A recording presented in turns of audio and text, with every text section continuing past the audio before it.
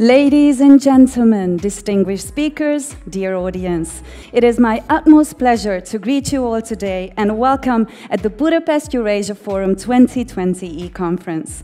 My name is Edith Szalai and I am honored to be your host today at this important event.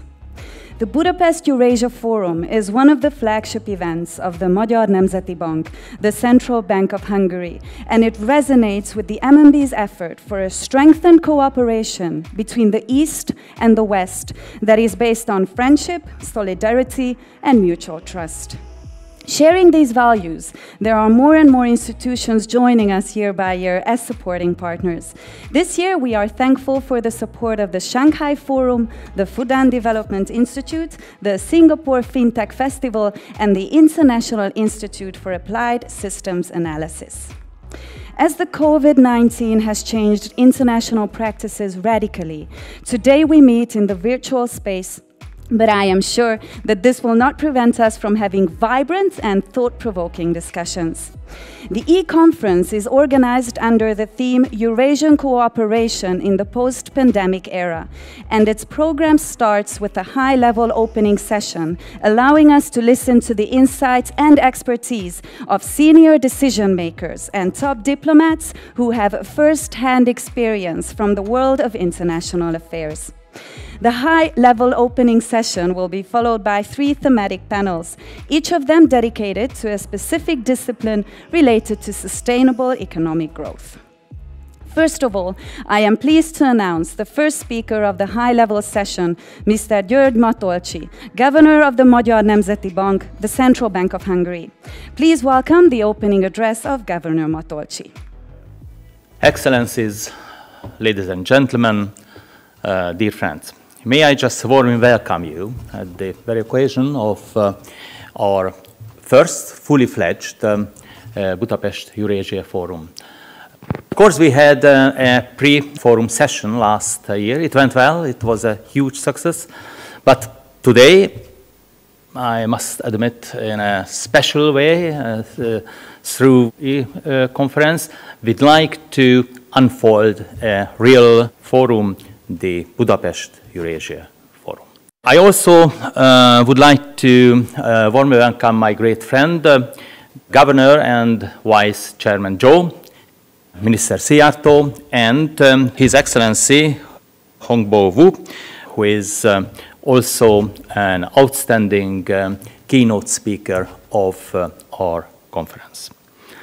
May I just start by telling you that we are not alone, of course.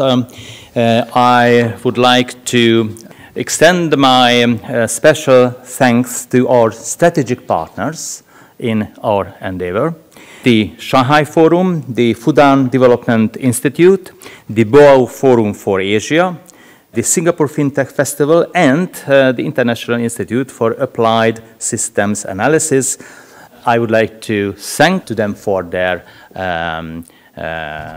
excellent support just in the run-up to the present e-conference. Last year, we had a pre-forum session. We had around 50 excellent distinguished guests. We gained outstanding insights via their contributions. And it was high time to start a fully-fledged, complete Budapest Eurasia Forum via this e-conference channel. What is our main goal? What is the vision? What is the main vision of this conference? It's quite simple. We are just on the right track to support the emergence of a new age in mankind. I would like to offer us the title, the name of the age of Eurasia.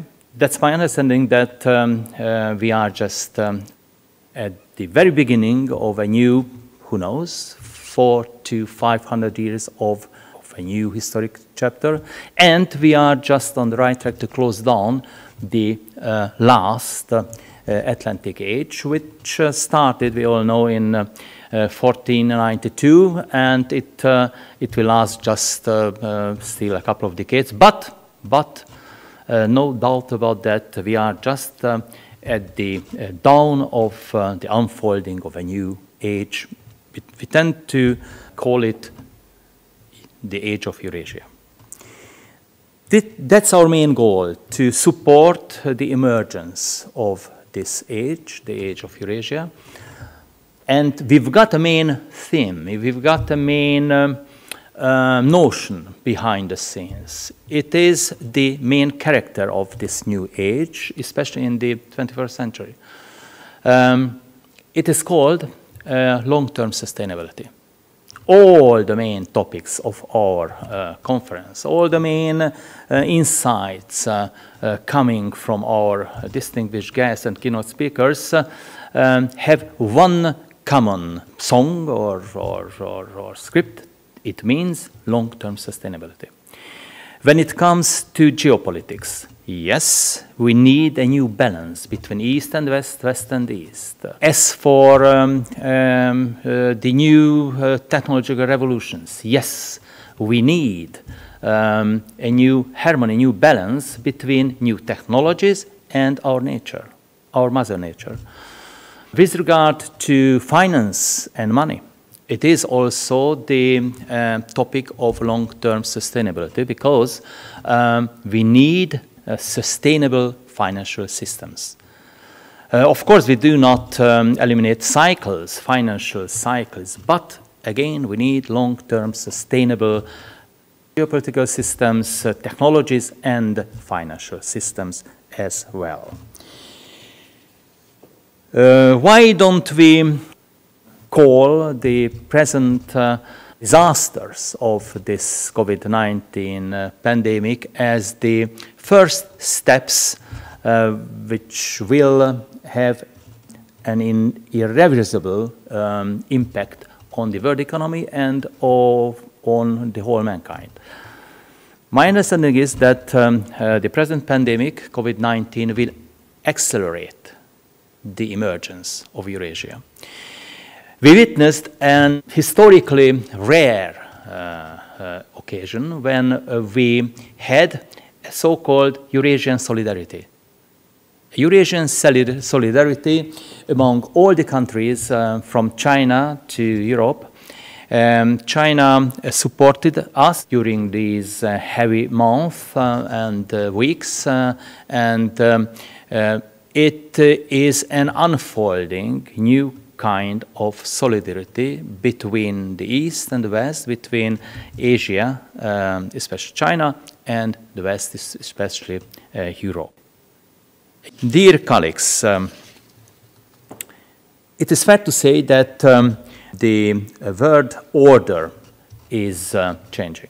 It's changing very fast. It is also fair to say that there are successful and even more successful countries facing both risks and opportunities unfolding from the present crisis. I would like to send out a signal about the future character of our decade. Why don't we find the relatives of time, or time relatives who might be some impact on our decade. Yes, it is the 40s, the 1940s, the decade and the years of the middle of the last century, and it is, of course, the 70s, all the years and the decade, what we witnessed in the closing third of the last century. both of them proved to be very fast changing, dramatic decades. They both caused huge changes in the history of mankind. Hopefully, we can learn a lot about the 40s and the 70s of the last century in order to help to support the unfolding, the integration of Eurasia. And quite frankly, the main lesson to be learned from both decades, I mean the 40s and the 70s of the last century, is sustainability. At that time, the first half of the 40s was not sustainable. It was the Second World War. Of course, the cores of the 70s, I mean the two oil shocks, were not sustainable. At present, we've got a new sort of oil. It is data and information technologies. So all in all, I would like to suggest us to benefit from the lessons to be learned from the 2 decades of the last century, the 40s and the 70s, in order to build up a really sustainable continent, a Eurasian continent, and a really sustainable decade called the 2020s. Just closing my introductory remarks, I wish you a very fruitful and lively and dynamic discussion during the day. I am pretty sure that by the closing debates, we'll have stronger views and deeper insights about the, both the risks and the opportunities of the decade, and we'll work together to support the emergence of the new age of Eurasia. Thank you. Thank you, Governor Matolcsi, for the inspiring ideas that indeed set a great basis for the discussions of today. As the first guest speaker of the high-level opening session, it is my pleasure to welcome Mr. Xiaochuan Zhou, Vice Chairman of the Boao Forum for Asia, former and longest-serving governor of the People's Bank of China. The Boao Forum for Asia is an international organization jointly initiated by 29 member states. Its annual conference in Boao, Hainan, is among the most significant international discussion platforms. One of the main purposes of the Boao Forum is to promote cooperation in Asia and beyond. Therefore, its mission resonates highly with the Budapest Eurasia Forum concept. Mr. Zhou has remarkable experience in central banking and international finance, whereas he has authored numerous academic papers and acts as a university professor as well. For his outstanding professional achievements, MMB has awarded Dr. Zhou with the Lamfalussy Award in 2018. Mr. Zhou, the stage is yours. Thank you very much. Your Excellency, Governor Matolcsi, Minister Siardo, ladies and gentlemen, good morning. At the very beginning, I would like to thank Governor Matolcsi and the Budapest Eurasia Forum for kindly inviting me to join this event. In 2020, mankind has been confronted with a raging COVID-19 and the economic recession since the Second World War. While other global challenges such as geopolitical tension, global economic disorder, food insecurity, and climate change linger on. At this critical juncture, our nation can only meet threats and challenges and find solutions through joint action rather than standing alone. In history, Hungary has been playing important roles in linking Europe and Asia. We highly commend the Budapest Eurasia Forum and OA in promoting dialogues at the current times between Europe and Asia to address global issues and promote sustainable development. The Boao Forum for Asia has also been working hard to promote exchange and cooperation between the two continents in wide spectrum, including trade, investment, financing, science and technology, and culture and education. The COVID-19 pandemic has changed the world in a profound way. The digitization of the economy has been accelerated across the globe, owing to lockdown and social distancing.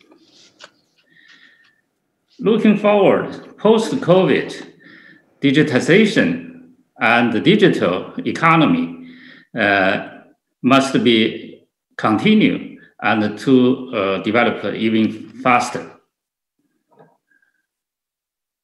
And digital economy is going to take a larger percentage of whole economy. And in digital economy, the digital payment, the digital currency is one of a very important issue. It may promote the trade, investment, and tourism. Recently, we see the G7 and BRICS put out a report talking about CBDC principle. What they concerns is mainly to deal with the challenge raised by Libra, Bitcoins, and the similar digital encryption currency. In China, we also work very hard to push DCEP, that's the digital currency and the electronic payment. However, the focus and the major point of our concept and the content are different from G7 principle. We must say for Eurasia, we not only to pay attention to the technological development, but we also need to respect the exchange rate regimes and the currency sovereignty, along with the Eurasian economy. We need also to prevent dollarization, and this is one of the major discerning points of Chinese DCEP and ERG.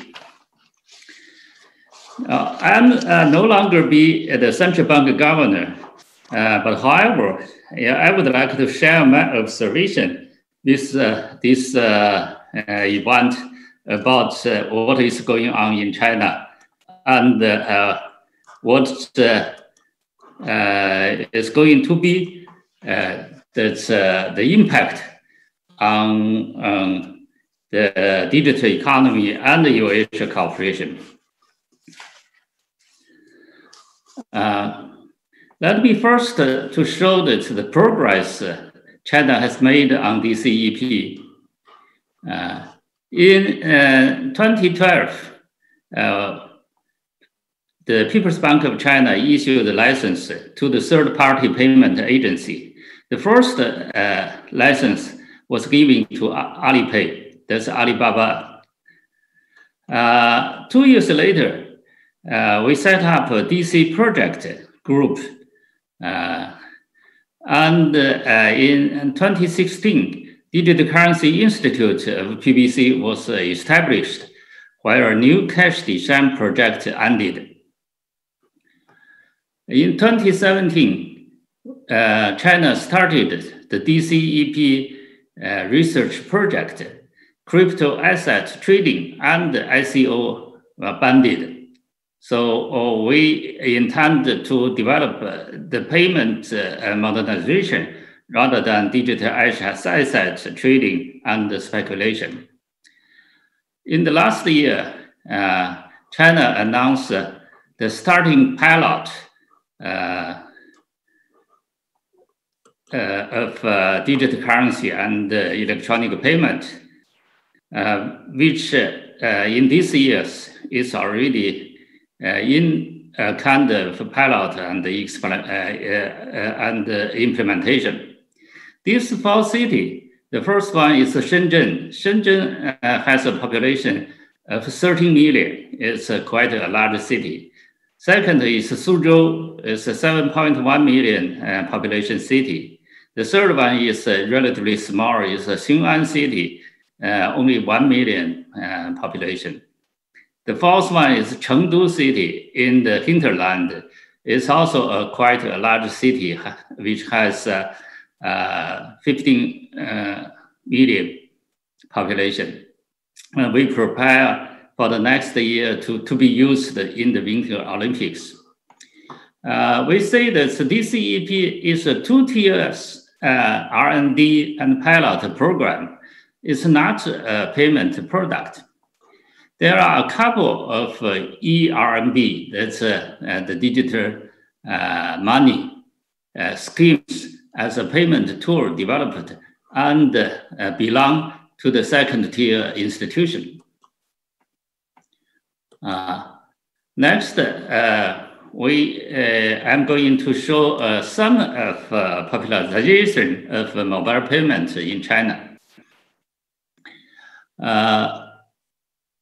The left graphic shows that 57.6% of Chinese use mobile payment in 2020. It's developed quite fast and accelerated in these years, especially in case of pandemic. In the middle, we see that mobile payment accounts for 13% of e-payment in the last year. So this comparison is the whole GDP, the gross payment. So that also means it's a fast development. Let me, that's the right graphic show the mobile payment account for 64% of personal consumption payment in 2019. So that means Chinese people prefer more and more to use mobile phones to do the payment and transactions.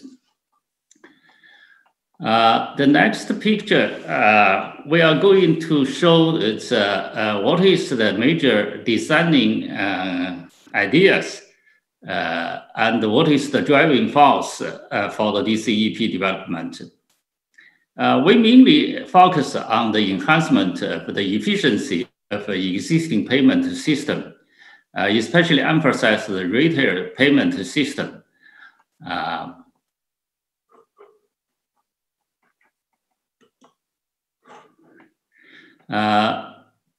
In the recent year, Chinese consumers prefer going out only with their mobile phones, which carries digital wallet, but also personal IDs, credit card, the keys, means the home keys and car keys, and also newspaper, magazine, and entertainment application. So they don't need to worry to bring many things together with them, only mobile phone. And we should say that in the mobile phone payment systems, they can use several products. For example, the NFC applications, that's the QR scan payment, and in form of P2P when the both sides are offline. So this system very much depend on the central bank's policy. So the central bank, we try to set up a 2-tier system which is not typical things as the central bank play a wholesale functions and let the second tier institution to play the retail roles. That's a central bank try to provide a dynamic development and evolution system for the second tiers to create the new products, the new systems, which may dynamically evolve from time to time. Meanwhile, central bank try to prevent financial disintermediation and subsequent risk. So that's to maintain the commercial bank and the other third-party payment system to play their very important roles. Meanwhile, we try to keep them with a distance with the virtual asset trading. We also pay great intentions to protect individual data privacy and to fight against telecom cheating and payment fraud. So the next slide, we're going to show that the top tiers is the central bank to building a financial infrastructure and supervising DCEP program. In the second tiers, now we have a big four Chinese bank, that's ICBC, Bank of China. I think for Hungarian people, you may know this Bank of China. It also have a branch in Budapest. We have a China Agricultural Bank and the China Construction Banks. Beside the big four bank, we have three telecom and mobile phone operators. That's China Mobile, China Telecom, that's China Unioncom. We also have two internet platforms.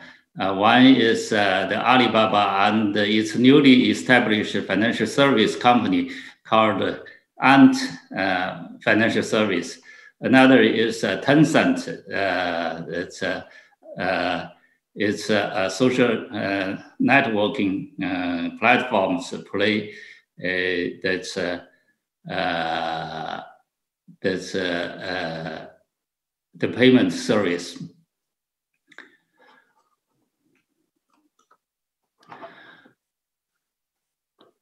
The next slide, we're going to discuss a little bit on the DCEP's two-tier characteristic, which for China as a large economy, we can accommodate multi-scheme program with competitive R&D and operations.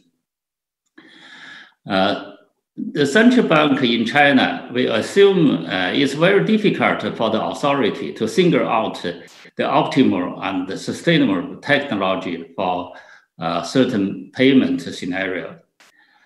So China, as a large market with a 1.4 billion population, we can accommodate several applications of multiple technological scheme. And we see that even today, we can single out the optimal choice of technology because of technology development accelerated. So 2 years or 3 years later, there may be a new, a better technology to compete. So we are trying to set up a DCEP system to accommodate this kind of evolution. And in this program, we pay attention to the blockchain or distributed ledger technology. But up to now, it's still under R&D. It seems there is still a kind of distance to reach the pilot application. As I already mentioned, that the central bank's roles first is to supervise and safeguard the stability of currency value and focus on the clearing and settlement infrastructure to promote the interoperability and the switching facility among different payment products. So we have several products, but we promote that each second-tier institutions could consider to provide switchable facility for the more convenient for the merchant and also for the consumer. In case it cannot be switchable, we still tolerate a limited of non-switchable.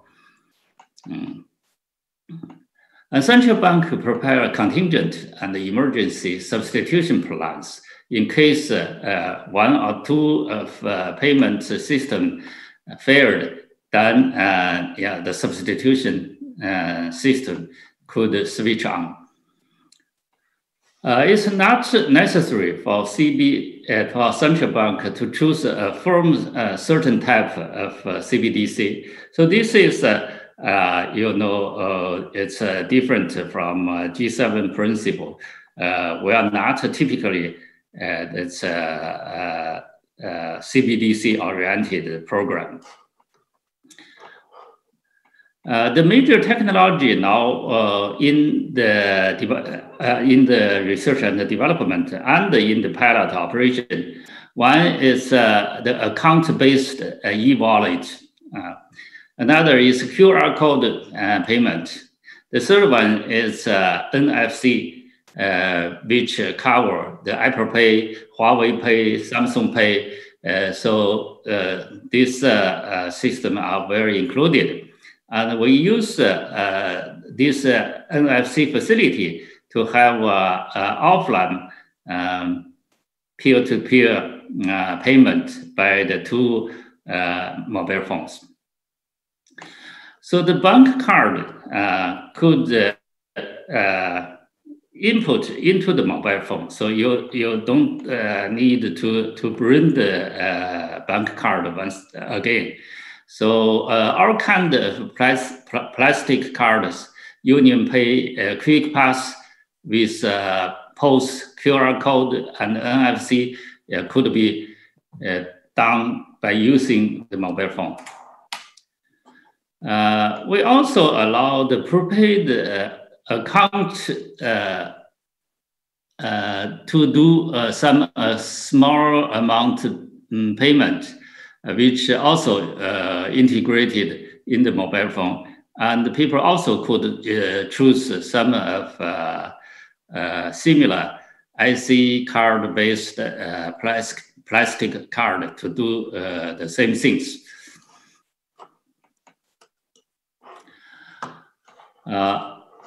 Next slide, we try to say that why we say that the Chinese e-RMB under the DCEP is different from CBDC.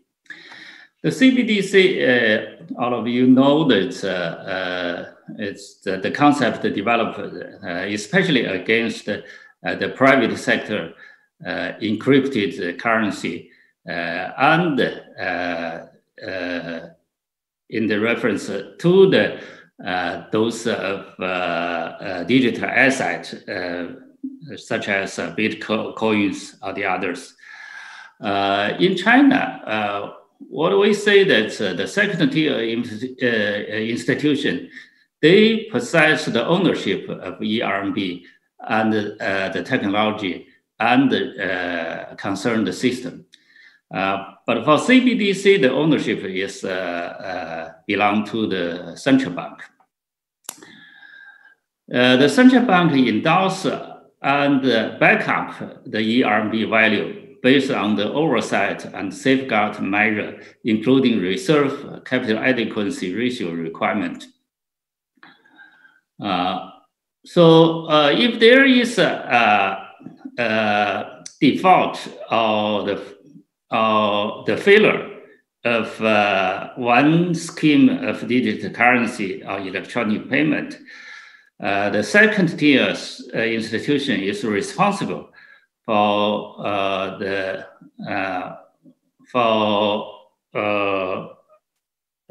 purchasing power. So if there is a bank run, is a run for the second tier institution rather than the central bank. The second tier institution also responsible for the compliance of users' data privacy.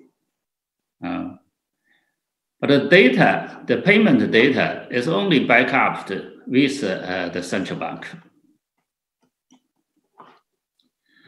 So in this kind of a program, the protection of data privacy and the implementation in China, what's so-called controllable anonymity. So we emphasize the data privacy protection, and we try very hard to absorb some rules of European GDPR. So we learned the European concept that's how to provide a better protection of privacy. We strike the balance on the maximizing the degree of anonymity and satisfy the related regulation. The data backed with central bank is only for serving anti-money laundering, the counter-terrorist financing, anti-criminal cheatings and fraud, as well as correcting operational error and mistake. So in the process of development, we found a lot of criminal cheating and fraud. So I think that we emphasize very much that we need the central bank to provide the ability to counter those illegal activities. The payment provider that's the second tier institution are prohibited from copying, transferring, selling concerned data, and they should delete the customer's data upon the request of customers. But taking the reality that the data leakage already happened, and to better protect the user, we designed a multi-layer account and transaction limit, which are designated or accepted by the user to adopt the higher security protection. So they can choose a different kind of account and a different kind of limit for the account transactions. So consumer also protected themselves by setting and using this transaction limit. The next slide, we are going to discuss a little bit that's the situation of blockchain and distributed ledger technology, the DLT technology in EMB design. We hope that DLT can be adopted as one of the second tier choice, but now the technology is under the further exploration and development. Up to now, it's not playing a dominant roles or very important roles at the current phase of DCEP program.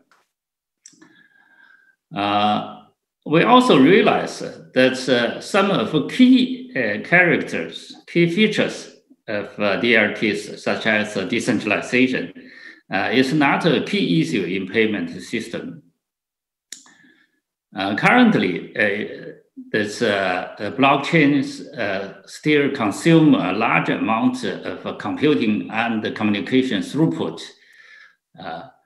So we also trying to overcome that the blockchain system now lacks the solution in error corrections and anti-money laundries.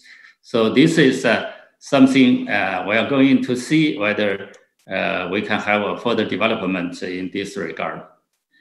The final slide, we would like to say that what is the consideration for the demand for cross-border payment? We see if we have a careful review of existing international payment system, we see that incumbent technology and the system are actually okay for the trade settlement, for investment settlement, and for financial transaction. But we have inefficiency and this unsatisfaction for provide the tourist, the internet shopping, and the remittance, which also needed to have a further development and further improvement. But however, we see this for US dollar, for Eurozones, for those for convertible currency zones, it seems no difficulties for the exchange among the currency, and it's less difficulty in the cross-border transactions. However, for some of the emerging market and developing countries,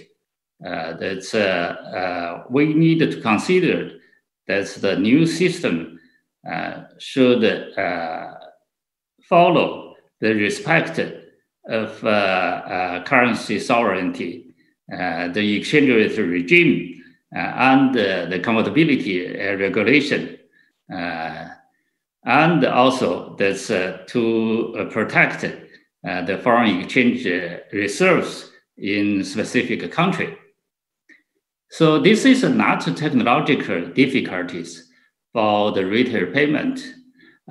This is we must have our new system to be consistent with the existing policy framework.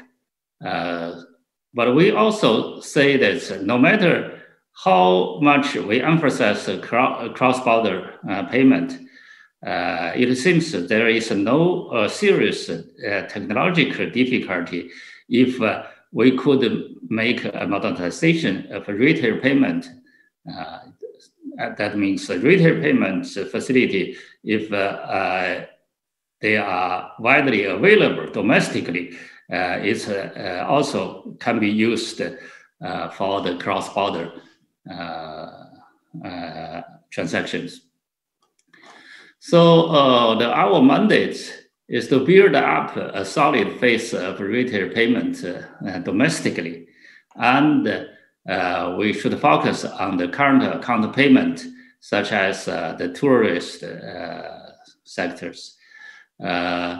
We also need to consider that for many countries, that's the development of digital payment, the digital currency should avoid dollarization and no push also for use the RMB.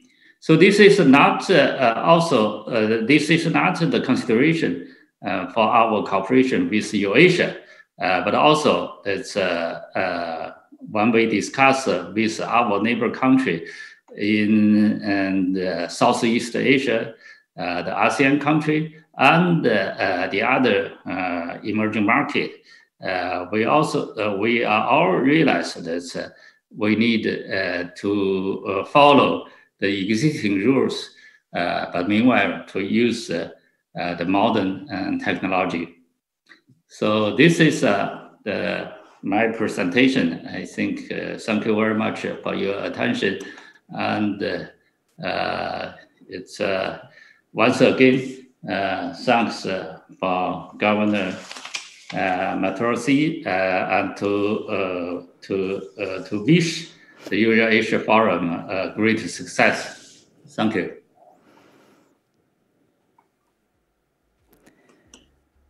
Mr. Zhou, thank you for this insightful speech on such a timely topic. Thank you very much again. As the next speaker, I am glad to announce Mr. Péter Szijjártó, Minister of Foreign Affairs and Trade of Hungary. I believe there is no better person to talk about Hungary's approach on the international stage and Eurasian cooperation. Therefore, please welcome the speech of Minister Szijjártó. Distinguished Mr. Governor and dear representatives and participants of the Eurasia Forum, I regret that I have to address you in this form. I definitely prefer the personal meetings, but unfortunately current circumstances do not allow us to meet in Budapest, although I'm pretty sure that it would have been a unique experience. If I recall my memories about last year's forum, I'm absolutely sure that it would have deserved a personal continuation. But the global pandemic has changed our lives entirely. Nothing's gonna be the same and not even similar than before. We have to be aware that a new world order is coming up. And now we all have to do our best in order to adjust ourselves and try to take the most possible advantage out of this new situation. But we Hungarians, we do look at this new world order not only as a challenge, though it's an enormous one, but a chance as well. A chance to become more competitive, a chance to be stronger in the post-COVID or post-crisis situation than we used to be before. Our government has launched the so-called Eastern Opening Policy back in 2010, so altogether 10 years ago, based on the fact that we understood at that time that the role of the East would be increasing in a pretty tangible manner. And we were pretty sure that in case of a balanced economic strategy and policy, country and the companies of the country would become more competitive in the international markets. I can still remember very well, I have some vivid memories about that time, what kind of attacks we had to be faced with on behalf of politicians, media, figures of the liberal mainstream from the West. But then we had to understand that most of these attacks was based on fear from new competitors, and those who attacked and criticized and judged us the most turned out to make the biggest businesses with China and the Eastern countries under the surface, of course. So we did not pay too much attention to these very hypocritical criticisms, but we have put a lot of efforts on making this political strategy and economic strategy of ours, the Eastern Opening, even more successful. And there are some figures which prove that we have made the right decision. During the last 10 years, so since the introduction of this strategy, our exports towards the Eastern world has increased by 22%. Our trade volume with countries in the East has increased by 25%. And you can imagine how important these figures are for us, given the fact that we are an export-oriented nation. We rank number 92 globally when it comes to population, but we rank number 34 when it comes to exports achievements. We are among the 35 countries of the globe which are able to perform an export exceeding 100 billion euros on an annual basis. And on the other hand, foreign direct investments are very important for us. They do determine the national economic performance pretty much. And last year was the first year ever that it was not Germany to be the #1 investor in the country, but it was an Eastern country. It was the Republic of Korea. And altogether, 60% of the volume of new investments last year came to Hungary from Eastern countries. And 40% of the newly created jobs came to this country through Eastern investors as well. So I think these figures show and prove that we made the right decision back in 2010 to launch the economic and political strategy called the Eastern Opening. We have always based our relationship to all countries, but especially to countries to the East, on mutual respect. We always give the respect to our partners, and we expect them to reciprocate that. And in case of our Western colleagues, in case of our Eastern colleagues, in case of our Eurasian colleagues, we have always received this respect. You know, we Hungarians are interested in a strong European Union. We think that we have to make our best to make Europe strong again, which is not going to be an easy job. There's a debate within the European Union how we should do that, whether that should be a United States of Europe or whether it should be a strong European Union based on strong member states. This is the position, by the way, what we share. But what we know is that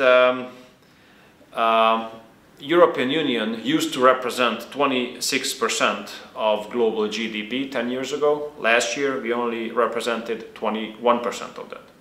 Meanwhile, US has increased its share from 23 to 24%, and China has increased its share from 9 to 16%. And globally speaking, the Eastern countries have increased their share in a pretty tangible manner. So when we argue in favor of a tighter and more effective Eurasian cooperation, we definitely do not make it from ideological perspective, not at all. But we make it because of the practical reasons. We do believe that strengthening the Eurasian cooperation would strengthen European Union itself. If I look at the Eurasian part of the world, we represent 61% of global GDP, 76% of global trade, 64% of global investments take place here, and 80% of global investments originate from here.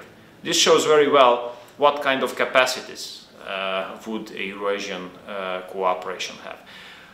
We who live in the center part of Europe, we would be happy to play the role of a bridge in this regard.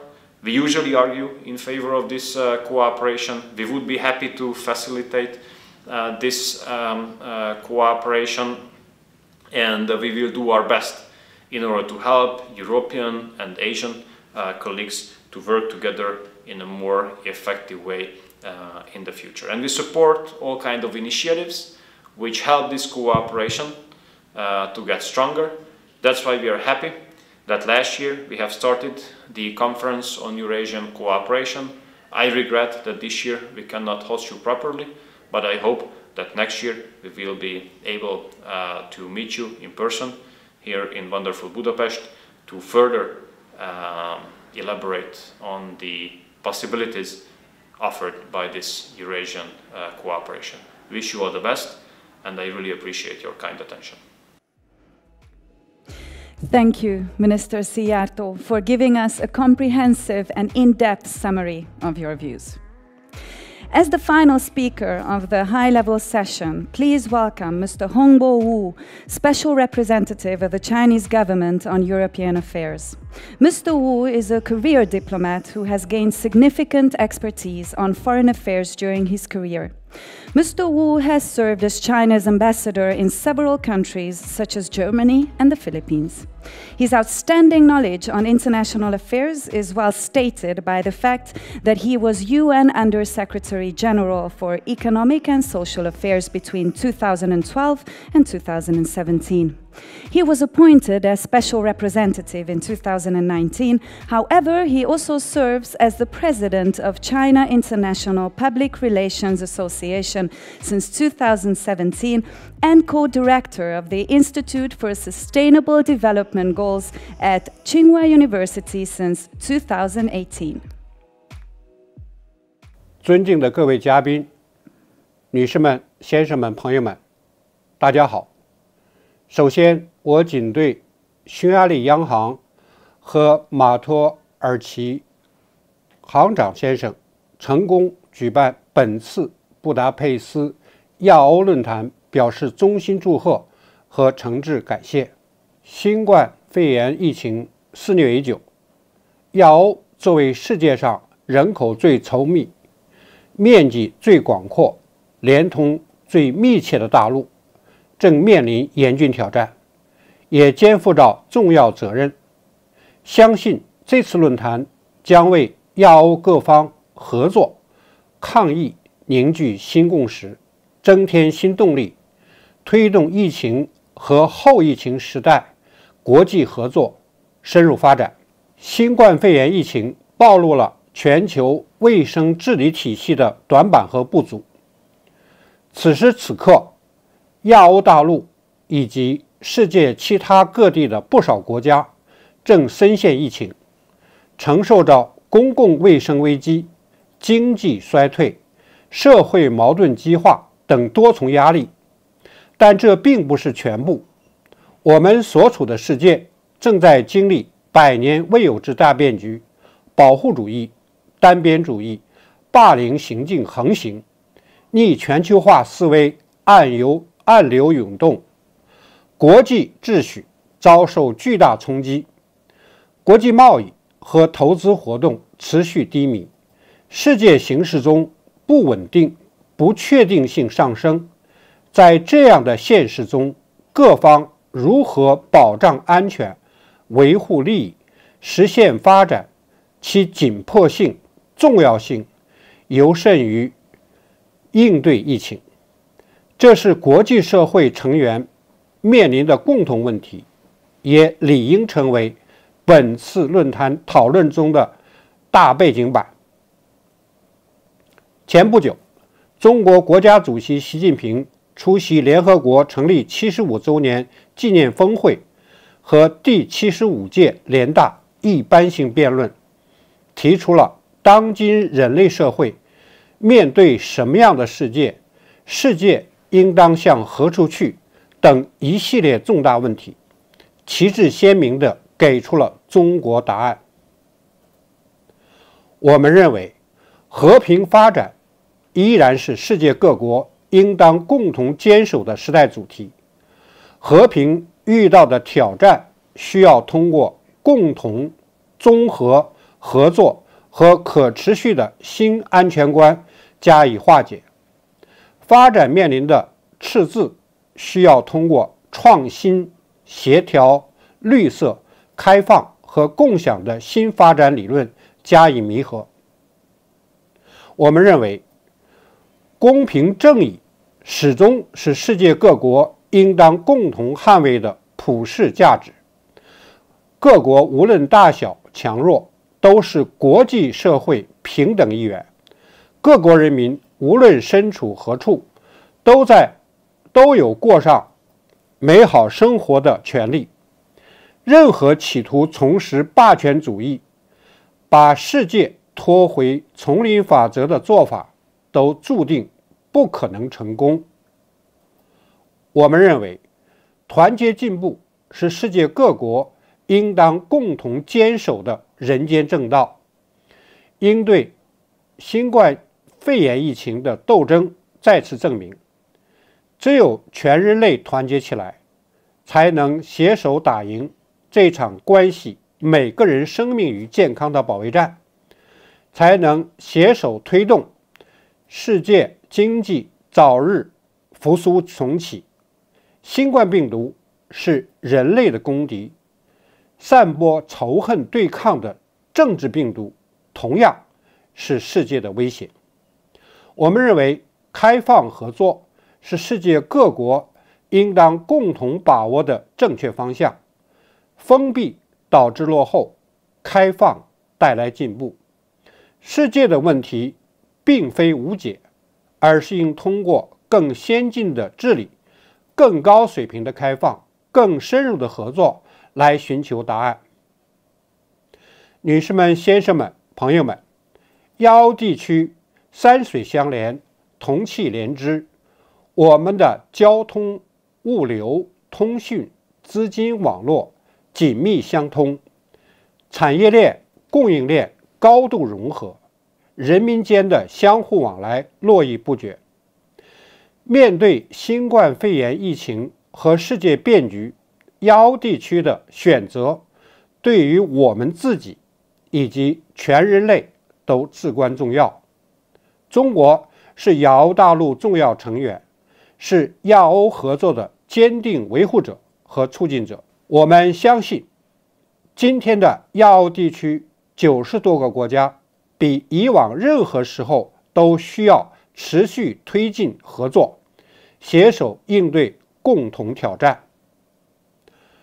我们要全力加强防控合作，提升公共卫生水平，密切各国卫生、海关、交通、移民等部门之间的协调配合，建立通畅联络机制，就疫情信息、防控措施、出入境人员管理等进行密切沟通，形成防控合力，遏制疫情蔓延，分享诊疗的经验，共享科研数据和信息，积极开展药物、疫苗等研发合作。我们要努力恢复经济发展，推进各领域合作，在确保防控要求前提下，进一步恢复和加强货物通关绿色通道和人员往来快捷通道，为企业跨国经营和各国正常交往提供必要便利，同时拓展在健康医疗、智能制造、大数据、人工智能等领域的互利合作，打造新的经济增长点。我们要密切政策协调，抵制各类风险挑战，继续秉持合作精神和开放态度，加强各层级、各部门沟通协调，积极推动共建“一带一路”等中方发展倡议，同欧盟、欧亚互通互联战略复苏计划以及地区国家其他重大倡议的对接融合，深化中国中东欧国家合作，推进完善亚欧地区各类务实合作机制。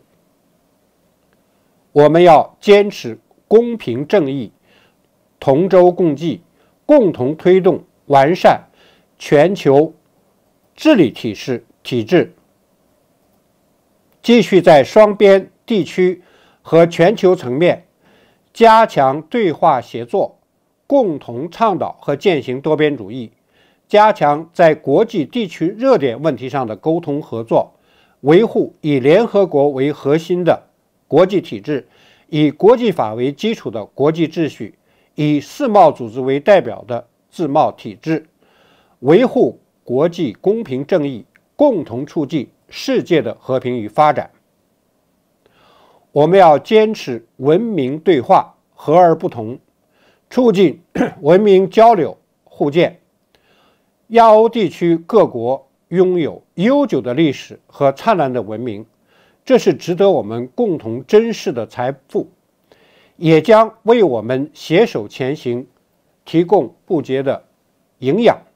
我们要加强教育、文化、体育、媒体、智库等领域有关交流合作，进一步便利双方人员的往来，推动交流互鉴，促进相互了解，巩固合作的民意基础。女士们、先生们、朋友们，中欧合作是亚欧合作重要组成部分。中欧作为两大力量、两大市场、两大文明，牢牢把握相互支持、团结合作方向，在各层级、各领域沟通合作密切，展现了中欧全面战略伙伴关系的时代意义和全球影响。今年新冠肺炎疫情发生以来，中欧对彼此抗击疫情的努力都给予了坚定的支持。疫情发生初期，欧洲朋友给了我们宝贵的支持和帮助，对此我们铭记在心。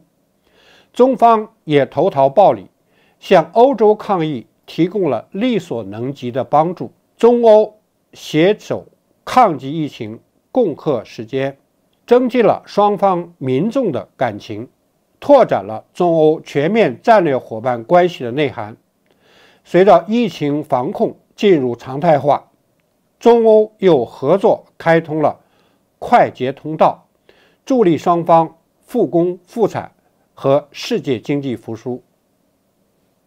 上个月，中德欧领导人视频会晤成功举行。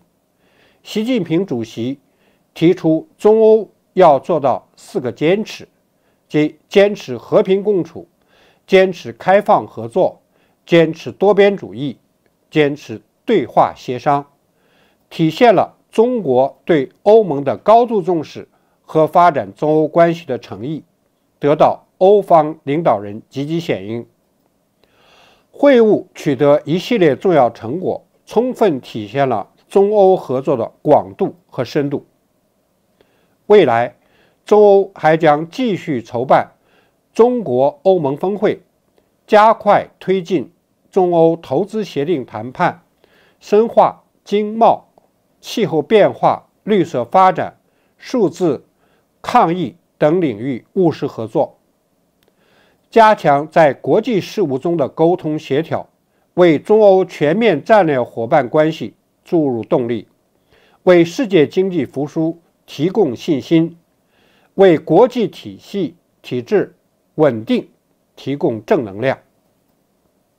女士们、先生们、朋友们，中国与匈牙利传统友好，两国关系长期走在中国同欧洲国家关系的前列。近年来，在两国领导人及各界人士共同努力下，中匈关系进入历史最好时期。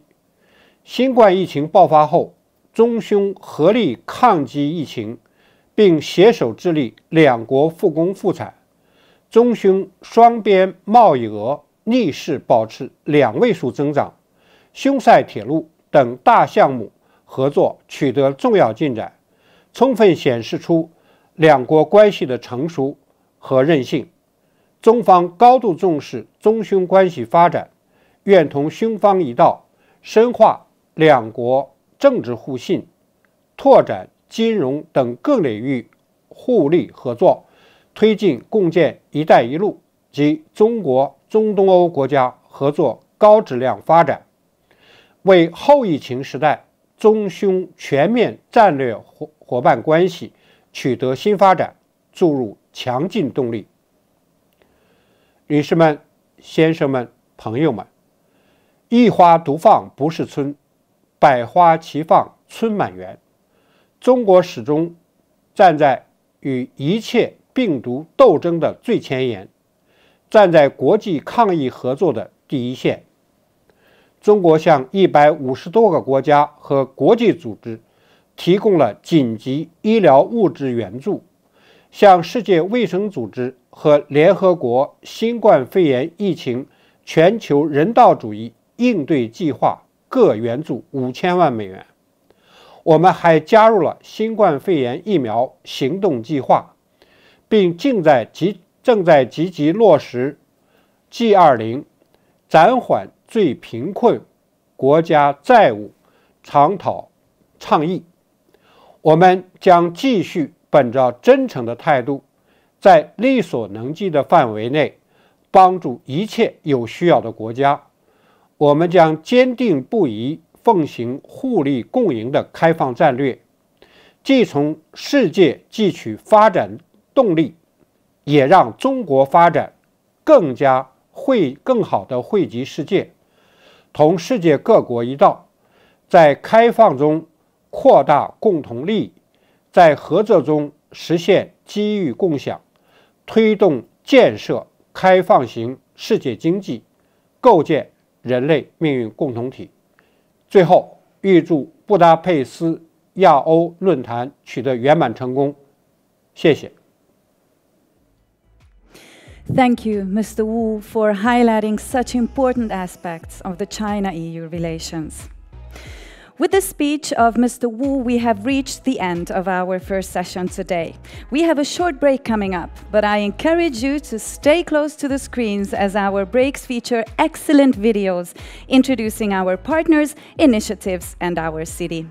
After the break, we come back with a panel discussion with geopolitics and multilateral cooperation as central topics. Our distinguished panelists will address the most crucial aspects of today's international landscape, such as the emerging role of Eurasia, the geopolitical shift towards Asia, and the impact of COVID-19 on transcontinental cooperation. Stay with us for deeper insights on geopolitical actualities.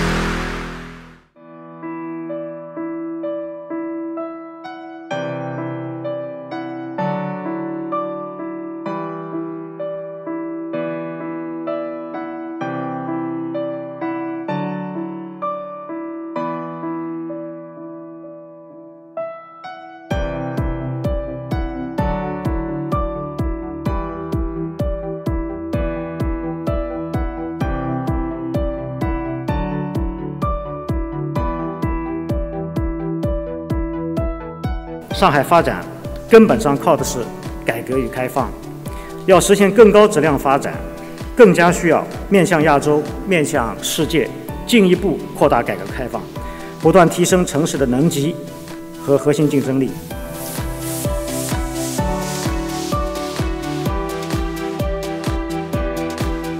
正如习近平主席所期待，今日之中国不仅是中国之中国，而且是亚洲之中国、世界之中国。未来的中国必将以更加开放的姿态拥抱世界。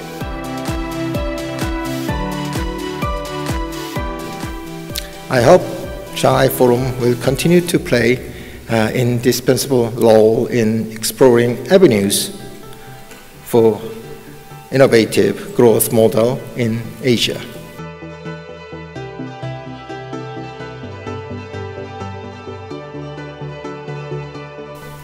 亚洲形势，甚至于世界形势，出现一些复杂变化的情况下，这个时间节点上上海论坛能够以全球变局中的亚洲挑战、发展新范式为主题展开讨论，可谓是正逢其时，很有意义。So Shanghai has a really very Kaifang perspective on the world, is a pioneer in internationalization, and now more than ever, we need the wise and open-minded perspective of Shanghai to help us preserve U.S.-China economic and social cooperation.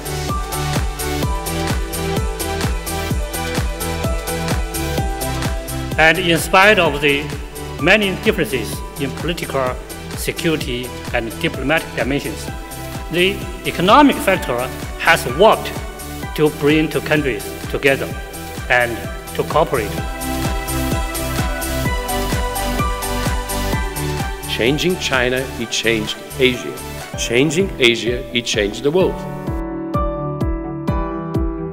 Not only that universities are needing to rethink undergraduate education and also postgraduate education and micro-credentialing, the 60-year curriculum, but the whole post-secondary sector faces an enormous challenge because of the Fourth Industrial Revolution.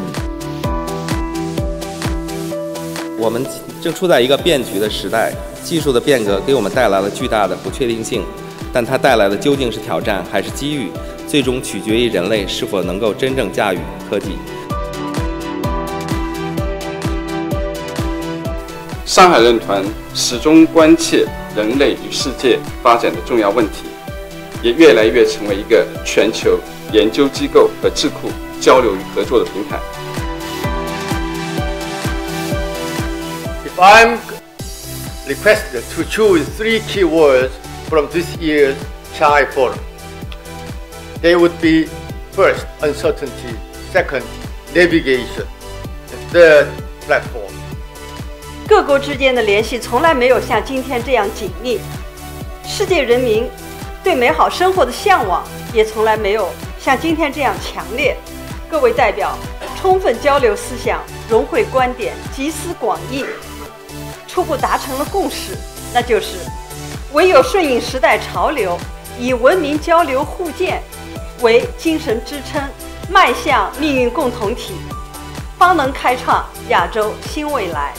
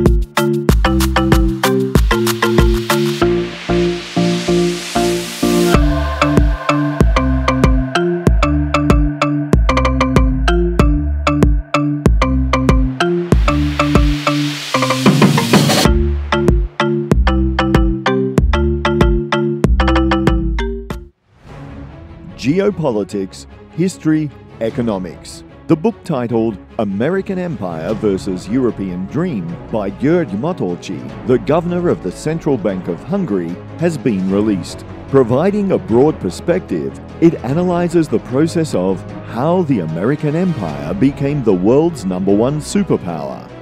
What motivations other major players in geopolitics had. How the European Union attempted to compensate the hegemon status of the American Empire, and how the European dream shattered at the dawn of a new world order. You can find the answers to these questions, as well as many important and topical issues, in György Matolcsy's new book, which has already achieved international success. The book is available in bookstores or online, in the webshop of Paulos Otenne Publishing House or on Amazon.com.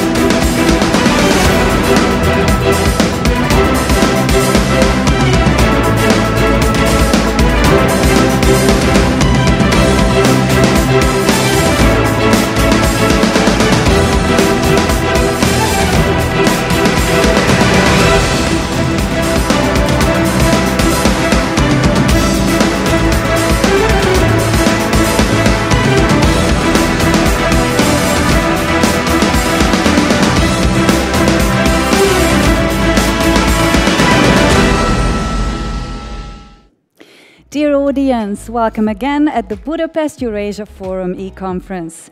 After the remarkable speeches of the high-level opening session, we move to our first panel discussion today with geopolitics and multilateral cooperation in its center.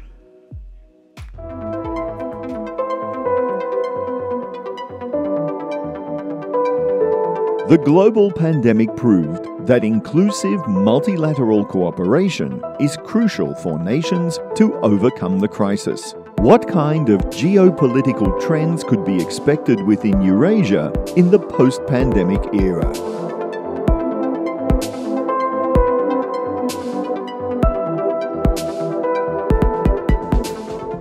How can the Eurasian cooperation remain competitive after COVID-19?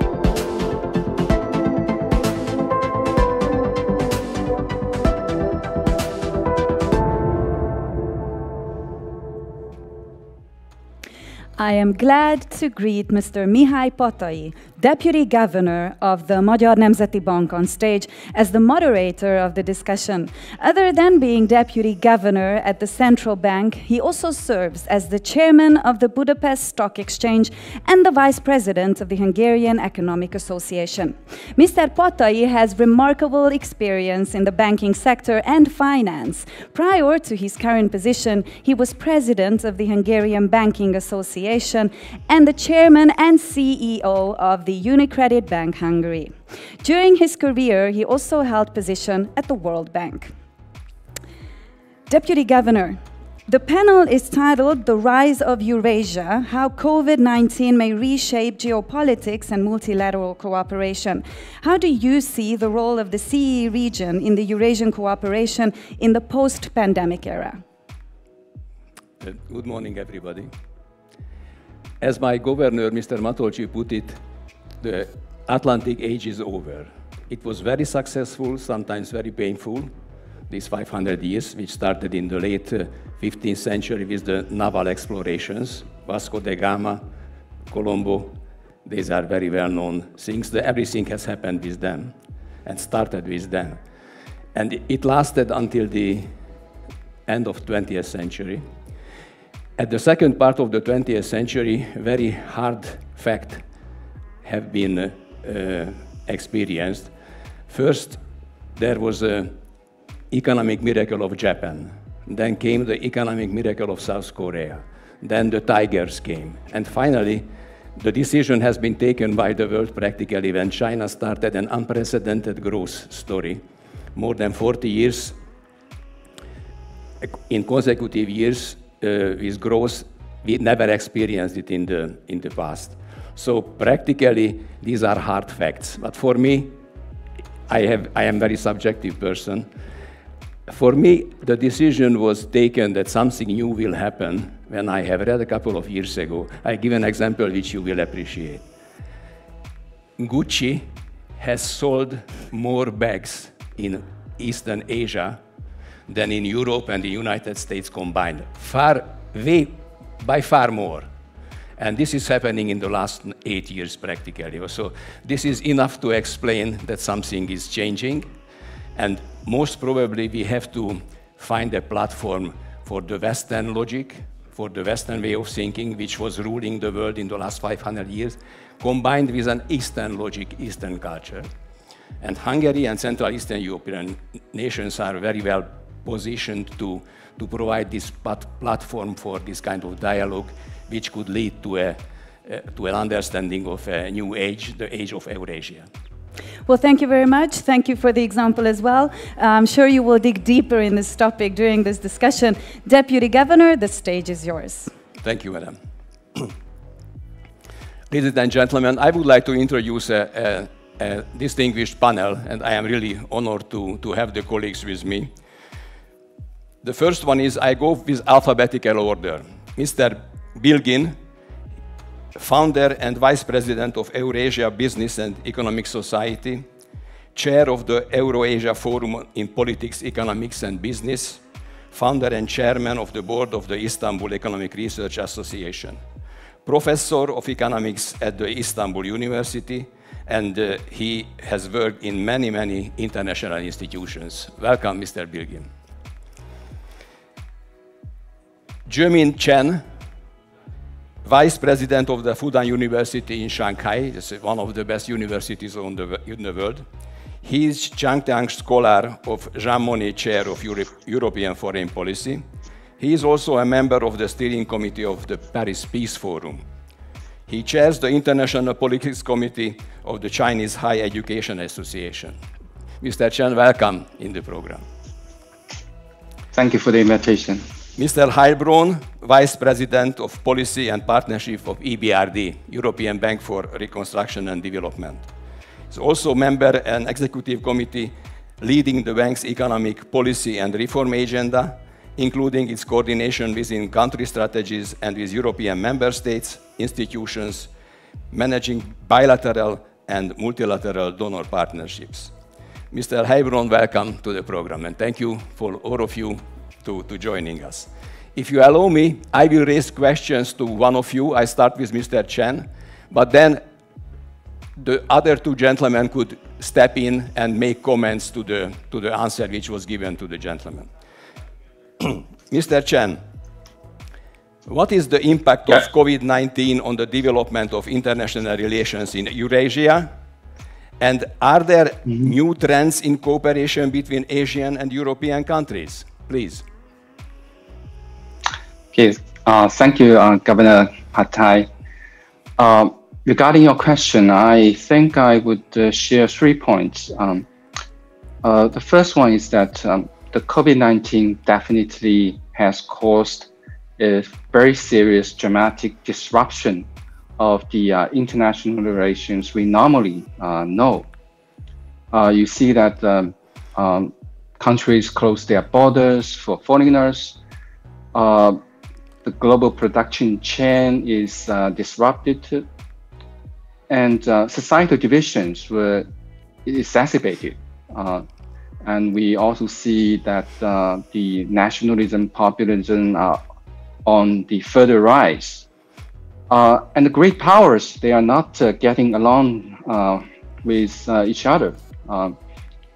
So there are many problems and brought by this COVID-19 and quite a disruption of the normalcy. But my second point is that we also should not over-exaggerate the disruption that this pandemic has caused. Even if people cannot travel across the border, but still, thanks to the digital technology, we can do online social interaction. We can do online business meetings or diplomatic negotiations. And we could do online distance learning and do all the trading, so the economies and societies are still being able to functioning in this difficult time.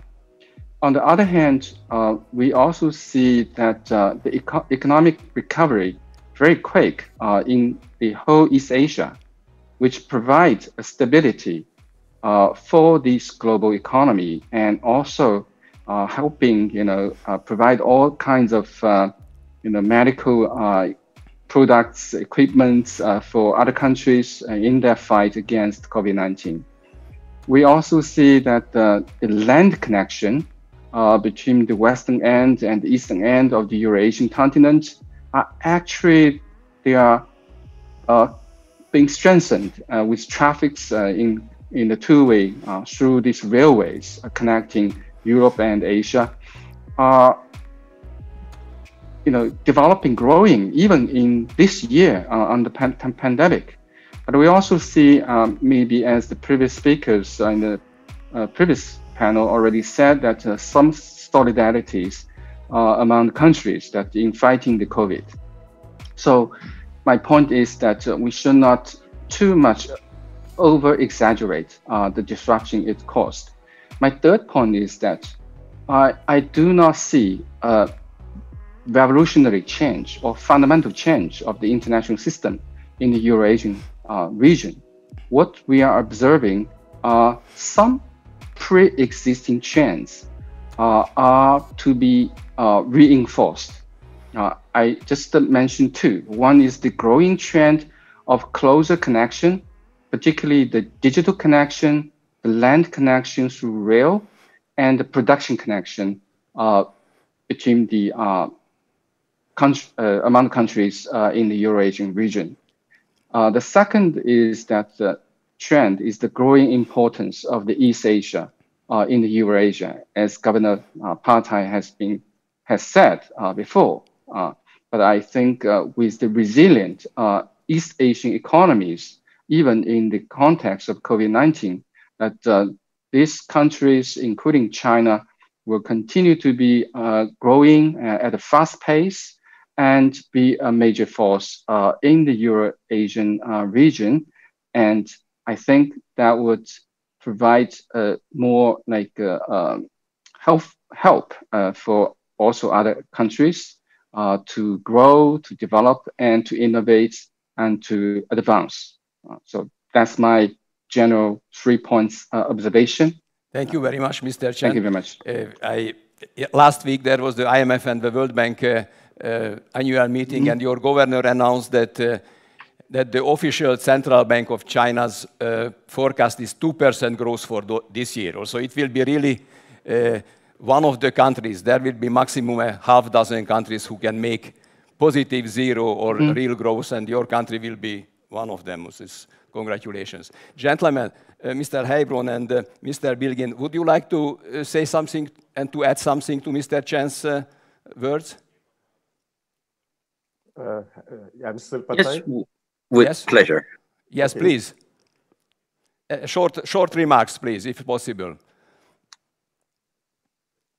Who is? Okay, okay, Mr. Bilgin, please, go ahead. Thank you, Mr. Partai. I think when the COVID-19's arrival in Europe resulted in a shocking effect in the early stage, and there were some suspicions for international cooperation at that time. So at the the early stage of the pandemic crisis. But however, after the shocking effect has gone, we all see there are some windows. In fact, there is a requirement for international cooperation. In this regard, I believe the cooperation between Eurasian countries is very important, and there are huge opportunities to improve cooperation in the near future. So after COVID-19, the cooperation between these countries would probably be increased. Yes. So the pandemic crisis will change the trends in global relations, and this will make cooperation among Asian and European countries crucial. So one importance of Eurasian countries, I think this is Eurasian country is the key role, which is a bridge between Asian and European countries. So for the One Belt and One Road initiative, I believe the regional cooperation would be much effective. And in this way, I can say the Eurasian countries such as Turkey, because I'm in Istanbul, and such as Turkey and Hungary and others could play a very key role. So because the leading countries and unions all have some structural problems, which may make the Eurasian countries' role much important. Yes, thank you very much. It will be, the cooperation will be the buzzword. Cooperation and coexistence and understanding each other. Mr. Heilbronn, would you like to say something, because you will get the floor next? Okay, no, thank you very much, Governor, and thank you very much for the invitation. Maybe just a few words first on the themes or substance and maybe the method going forward. Obviously, the crisis give heightened relevance to some priorities. I think the sustainability of development models in Europe, in Asia, in Eurasia is questioned, and I think the priority given to the support to the transition to a green, low carbon economy will only increase.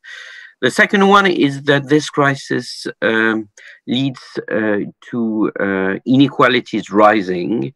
And the question of equality of opportunity for all countries and all population will be also an increased priority. The last one, I would say, very much as Professor said at the beginning, this crisis is about resilience. It is about challenges, but it is about opportunities. And one huge opportunity which can come up from this crisis is also the acceleration of the digital transition. So that very much should inform also the way we look at the recovery. One word about the method. I think coming and working in a multilateral institution, I think that the issue of cooperation is even more relevant than before the crisis. Obviously, there are these trends of search for strategic autonomy, strategic sovereignty in areas of trade, economics, industrial, health policy, just to name a few. But this crisis shows also that without multilateral cooperation, without putting more or less collective efforts together, we will not solve any of the issues which are in front of us. Thank you very much. And let me just highlight from your last point, the sustainability and the green future, the green solution. So, Mr. Heilbronn, please keep the floor. The next question would go for you. What is the role after the pandemic reshape of the multilateral financial institutions? How can they change their approach to help to make the understanding and the growth more imminent? And if you agree, if you allow me, I have read your interview when you said that EBRD is ready to work together with the Asian Infrastructure Investment Bank. But you didn't give a details. Can you just comment on that as well? Please. Yes, sure. EBRD is in fact quite a small laboratory of the Eurasian cooperation, because we have obviously our shareholders go from EU country, the US, Turkey, but also China being a shareholder of EBRD. Our countries of operation also extend from Morocco to Mongolia, so Central Asian country being important countries for EBRD. What we saw what we see in this crisis, that first you have to cushion more or less the shock of the crisis in the short term. Yeah. Some of the countries where we are operating, emerging countries, have not the fiscal means more or less to do what some Western European or Eastern European countries have done, which is putting really blanket guarantees for economies which are more or less shutting down. So some of them have no access, for example, easily to IMF funds or to foreign borrowing. Some of them have also limited fiscal space, and their multilateral institution like us, like the IMF, like others, can really cushion this short-term shock, and we've been doing that very much in the last months. As you probably know, EBRD increased its investment flows very substantially, while capital flows, outflows in the private sector were more or less undermining the same countries where we operate. So that's one effect. There is also a very important long-term implication also for multilateral institution, how we can make the recovery much more sustainable, which means based on private sector flows. Second, very much based on fundamentals of the economies which are much better, economies which are better governed, economies which are more attractive also to domestic and international foreigners. Last, just to answer your question about partnership with AIIB or Asian investors, obviously EBRD is open to all partnerships.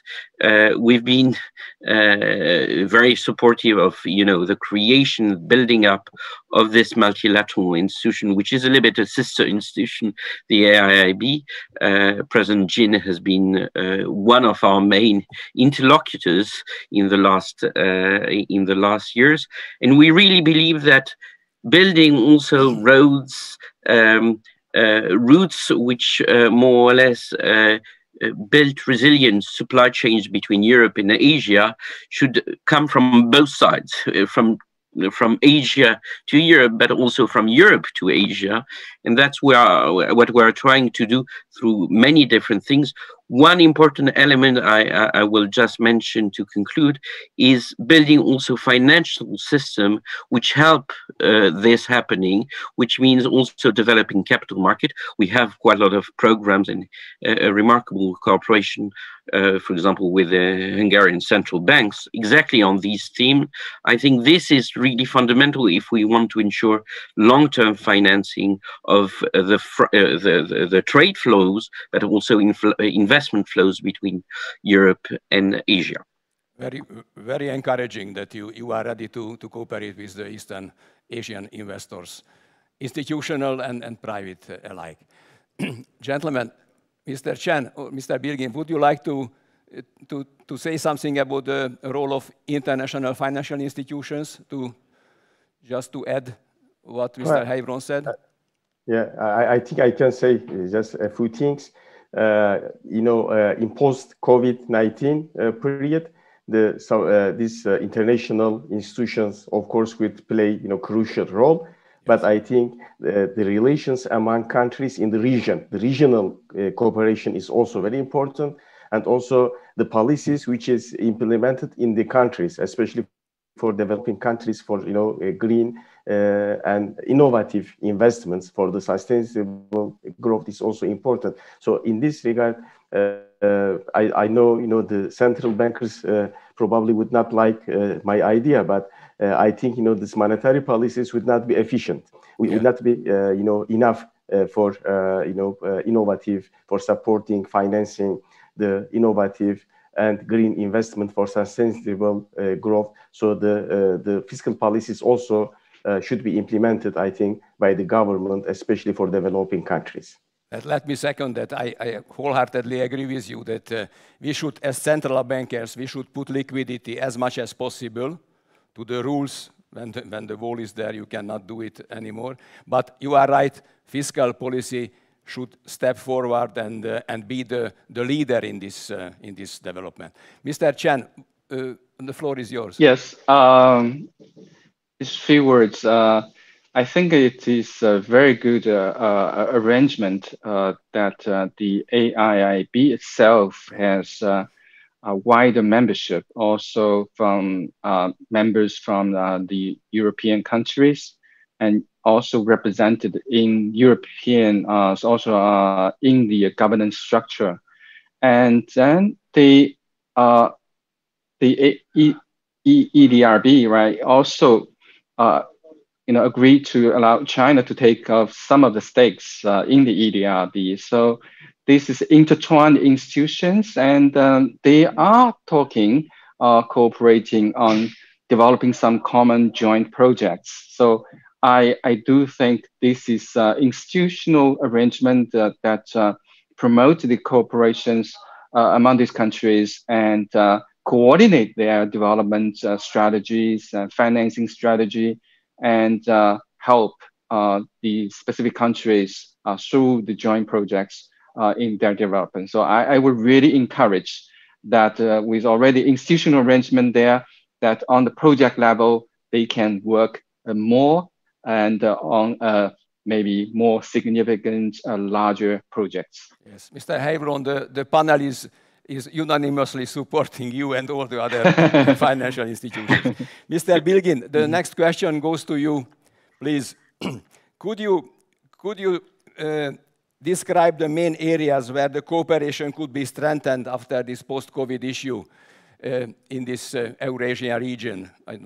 Infrastructure or finance or digitalization has? How do you see, what are the main sectors where this cooperational potential is higher than usual? The political and economic cooperation for sustainable growth in the region, so tradeways and production centers, climate and energy strategies. So, and of course, investment and health system and health infrastructure. So these countries, Eurasian countries, I mean, should create some new regional platforms for discussing all issues in the post-COVID-19. So, the main, I think the trade, the production centers, the tradeways, and some, geographical cooperation would probably be changed after the the pandemic crisis. So these countries, the Eurasian countries, should focus on new trade ways and maybe play the key role between Eurasian countries and European countries as a bridge. The key role, and also maybe some production centers would move from Asia to Eurasian countries.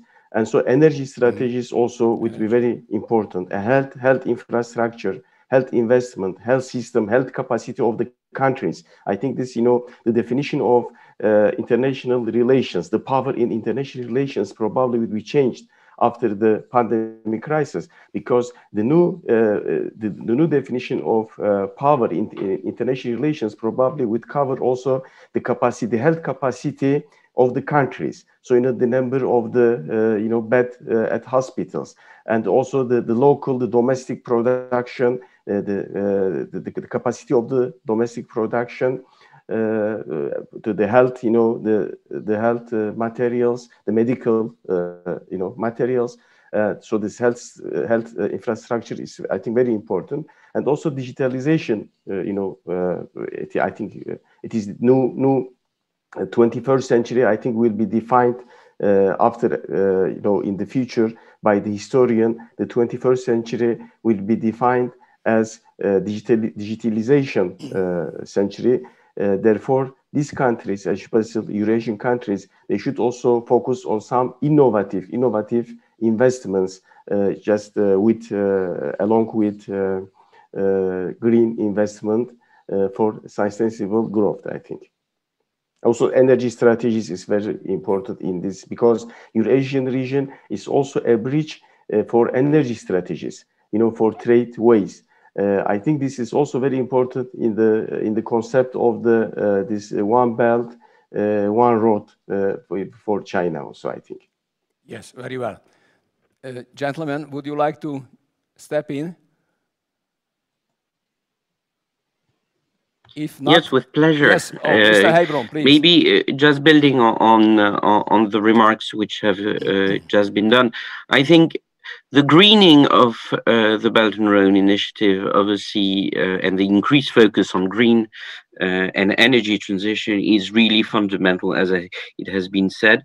Obviously, it is a very strong focus also of EBRD. As you may know, we've just adopted the target of financing more than 50% of our investment by 2025 in that space. So that's really something where we are very ambitious, and we think that we should do everything to counter the risk of slowdown in the energy transition, support the development of renewable energy.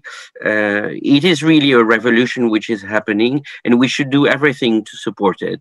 You can count on EBRD to do that. The second thing is about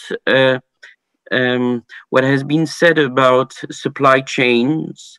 I think there is some trends of reshoring, which can offer, by the way, opportunities to countries which were sometimes cut from the globalization. I think, for example, of some Central Asian countries, which have the opportunity to diversify also their business model away from only extractive, for example, industries. So diversification of supply chain will remain important, but I think also self-sufficiency is not the panacea, as we know. Obviously, there has to be a balance which have to be rethought in health sector, provision of medical equipment, food production, but nothing would be worse than to cut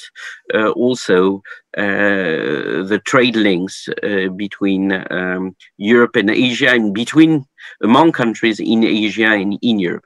So that's really important. Last point, I think there is a need for a common agenda for sustainable recovery and development. This implies obviously working on standards, and I think we've had very successful project although you can say small, for example, between the EIB and the EBRD, where EIB implemented also standards which had been developed by EBRD in, for example, road construction in Tajikistan. That's really something we should work on, because it will give also more trust in some countries which have been sometimes doubtful about the standards applied in some infrastructure project, to do it, to go forward. We appreciate very much that you again mentioned the green agenda and the sustainability. Mr. Chen, please, could you incorporate into your notes what Mr. Bilgin just highlighted, the One Belt, One Road initiative? Should it be reconsidered, rewritten, or it can work as it is? The Belt and Road Initiative in the beginning focused more on the physical infrastructure building, right? The railways, highways, airports, seaports, and power plants, or whatever. But I think over the years that the Chinese also realized that we should include much more other aspects, and very important, not only for China, but also for many of the countries in the region. So which means, I think clearly now we have at least 3 roads we need to build, right? One is the digital Silk Road, and the second is the health Silk Road, and the third is the green Silk Road. So possibly there are other kinds of Silk Road to be built, but these 3 in this moment, I think would be very important, because resilience really provided by this digital technology. Otherwise, many of our economy and society will be collapsing under such a severe pandemic. And also that the health thing, we really need domestic structures and arrangement to be there to ensure that every country are resilient once we are facing such a big pandemic. And also coordination among the countries. We have coordination, cooperation through the WHO, but I do not see that we have a track of collaboration in the Asia-Europe meeting mechanism, right? They have trade ministers meeting, they have education ministers meeting. They don't have public health ministers meeting. So maybe in the future, we need to have a Euro-Asian health ministers meeting and coordination cooperation mechanism. And for the green part, a few weeks ago, Chinese President Xi Jinping, he announced that China would try to achieve what's called carbon neutrality by the year of 2060. So this is a very ambitious target for China as a developing country. So a lot of work has to be done within China and through collaborations with other, countries in the European Union and between Europe and East Asia. So I do see these are the major agendas and missions for many of the countries, and it's very difficult to achieve. So we need work hard alone, but also work together.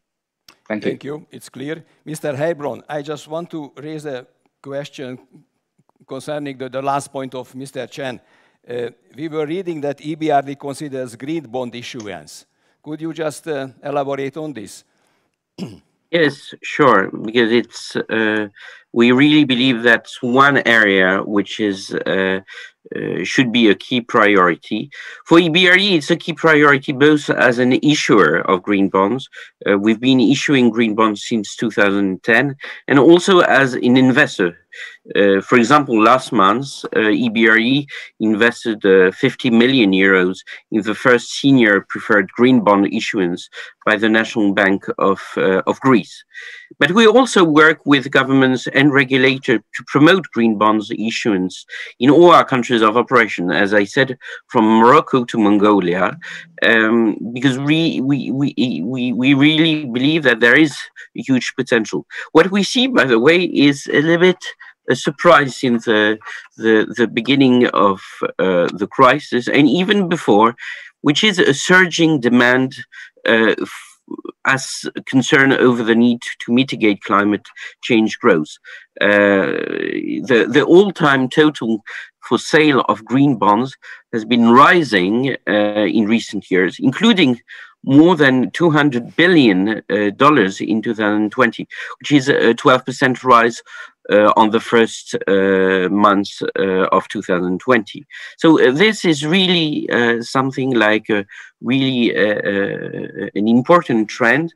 What we have to do is also to accompany our countries to be able to develop these green capital markets.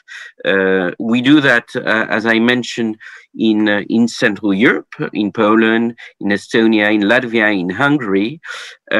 We've just launched a similar project with the Ministry of Finance of Lithuania, for example, in the country, but we are also trying to push green capital market incentives in Kazakhstan or in Mongolia. So really that is a package which can be a game changer in the next months and years. Very well, thank you. Mr. Bilgin, what is the biggest potential in this Eurasian cooperation, Eurasian region, and what is the role of those kind of countries like ours, Central Eastern Europe, and for example, Turkey, which has 2 feet, one feet on Asia, the other one on Europe. What role could we play? Well, I think the biggest potential for Eurasian region, I think, is the key role between East and West. As you know, mentioned during your opening speech, or the bridge role between Asian and European countries, and the strategic position for global trade, global production, and global energy security, and also the migration issue. If the countries in the region have close relations, they would have a chance to use the potential. So if we look the history, we will see that during all crises, during the all wars crisis, the importance of bridge increases. So the Eurasian region is a bridge between West and East, between Asian countries and Western countries, especially European countries. So during this pandemic crisis, and also in post-COVID-19, after the pandemic crisis ends, the role of these countries, the role of this region, I believe, would be increased, because the Eastern countries needs this region, needs to they should have close relations, cooperation between Eurasian countries and also Western countries, especially European countries, also the need to have close relations with these countries. But in order to use this potential, the close cooperation, the close relations in terms of political, social, cultural, and economic trade, of course, the close relations among these countries, among the countries in the region, should be built first, and then if they achieve the close cooperation among themselves, then they would able to use their potential. Thank you. Very well. The bridge is a beautiful and very simple synonym and the symbolism. Gentlemen, we have 4 more minutes, so please, I would like to ask each of you in alphabetical order. Mr. Bilgin will start. What would be the main takeaways, what the audience should take away and remember about our panel? Please be very concise, 1 minute each, okay? Mr. Bilgin, what would be the main point, main takeaway?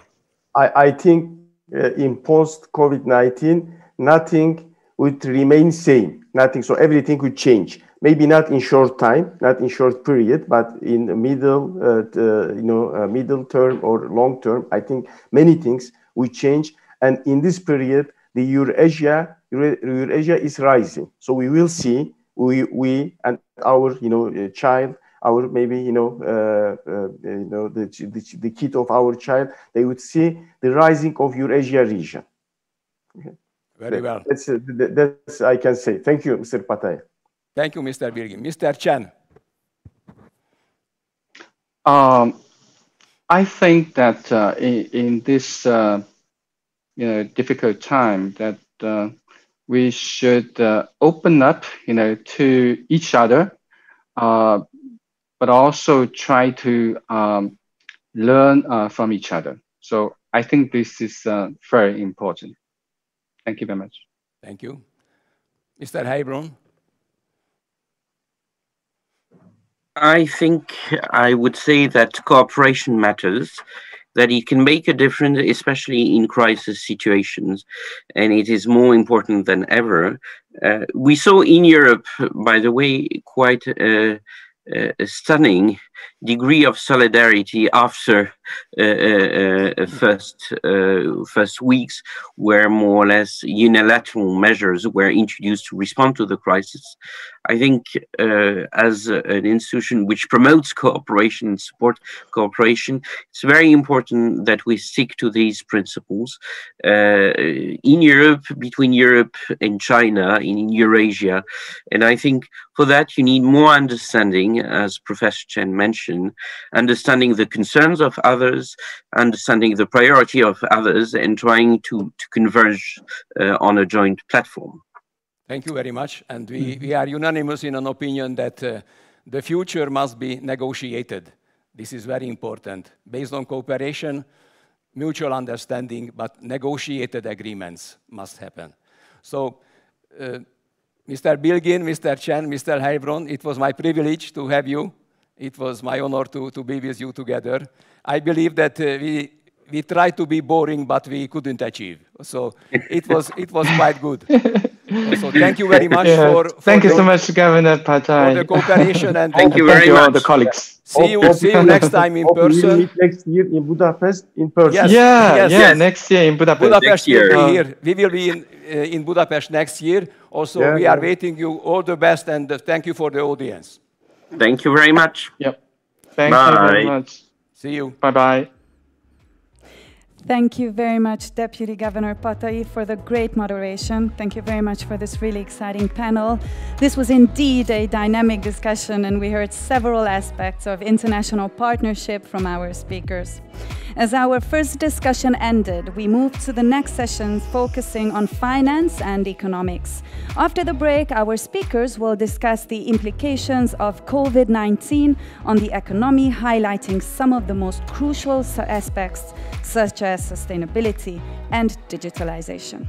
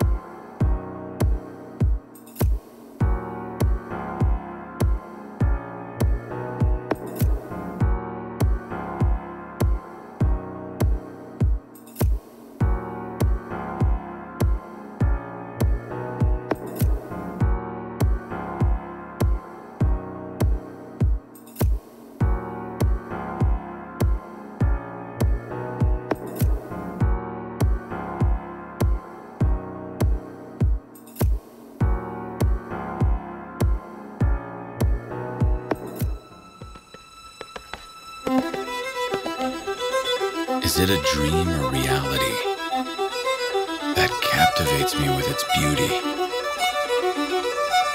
Since we arrived, I feel closer to life.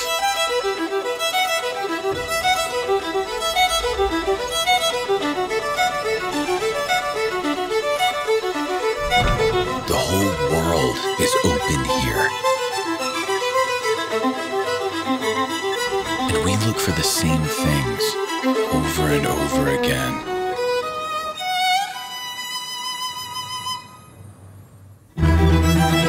New adventures, discovery, beauty, surprises, inspiration,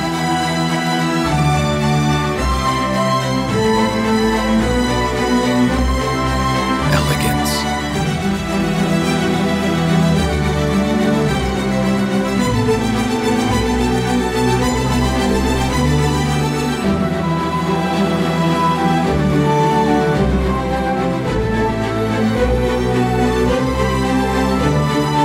and all these things are here to impress us with their beauty.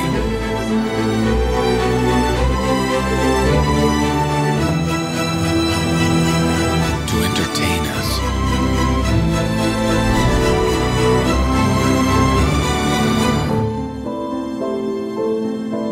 The book of our lives gets filled with story. Spice of Europe, Budapest.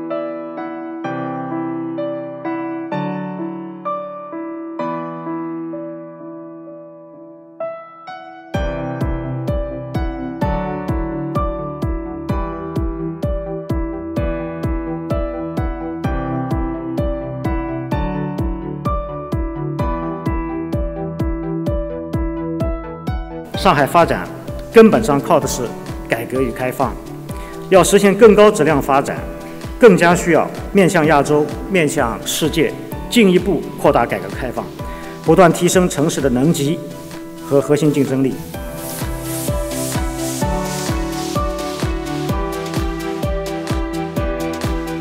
正如习近平主席所期待，今日之中国不仅是中国之中国，而且是亚洲之中国、世界之中国。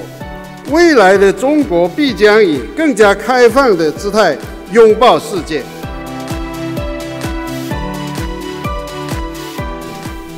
I hope Shanghai Forum will continue to play an indispensable role in exploring avenues for innovative growth model in Asia.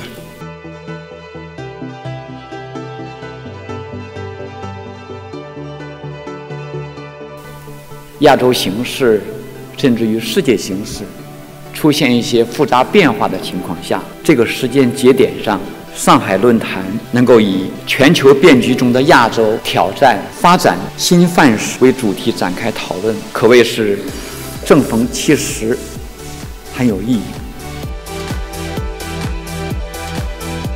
So Shanghai has a really very Kaifang perspective on the world, is a pioneer in internationalization, and now more than ever, we need the wise and open-minded perspective of Shanghai to help us preserve U.S.-China economic and social cooperation.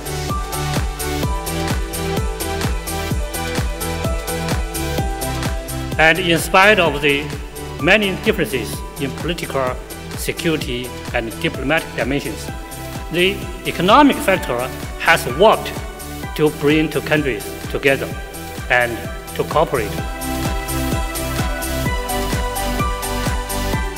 Changing China, it changed Asia. Changing Asia, it changed the world. Not only that universities are needing to rethink undergraduate education and also postgraduate education and micro-credentialing, the 60-year curriculum, but the whole post-secondary sector faces an enormous challenge because of the Fourth Industrial Revolution.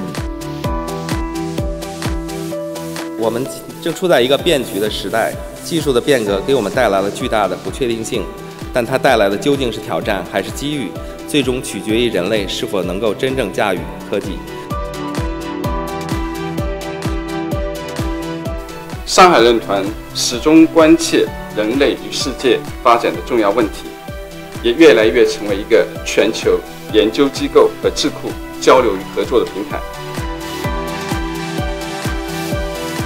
If I'm requested to choose 3 key words from this year's Shanghai Forum, they would be first, uncertainty, second, navigation, and third, platform. 各国之间的联系从来没有像今天这样紧密，世界人民对美好生活的向往也从来没有像今天这样强烈。各位代表充分交流思想，融汇观点，集思广益，初步达成了共识，那就是唯有顺应时代潮流，以文明交流互鉴为精神支撑，迈向命运共同体，方能开创亚洲新未来。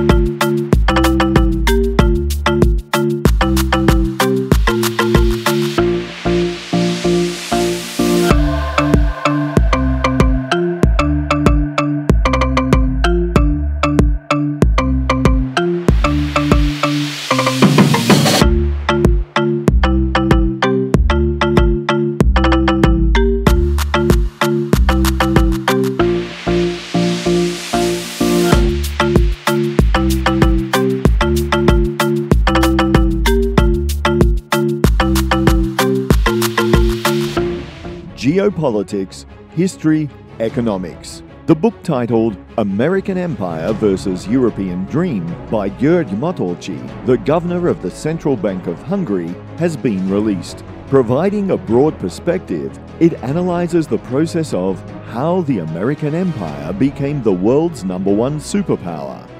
What motivations other major players in geopolitics had. How the European Union attempted to compensate the hegemon status of the American Empire. And how the European dream shattered at the dawn of a new world order. You can find the answers to these questions, as well as many important and topical issues, in György Matolcsi's new book, which has already achieved international success. The book is available in bookstores or online, in the webshop of Paulus Atene Publishing House, or on Amazon.com.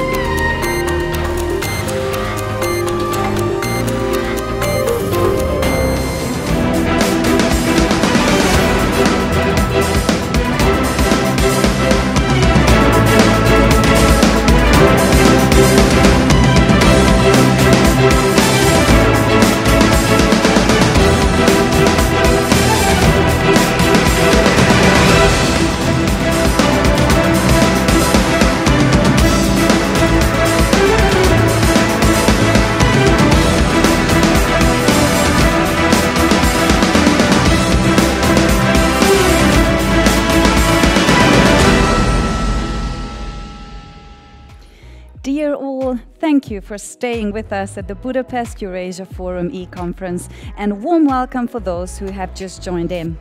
The forum continues with its second session titled Well-Balanced and Sustainable Growth in Eurasia After COVID-19, Changes, Prospects and Future. And as the title suggests, its central question is the future of the economy after the pandemic.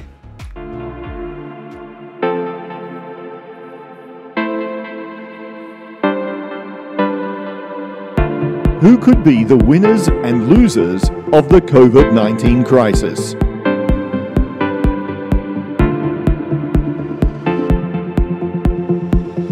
Which countries would investors and markets focus on in the aftermath of the pandemic?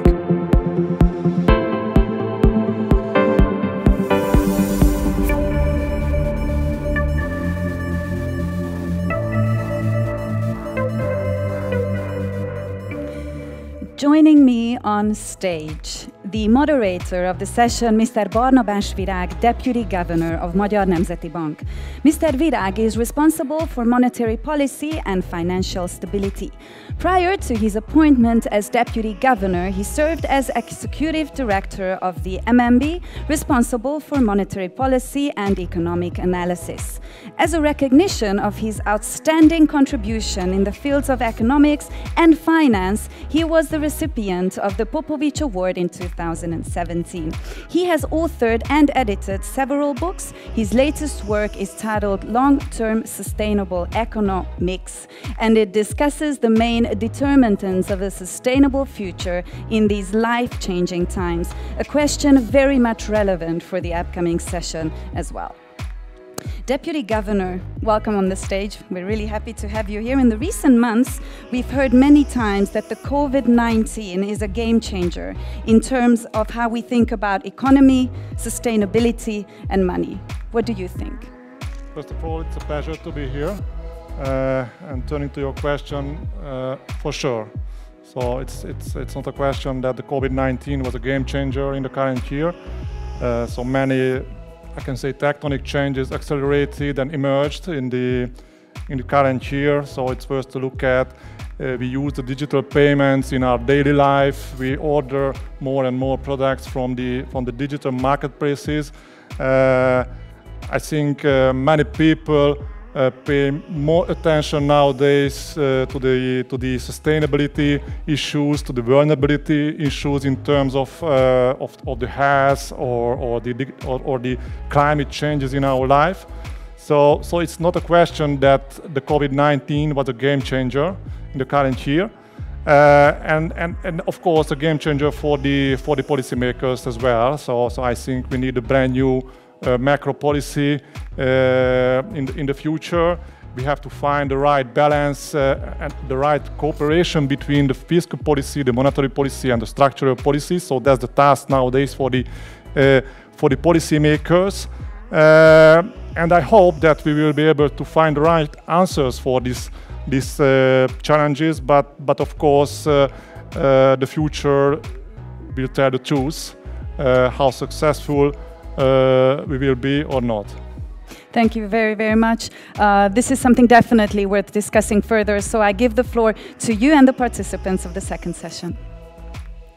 Okay, thank you very much. And first of all, I would like to also welcome our audience.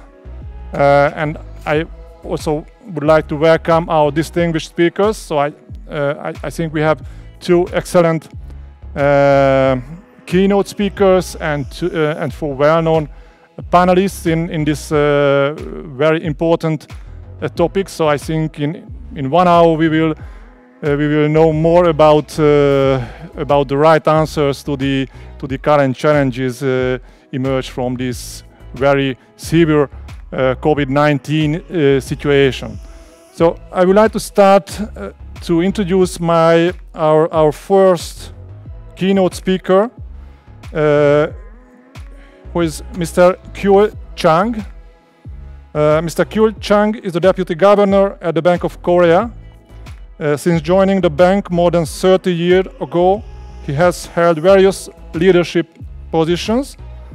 As an experienced researcher, he has written numerous papers focused on international capital flows, monetary policy, and the world's financial system today. He will also shed light on the Korean New Deal, a new strategy for a sustainable future. So now I would like to ask Mr. Chang to hold your keynote speak in the next section. The floor is yours.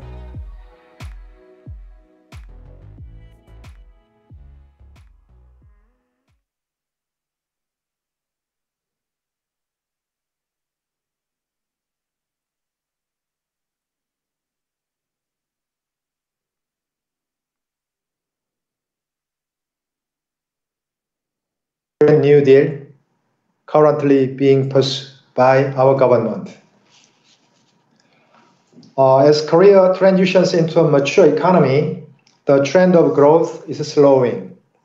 GDP growth declined from an annual average of 6.9% in the 1990s to 4.4% in the 2000s and to 2.9% in the 2010s.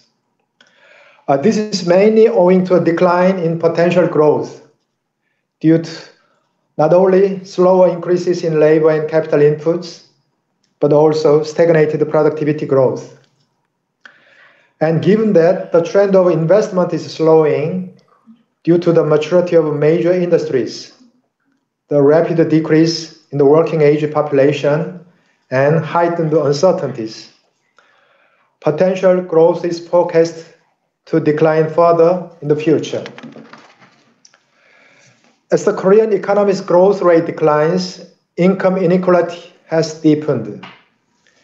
The income quintile share ratio rose from an annual average of 3.86 in the 1990s to 4.52 in the 2000s and to 4.57 in the 2010s. As a global phenomenon, worsening income distribution has been attributed to skill-biased technical change and to intensified global competition with low-skilled laborers in emerging economies. In Korea, income distribution has worsened due to the expanded hiring of non-regular workers who make less money than their regular counterparts. As part of efforts to enhance labor market flexibility in the wake of the Asian financial crisis, population aging has played a role as well.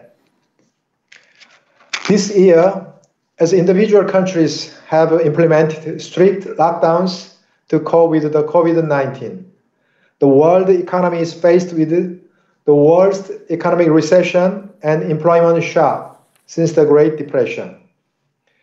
Difficulties in the Korean economy are also increasing, although the shock has been minimized thanks to the successful implementation of quarantine measures. Without active efforts to protect jobs and support domestic demand, we could see a vicious cycle of declining income, shrinking demand, and large-scale unemployment. The COVID-19 situation is likely to go beyond a simple economic recession and bring about massive changes in the overall economic and social structure. The transition to the digital economy, emphasizing non-face-to-face industries, will gather pace, and we will see growing awareness of and consensus about the green economy. These shifts will boost jobs in new technologies and new industries, and jobs will also take different forms, such as platform work and crowd work. However, these trends will also weigh on income distribution, as they will be accompanied by job market mismatches and decreased demand for low-skilled laborers. Seeing that a country's international and economic standing after the coronavirus will depend on rapid relief and recovery from the shocks and on swift reform, the Korean government decided to forward the Korean New Deal. This is a national development strategy for Korea to overcome the current crisis and become a leader in the post-COVID-19 global economy. The visions of the Korean New Deal are to transform Korea from a fast follower to a first mover, from a carbon-dependent economy to a low-carbon economy, and from an unequal society to an inclusive society. To achieve these goals, the government will aggressively push ahead with the two main components of the new initiative, the Digital New Deal and the Green New Deal, while bolstering social safety net as a backstop. I will first speak about the Digital New Deal. COVID-19 brought about a sea change in economic and social structures by accelerating the transition to digitization and non-face-to-face activity. This has highlighted the importance of building competence in digital technology. The non-face-to-face digital world, where you shop online and work remotely, has already taken deep root in our lives. Education and healthcare are also carried out remotely. Data has become a source of competitiveness. In the future, jobs will be created in new industries where artificial intelligence and networks are integrated. Korea is already a front runner in the digital sector. It was the first country to commercialize 5G network in April 2019 and is home to excellent infrastructure, with 92% of the population using the internet and smartphones. However, the low utilization of cloud and big data by Korean companies is a weak spot. Market domination by global IT giant potentially threatens our goal of becoming a leader in the digital economy. By making bolder and more preemptive investment, Korea will pursue digitalization in society, the economy, education, industry, and medicine in an effort to become the world digital leader. In order to accelerate the transition towards a digital economy, the government will establish digital infrastructure nationwide, which will be used for the provision of non-face-to-face medical treatment, a learning environment that incorporates a blend of both online and offline methods, and the simulation-based land and facilities management. I will now turn to the Green New Deal. The outbreak of COVID-19 has highlighted the importance of the fight against climate change and the shift towards a low-carbon economy. The economic risks from the pandemic have shed a light on the need for a national development strategy that ensures sustainability, including environmental and ecological protection. According to the World Economic Forum's Global Risk Report 2020, the top 5 risks we will face in the 2020s are all environmental issues. Korea is still mostly powered by coal plants. Our greenhouse gas emissions have steadily increased, and our industrial structure remains carbon dependent. The Green New Deal aims to improve people's quality of life and achieve sustainable growth by coping with the climate crisis preemptively. The Korean government is currently working on an energy conversion policy and an emission trading scheme in order to reduce the emission of greenhouse gases in accordance with the Paris Agreement. The Green New Deal has also aims to further increase investment and the support for the environment and energy sectors, in order to implement the greenhouse gas reduction plan on schedule and move towards a net zero society. By doing so, we will be able to make our industries more competitive and create a large number of jobs under the ever-strengthening global environmental regulations. Last but not least, I would like to talk about strengthening social safety nets. Eliminating inequality and transitioning to an inclusive society are prerequisites for Korea to achieve a great transformation. Korea has been able to minimize the COVID-19 employment shock thanks to successful disease prevention and control. Nevertheless, the COVID-19 crisis has shown a light on the weakness of our social safety nets, since Korea has a high proportion of non-regular workers, and only half of the total workforce is covered by employment insurance. Times of crisis exact a heavy toll on temporary workers and day laborers. Contrary to the fixed idea that a crisis worsens inequality, the Korean government intends to seize the crisis as an opportunity to strengthen social safety nets and reduce inequality. The government plans to improve employment and social safety nets, such as employment insurance and the National Basic Livelihood Security Program, in order to protect the vulnerable from employment shocks and eliminate blind spots. Our government will also nurture essential human resources in the fields of AI and software to keep pace with structural changes in the future job market, thereby facilitating migration toward new jobs. Let me now turn to implementation strategies for the Korean New Deal.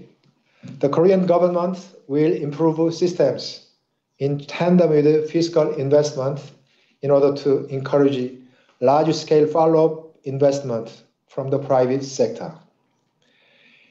It will inject $100 billion by 2025 in phases, amounting to 6% of annual GDP.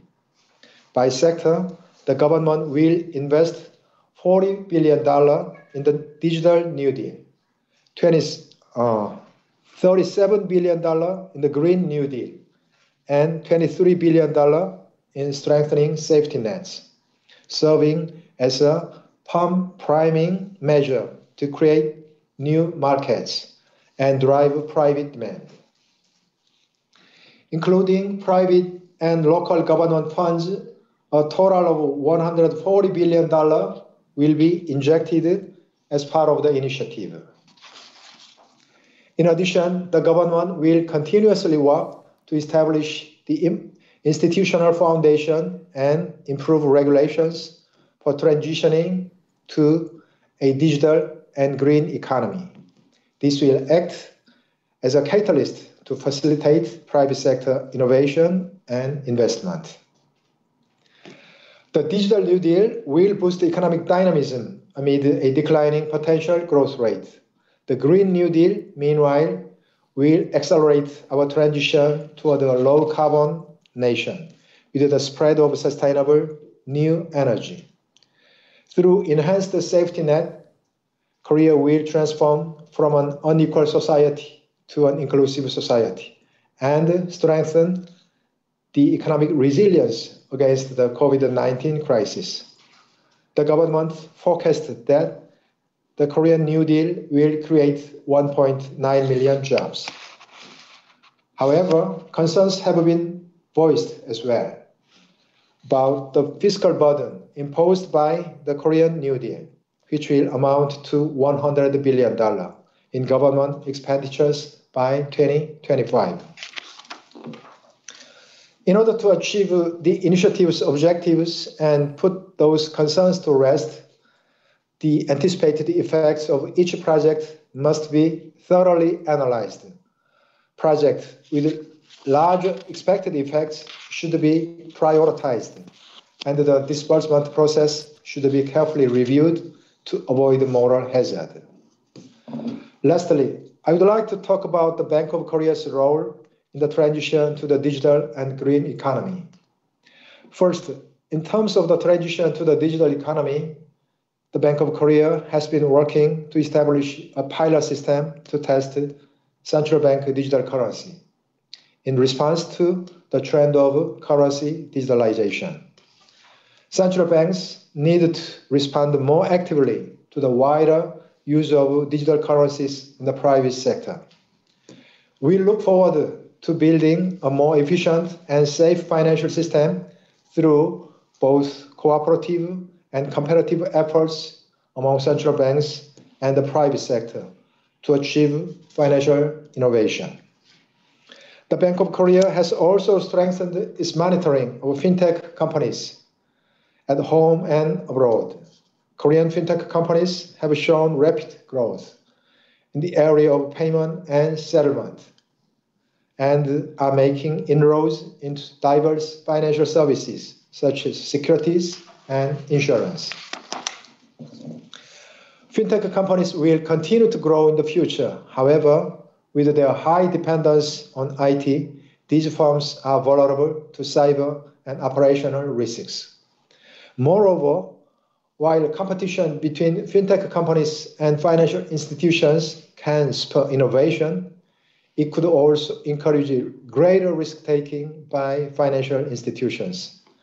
Therefore, the Bank of Korea plans to issue an early warning about potential risks related to the fintech industry and devise response measures if needed in cooperation with the government. Lastly, the Bank of Korea is paying attention to financial stability risks related to the shift to the green economy. We are mindful of the possibility that enhanced regulation of greenhouse gas emissions may act as a financial stability risk by, for example, worsening the loan quality of financial institutions with a high exposure to vulnerable sectors. While referring to the climate change scenarios of the NGFS, the Bank of Korea plans to conduct stress tests of the impacts of the shift to the low-carbon economy on the financial system. The global economy has developed by overcoming a variety of economic and non-economic crises in the past, and there is no doubt that we will overcome COVID-19 as well. We should take this crisis as an opportunity and as a starting point for leaping into a new future. Now let me stop here. Thank you. Deputy Governor, thank you very much for your excellent speech. So I can say that in the last decade, Hungary, and I think it's also true for the whole Central European region, was I can say, one of the engine of the economic growth within the European Union. But the basic question remained the same for us, how our country and how our region can be a successful catching up economy in the midterm. And I can say that nowadays and in the last years, we look at quite carefully those miracles which occurred in South Korea in the last decades. And in line with that, I think we will be able to benefit a lot from your talks and from your current speech about the Korean New Deal. So let me raise two questions regarding your speech. You mentioned that one of the key words of nowadays is the untaxed or touchless economy. So as it's called, contactless digital services that include fintech, e-commerce, and so on, has become a key growth sector in South Korea during the COVID-19 crisis. And the program has the potential to become a blueprint for successful post-COVID recovery. So my first question is linked to the relationship between the digitalization and the labor market. So I would like to ask, do you think the digitalization can be an effective way to tackle youth unemployment elsewhere in the world? And what can be the consequences of the current digitalization trend for the labor market in our world?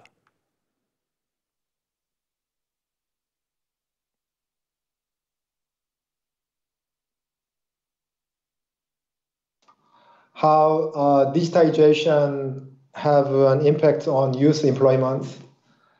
If technological progress is complementary to the skills of young workers compared to the existing middle-aged workers, the labor demand for young people may increase.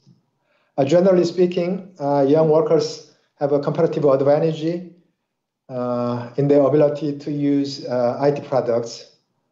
So I think it is important to strengthen investment in human capital so that young workers can keep pace with technological progress.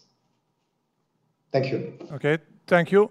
So my second question is linked to the financing side of the current challenges. So I think behind the South Korean miracle, one of the main area was in the last decades is the financing and the financial sector. So you mentioned in your speech that we need many new investments in the green area, new investments in digitalization. So my question is, how would you finance these investments in the coming years?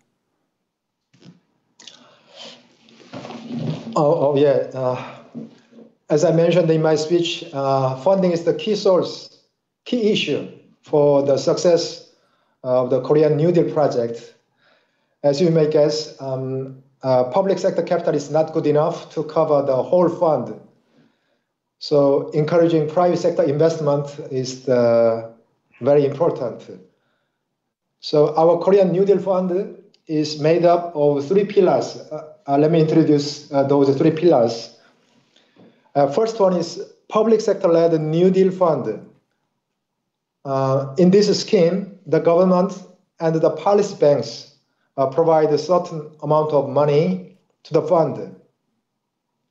And another money will be raised through matching fund between public and private sector investment. The second one is New Deal Associate Investment Funds.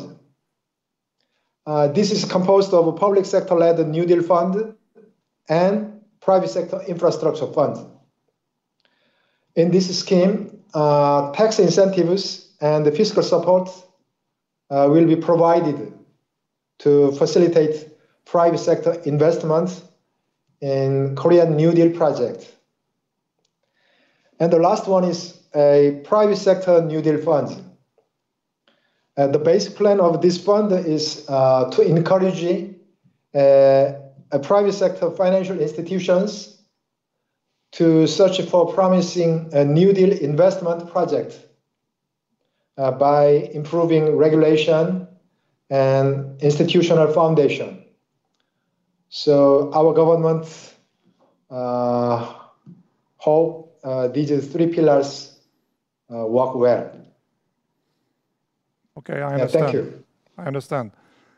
Mr. Chang, thank you very much for your speech and for your talks. I think we will benefit a lot from these talks, and I can say that we wish you great successes in this new Korean New Deal program, and we will closely monitor your new achievements from here, from Central Europe. Thank you very much.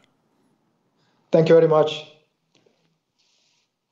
Okay, now I would like to turn to our second keynote speakers, who is coming from China. Ms. Qi Zhang is a Director General of the Department of Foreign Economic Relations at the Development Research Center of the State Council of China. Previously, she represented the Development Research Center at the OECD, and she was also a visiting fellow at Harvard Kennedy School. With many years of experience, she can provide us with first-hand insights into the Chinese economy and beyond. The floor is yours, Ms. Zhang.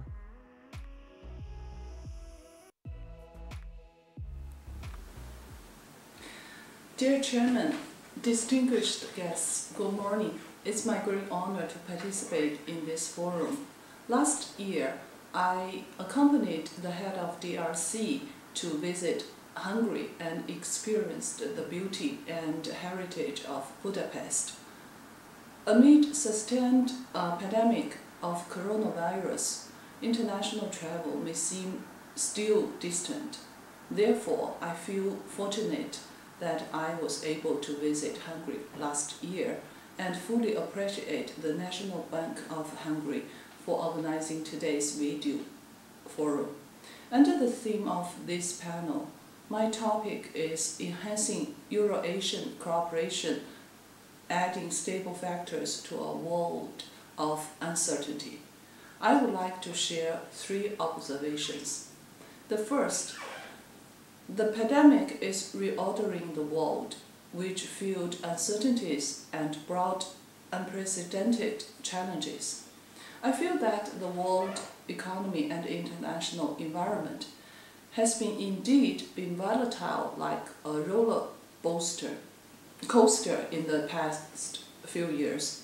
Back in 2017, the world economy growth exceeded expectations, achieving the first broad-based growth since the international financial crisis. However, in the following couple of years, escalating trade frictions, geopolitical conflicts, and other risk factors reinforced each other, imposing a hard braking to the world economy. I remember that last year the World Bank said the world economy is entering a black decade. But unfortunately, that was not the bottom. This year, the pandemic and great lockdown struck the world with huge shocks on trade and investment activities, as well as on the effective functioning of the global value chain. It is worth noting that because of such fluctuations, countries are not only overwhelmed by dealing with current crisis, but also too busy to address structural problems that are unresolved for a long time. Furthermore, the world economy has ended the period of super-globalization, entering into a so-called slowbalization, while deglobalization is on the rise, and some countries have taken unilateral measures and even extended the reach of their domestic laws overseas. All of this have created huge challenges for international coordination of macroeconomic policies and multilateral trading regime. The second observation I would like to share is that besides the dangers, we need to notice precious opportunities in such a difficult time. First, the digital economy will grow faster globally. The new generation of technological revolution accelerates industrial transformation and the integration between manufacturing and services has become a new driver of the world economy. The digital transformation is enabling new economy, new forms of business, new models to prosper. According to the latest World Trade Report by WTO, given the potential effects of ICT penetration, the global export of trade in services through cross-border supply more than doubled, and the share of trade in services in global trade is expected to increase from the present 24% to about 50% in the year 2040. The total output value of global digital economy may rapidly expand to about 23 trillion US dollars in the year 2025. In particular, SMEs will have easier access to regional or international production to integrate into economic globalization. Second opportunity is opening up has created new momentum for development. While global cross-border investment is suffering a major setback, about 40% decrease this year, foreign investment attracted by China has grown against the trend. FDI to China in RMB in the first 9 months grew by 5.2%. This is firstly because of China's success in controlling the virus and leads the way in economic recovery. But more importantly, I think, is that China upholds the basic state policy of opening up to boosting higher quality of opening up or even opening up on its own initiative by taking a series of measures to improve the business environment.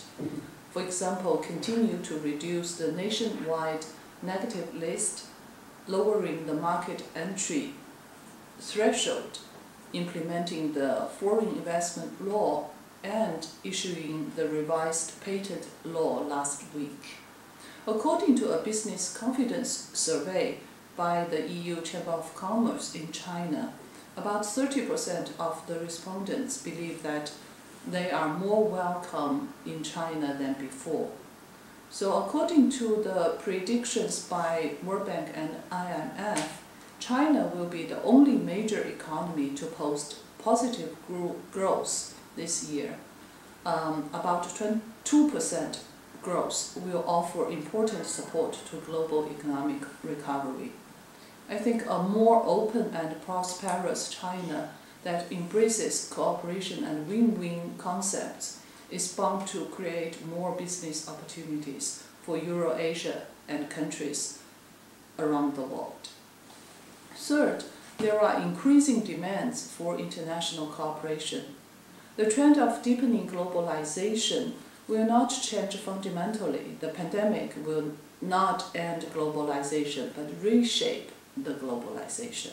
For example, countries are paying more attention to the security issues rather than the efficiency in building up industrial chains. According to IMF forecast, the world economy is in deep recession this year, while the forecast of minus 4.4 growth is about 0.8 percentage point higher than the June forecast. In order to avoid damaging the hard-earned trend of recovery, enhancing cooperation and working together to address global challenges would be the only choice.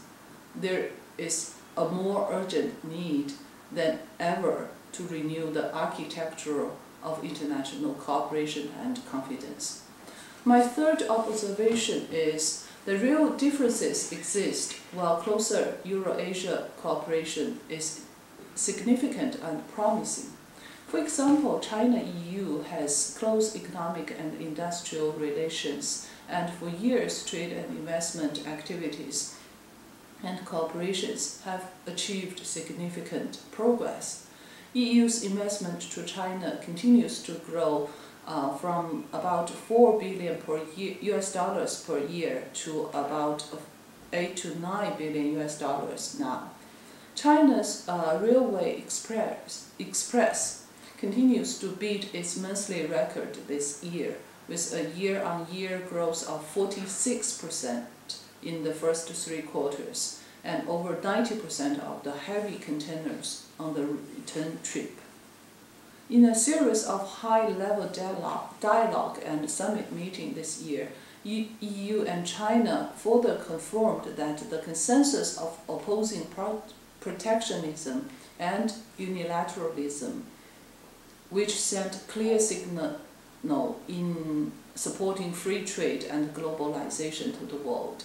In the future, I think the intensified bilateral cooperation will generate important factors of stabilities for both sides and the world. In the newly issued The Economist, it is said that the world is adjusting to the unprecedented challenge. Rather than trying to restore yesterday's economy, governments must reshape or adapt to change. I fully agree with it. The right thing to do now is to strengthen international cooperation and share responsibilities to participate in global efforts in dealing with even more difficult time. At present, Asia is the most dynamic region with great potential for growth, while EU has advanced technologies and matured management systems. The complementary Asia and EU economies have the common pursuit and aspiration of open development and safeguarding the rule-based multilateralism. Under the new situation, Euro-Asia countries should work together to build an open world economy and promote policy coordination and a mutual beneficial and win-win principle. We should actively support new forms of open and inclusive regional economic cooperation, and we should further open up markets to each other and provide level playing field for enterprises on both sides and jointly safeguard the industrial chains and supply chains. Furthermore, we should enhance cooperation, seek shared interests in digital economy, green development, and other emerging industries. Finally, I would like to thank the Hungarian organizers again for hosting this forum. Through today's exchanges and dialogue, I hope that we can enhance mutual understanding with each other and the confidence in the future cooperation, work together for enhancing new dynamics to world economic recovery. Thank you. All the best to all of you. Ms. Chang, thank you very much for your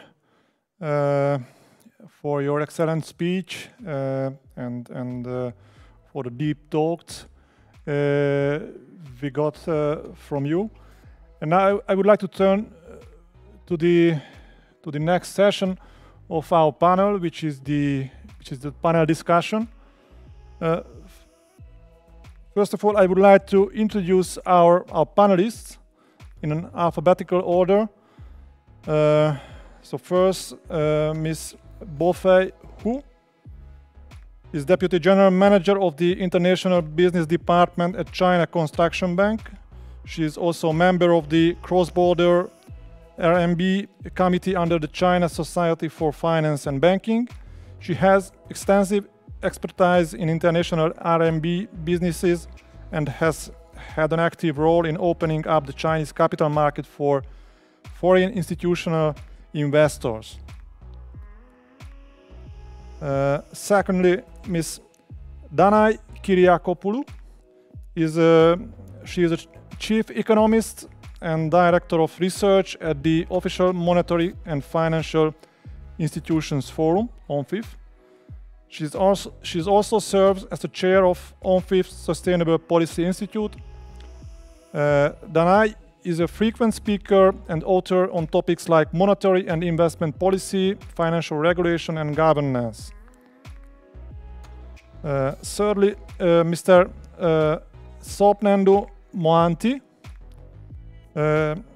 He is a Chief FinTech Officer at the Monetary Authority of Singapore. He is responsible for creating strategies, public infrastructure, and regulatory policies regarding financial technology. As such, he is a well-known fintech thought leader who is also on the institutional investors list of influential global fintech deal makers. Finally, but not least, Mr. Changchun Mu. Mr. Mu is the Director General of the Institute of Digital Currency at the People's Bank of China. In this role, he takes the lead in testing the PBOC's central bank digital currency, the digital RMB. As you may know, large-scale asset tests have been underway in China since April. Mr. Mu is also a member of the Committee on Payment and Market Infrastructure, the Financial Stability Board, and the Financial Innovation Network. So, I welcome all of the panelists. You can see that we will have a good panel. First of all, I would like to start the discussion with a short presentation from my side, just to raise some of the topics. May I get the presentation? Yeah, here we can see. So starting with the global economic situation, we can see that the current COVID-19 crisis can generate much deeper real economic consequences as the last 2008-2009 financial crisis.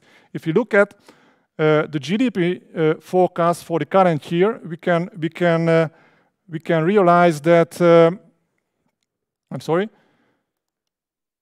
Yeah, we can realize that if it in 2009, more than half of the countries in the world were able to grow, mainly in Asia. So we know well that in the last decade, the Asian countries and the Asian region led the world economy.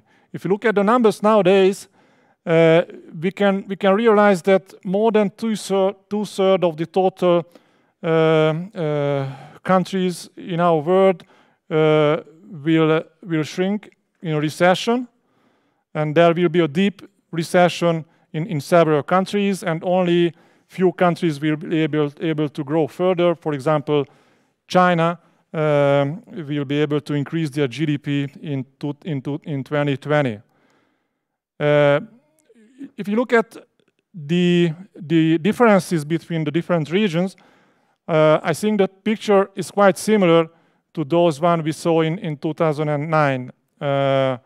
So it seems to me that the Asian region, the Asian countries will lead the recovery, while the European Union and the GDP growth in the European region will lag behind.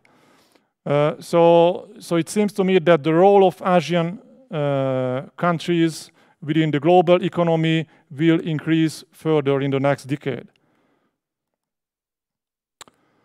It's clear that if we look ahead, it's clear that the COVID-19 is a game changer in our life. So many new changes emerged, and we have to find many new balance in the near future. So we have to find the right balance between the market and the state role in our economic life. We have to find the new megatrend between the globalization and the localization trends. That's the key question nowadays, that the industry or the services sector will lead our economic growth in the next decade. It's clear that the green revolution is coming. So the green revolution will determine our future in the next decade. It's clear that our life is moving into the direction of the digital space. And finally, it's also true that we have to find a new balance between the work and family life. So looking at the new possibility of homework, I think there will be more room to find the right balances between the two. So it's clear that many tectonic changes will occur in the next decade, and we have to find the right answer for that. Regarding the macro policy, I think the answers partially similar to those we saw after the 2008 and 2009 financial crisis. So the central banks started to increase their balance sheets. The central banks are very accommodative in their monetary policy, and in line with that, the fiscal policy started to increase their debt levels to mitigate the non-intended negative consequences of the current COVID-19 situation. It's important for us here in Central Eastern Europe that not only the big central banks started to increase their balance sheets, but also the smaller central banks started to do the same. And it seems to me that it will be the new trend for the coming decade, that the central banks will increase further and further the size of their balance sheets. Finally, some words about the impact of digitalization on the central banking. We can see a tectonic shift regarding the issue of central bank digital currency. You see in the current chart that till the end of last year, the central banks were mainly, I can say, inactive or saw more risk in the central bank digital currency than advantages. But the situation changed in the last year, and nowadays more and more central banks announce that they have an own CBDC project, and they have different pilot projects, and they try to accelerate the whole procedure. So that's the global landscape nowadays. So we can see that there are pilot projects in China, there are pilot projects in Scandinavia, and I think in the near future many further central banks will announce that they try to introduce a new digital currency. So that's our introductory thoughts regarding the panel, and now I would like to turn my questions to our panelists. So I would like to start with the first topic, which is the fundamental changes that shape the economy after the pandemic situation. I would like to ask that how do you think about the current globalization or deglobalization or slow globalization debate? So what will be the new trend after the COVID-19? The globalization or the deglobalization? It's a question for all our panelists, so the first can start. You want to call out, or just anybody can start? Yeah. Well, I think you didn't ask, so I'll just start with saying that I think from the point of view which I have as a fintech officer, I think I have this line which I say, during COVID-19, post-COVID-19, there's a shift from efficiency and productivity to resiliency and sustainability. And that's a clear shift, because one thing COVID-19 has shown, over-reliance on productivity and just-in-time supply chain management and highly efficient trade corridor. There's a need to what we call as find a more expanded supply systems, more decentralized reliance on a single source of supply. I think that's a part of the resiliency which will be brought in. Second thing, which I think very striking, which happened during COVID-19 and it's going to happen more in post-COVID, is the rise of what I call as low-touch and high-tech economy. I think that's a big part of the new design of the financial system and the business system, which will drive a lot of the new construct of kind of players who are going to come and play a more dominant role in this whole journey. The third aspect is definitely one thing we saw from the numbers we saw in Singapore and in Asia, the rise of e-payment. And clearly the retail payments through electronic form is now going to the roof. Almost it has touched the segment which was typically resistance to the whole electronic payment. They have clearly come out and they're part of this whole e-payment growth. And I think that's the broad three areas of shift we are seeing. And more so, what will also happen, I think, in my mind, in the new construct is the debate around data will become far more sharper, because one of the challenges in the global economy when you are going to rely on a lot of technology and cross-border data flow is the policies of countries, especially in the large data producing country, what kind of data structures they'll have and infrastructure they'll have to allow a clear flow of data. Countries will resist data flow, will be coming out of the system. Countries will be open to data flow, will be part of this new construct. So policymakers in different countries have to think very hard about how do they manage data and share cross-border, keeping in mind the privacy, the national sovereignty issues and other things. And I think, and beyond that, there will be a distinct shift into the what I call as a focus on the green side, on the sustainability side. More and more products will be designed keeping the climate's the sustainability side of the design of services, because there'll be that market expectation in those space. So I'll pause here. I'll let my other panelists reflect on this question. Okay, thank you very much. Any other thoughts regarding this globalization debate? Maybe I can jump in. Hi, it's a pleasure to be here. Not so much on the kind of consumer and digitalization aspects of globalization, but on the policy side of globalization. I think what we're seeing in this crisis, because it is a truly global crisis, is that a sustained post-pandemic recovery will require global action. And what we're seeing is that we need a total reset in the kind of policies that we've seen in terms of stocks of debt that are high, greenhouse gases stocks that are high, and also to move more to a more inclusive society with a greater focus on sustainability. This will require a change in the balance between fiscal and monetary policy, but also improving the framework for social and financial and political inclusion to make production more environmentally sustainable. And at the same time, it's also about how do we deal with stocks of debt, which particularly for emerging markets that are very challenged at the time being, will require a global action in terms of the consortium of creditors. That is something that we're already seeing. And I think the pandemic has also reinforced this idea that problems that cross borders require global action. It's not about thinking about one person's health or one country's health. It's global health, it's one health. And I think a lot of other non-financial sources of risk are treated in the same way.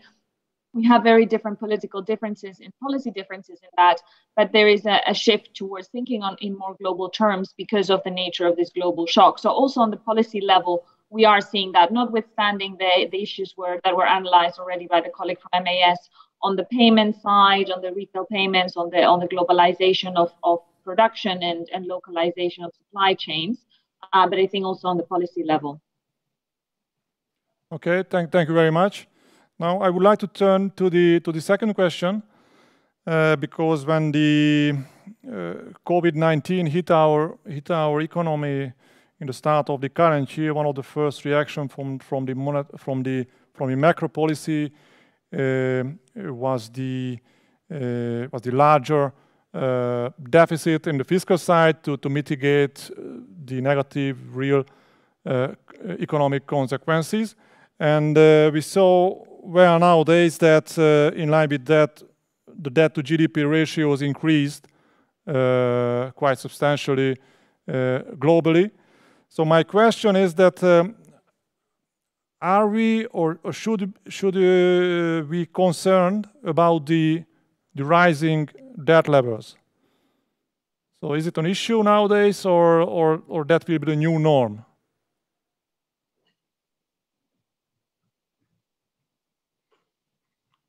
Ms. Kyriakopoulou, may I raise? Yes, sure. I can take that one as well. I think debt levels and the absolute level of debt is one way to look at the sustainability of debt, but it's a much more nuanced question. It's not just because levels of debt are higher that means it's unsustainable. We need to see it more holistically. The debt to GDP ratio is one crude measure, and yes, these have been rising, but it is a ratio, and we have to think also about the GDP side of it. So if borrowing more and supporting growth at this stage means that GDP growth will be less severely affected or even positive as a result, then that makes debt more sustainable as well. It's also a question of how debt will be repaid. So it's a big question around inflation. Are we going to be able to achieve that? And that's something that monetary policy makers have struggled with in the past. And I'm sure we will address that in the discussion. It is concerning, especially if we see a deflationary spiral that may make debts unsustainable. But it's also about the policy mix. At this time, given the low borrowing rates and the need for the economy to recover, borrowing more, spending more on the fiscal side is absolutely the right policy. But it is becoming concerning as we rely more and more on these stimulus packages, especially on the monetary side, that has also negative side effects. Okay, thank you very much. Now I would like to turn another important topic, which is the stability of the banking system. So there are many analyses nowadays which show that the next issue in the coming years can be, after the real economic crisis, the vulnerabilities in our financial sector. So now that's why I would like to raise a question to Ms. Hu. From the perspective of commercial banks, how do you see the post-pandemic changes on the development trend of the world economy? In the post-pandemic area, what do commercial banks do to promote stable and sustainable Eurasian economic and trade relations? Thank you, Mr. Virag. It's my pleasure. I'm Hu Bofei from China Construction Bank. I would like to talk this question from the commercial bank's perspective. For the banking industry has been facing big changes after the COVID-19. Basically, three big effects, big changes. Number one is the global recovery is likely to be long, to be uneven and uncertain, because almost all the economies have slowed down in terms of economy, and most countries have suffered a severe decline. So the IMF has recently published their forecast that the global economic decline will be 4.4%. So we need to respond to quickly to these epidemic changes, and the recovery of the economy should be a concern as uncertain. And the number two is because of this loose monetary policy, there will be causing an inevitable increase of liquidity and also leads to the asset price fluctuation. This is also a major concern should banks are facing. And the last one will be, actually, we see industries has experiencing differentiated opportunities after the outbreak. Here we see some of the traditional industries like retails, aviation, and tourism actually have a severe hit and have not yet recovered. But we see we have seen some of the industries actually they are moving fast, taking the opportunity in this new situation. Those industries are moving towards online business and digital transformation. So for banking itself, commercial banks here in China, we have experienced major changes themselves. Number one is, I think, the commercial banks here have reached into a consensus that finance is shall service the real economy. The essence of the finance is to serve the real economy. The separation of financial services from the real economy is like the brook without source and a tree without a root. So because of the value of the commercial banks lies in its capability to channel its financial resources to capable entrepreneurs and efficiently and cheaply. The second change is banks have made a big progress towards digitalization. As I said, the pandemic has already accelerated the progress of banks' digitalization. It has not only found its base for banks' infrastructure and management, but also to reconstruct the entire logic for the banking operation. That is to lower the barrier center of the financial services by serving not only the traditional big clients, but also those SMEs and the rural sectors. For example, during the outbreak, China Construction Bank has continued to offer inclusive loans to SMEs, household businesses, by way of a mobile application. This lending process can be completed in several minutes, and money can be drawn and repaid anytime online. Through this kind of new method, we are able to finance more than 1 trillion yuan to 1 million SMEs. So at a much lower risk and better efficiency. So the third one is the banks continue to bridge the economic and financial cooperation in the global market because they have more clients. They want to go connected with foreign markets, to foreign business partners. So, for example, we have doing this global smart matchmaking platform, which is specialized in providing the domestic companies with the foreign companies in trade, investment, and cooperation and other cooperation opportunities. It helps to mitigate the system asymmetry and lower the transaction cost. So the case we are doing quite good is during the outbreak, the platform was used to connect, to provide the connections from China, medical sources, medical supplies with global demand. Just within a short period of time, it has matched over 160 million pieces of various financial medical supplies, medical products to 28 countries and regions.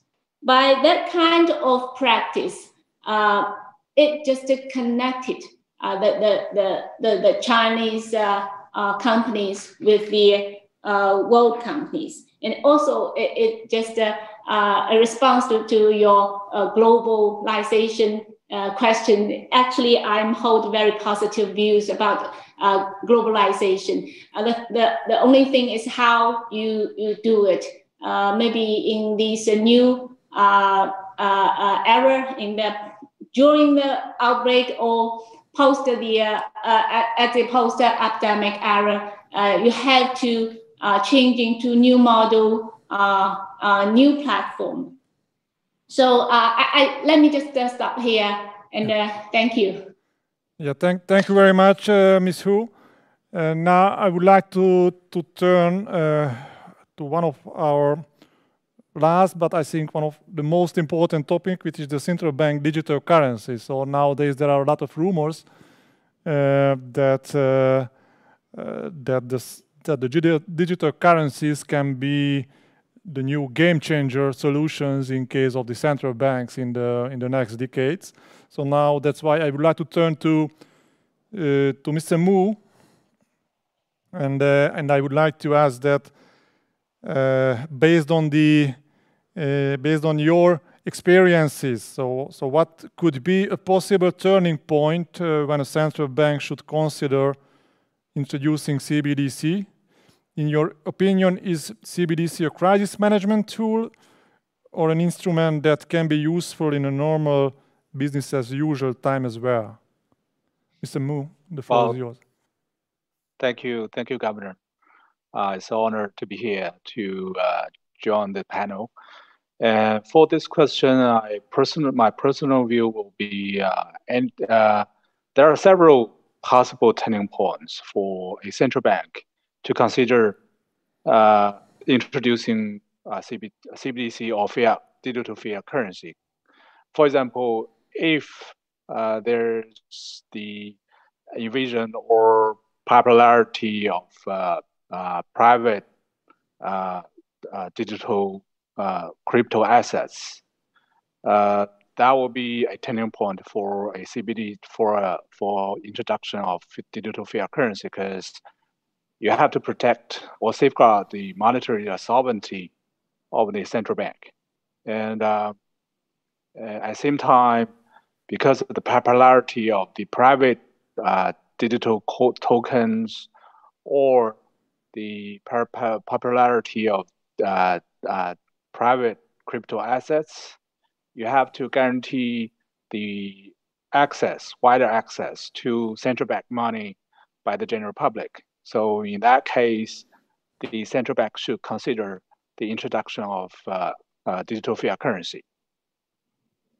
So secondly, when the retail payment system could be run by the private sector, or for example, in China, we have Alipay and WeChat Pay, which have been very popular and became a very significant, important financial infrastructure. In that case, because all the private sectors definitely will have their own life cycle, and there may be possibilities of technical outage of those financial infrastructures. In that case, the central bank have to step up and to step in to introduce digital fiat currency to provide a backup or redundancy to the retail payment system and to guarantee the financial stability.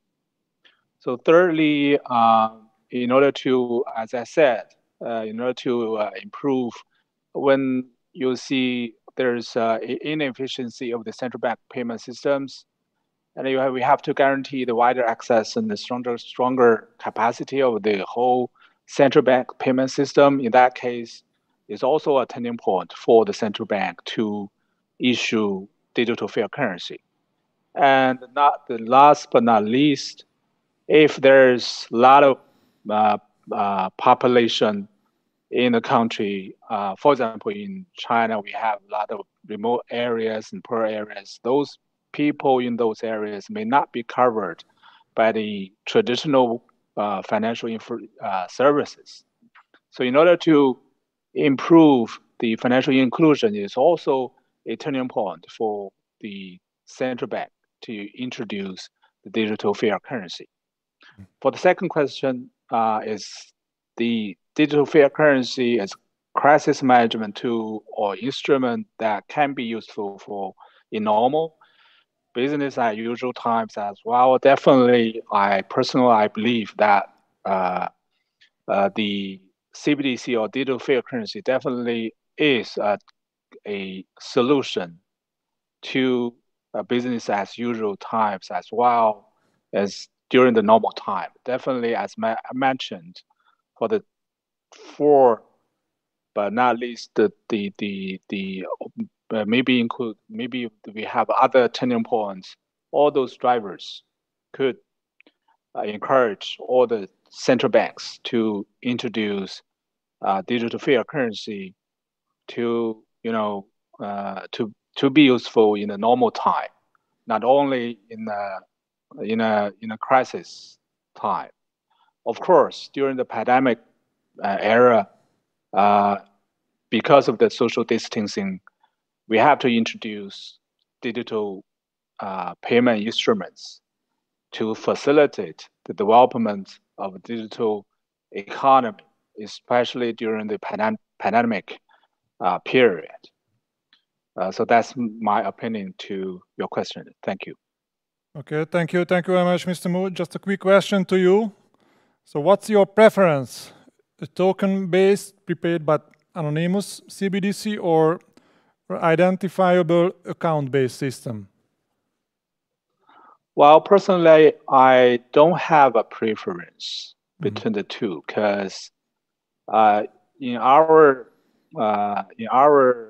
experience, in our development R&D process, we don't use the binary system for the digital tokens or digital payment instruments as token-based or account-based. Our practice actually covered 3 categories of digital currency or digital fiat currency. Those are the token-based or account-based and quasi-account-based. So there are actually 3 categories. Personally, we don't have a preference. We don't have a preference among those 3 categories. Either of them could be used in our practice, in our ECNY system. So the token-based could be used in the dual offline use cases. The account-based could be used in the online use cases and also stronger KYC use cases.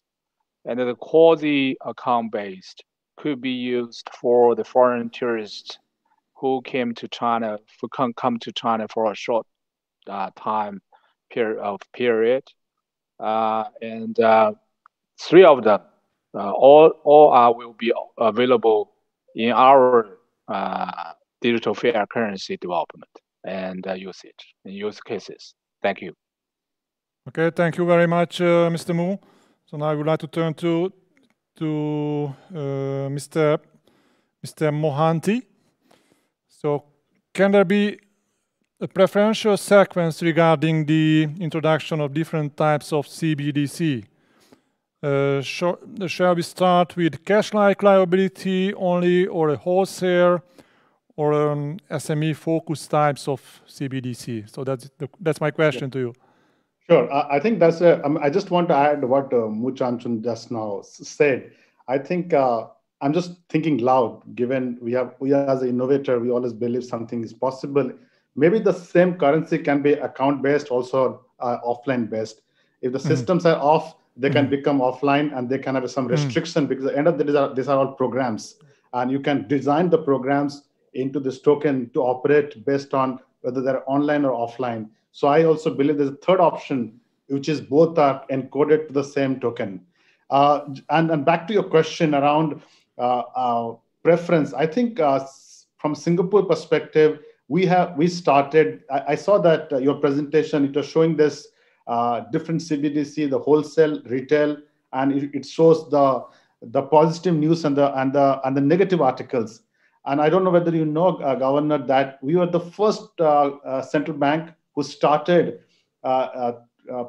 thinking about the role of wholesale CBDC in this new world of digital currency. And the reason why we thought that is important, because in Singapore, because we are a highly banked country, there was no real need for a retail CBDC, because today in Singapore is almost 95% plus bank population. And today I can move money from A account to B account with 3 clicks, 0 cost. There's no real use case for a retail CBDC. But we had a clear need for a wholesale CBDC, because wholesale CBDC focus is primarily operating efficiency. It helps to solve a long-standing problem where interbank settlement can be resolved by using wholesale CBDC, especially if you are doing cross-border transfers. Typically in a cross-border, there are 3 things to think about, and that's, and again, COVID-19 and all this demand for a bit more cross-border connectivity, where domestic payment systems are going to get connected. We have not solved one of the 3 problems. The first one, we have, I think, largely countries have solved, is the consumer experience of paying somebody overseas. Second, with the technology available to us, we can do a lot of online screening for AML and KYC. The third most difficult problem, which has not been solved largely, is the settlement when you do a cross-border transfers. Where I believe wholesale CBDC will come in big help, because then different central bank can open the ledgers where a wholesale CBDC can be the instrument for settlement, and that can help the whole cross-border transfer becoming cheaper, faster, safer, and far more efficient than it stands today. So wholesale CBDC is definitely something we believe strongly will have the first multiple country cross-border production grade utilization. And your questions around SME, I guess you're asking about in the context of cross-border. Yes, in the context of cross-border, definitely wholesale CBDC is a big part of that puzzle. Now, I'm also thinking from an innovation perspective. Think about today for an SME at an abstract level, there are 2 processes. There's one process which you move a good from a buyer to a supplier. There's the other process, once that trade is done, you move money from A account to B account. These are 2 distinct, different processes. Wholesale CBDC gives us an opportunity to make it as a one transaction, where using smart contract, you can make a single transaction where the money is embedded in the trade, and the whole process becomes far more efficient, far more safe, and the whole collateral risk goes away. So this is an innovation opportunity where wholesale CBDC can make this double transaction to a single transaction using a smart contract. So that's where I think the end state efficiency and opportunity lies in this space, Governor. Mr. Mohanty, thank you very much for your talk. So now we are getting closer and closer to the end of our panel. So I have a last question to all of our panelists. So it seems to me that nowadays there is I can say, global competition regarding the CBDC. So who will be the first central bank who will be able to introduce the first fully fledged digital currency in our daily life. So my question is, when the first issuance of digital currency can occur in the future, within 1 year, within 5 years, within a decade. So I would like to start to answer this question in alphabetical order. So I would like to take the floor first to Ms. Hu.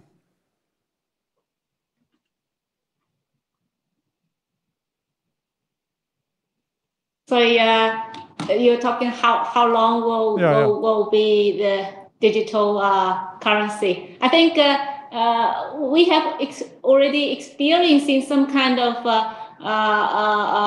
digital currency in China. I think it's one thing is because we have already a very developed online payment system, and then we have this digital currency. We have, as Mr. Zhou introduced, in four cities, and my bank is also involved in this. I think for the individual peoples are very quick to accept this, and many of them very actively take part in this.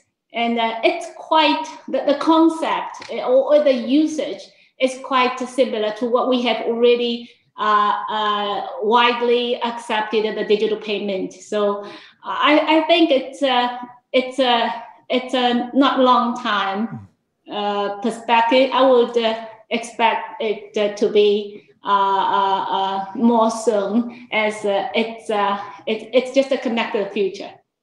Thank you. Okay, thank you very much. Now I'm turned to Ms. Kyriakopoulou. So how do you see this timing issue, especially here in Europe?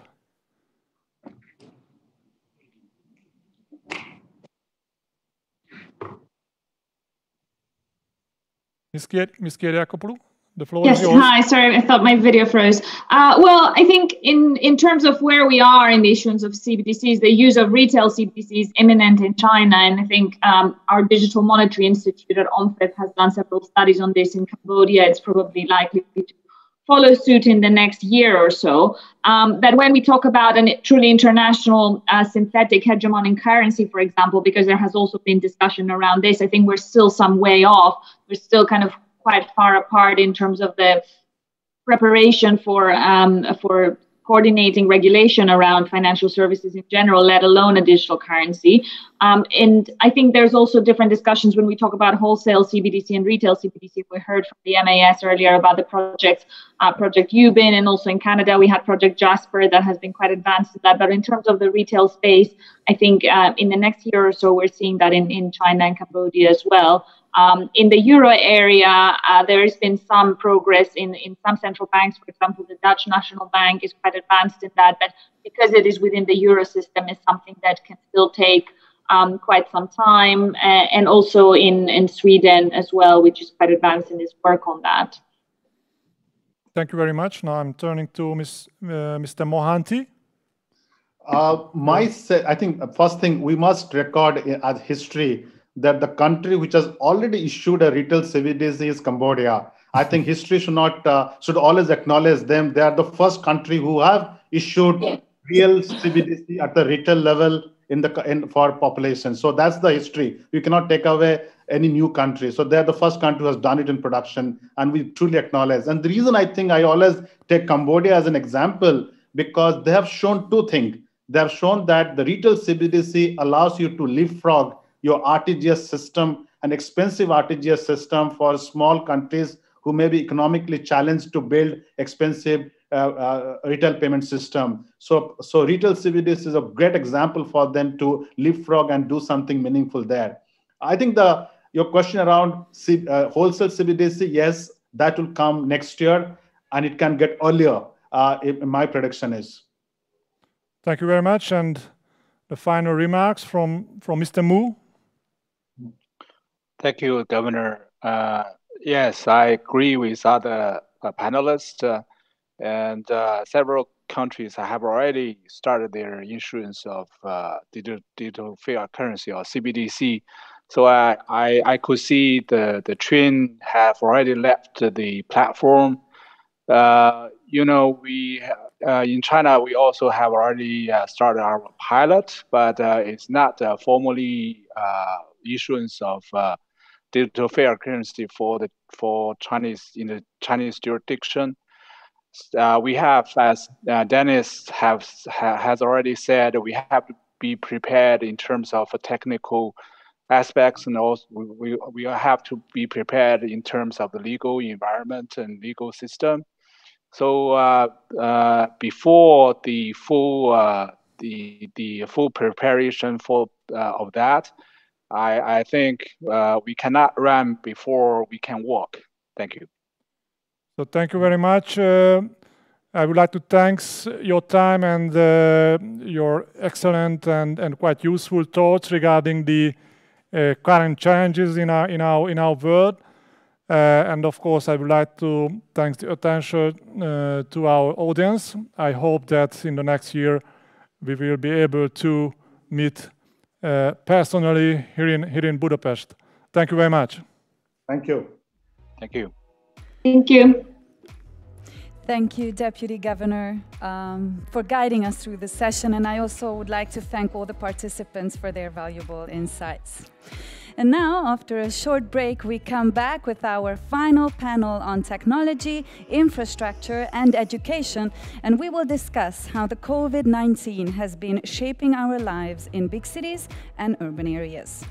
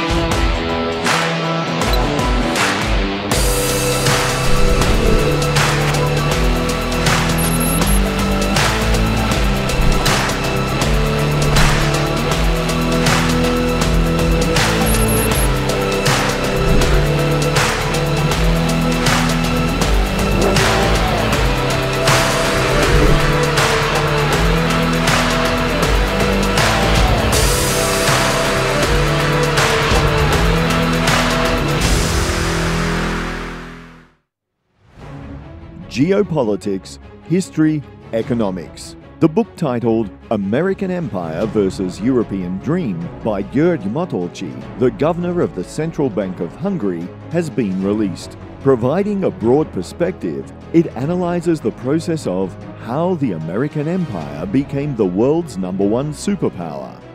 What motivations other major players in geopolitics had. How the European Union attempted to compensate the hegemon status of the American Empire. And how the European dream shattered at the dawn of a new world order. You can find the answers to these questions, as well as many important and topical issues, in György Matolcsy's new book, which has already achieved international success. The book is available in bookstores or online, in the webshop of Paulos Otene Publishing House or on Amazon.com.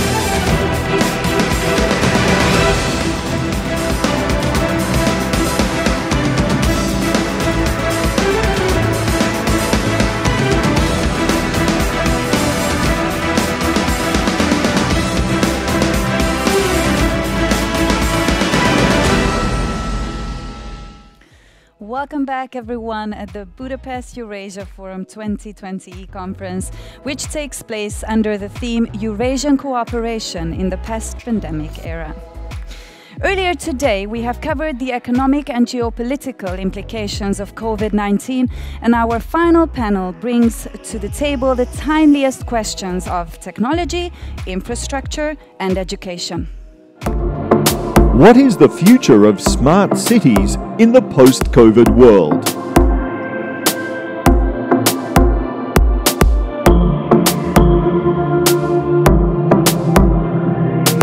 What will be the major new trends?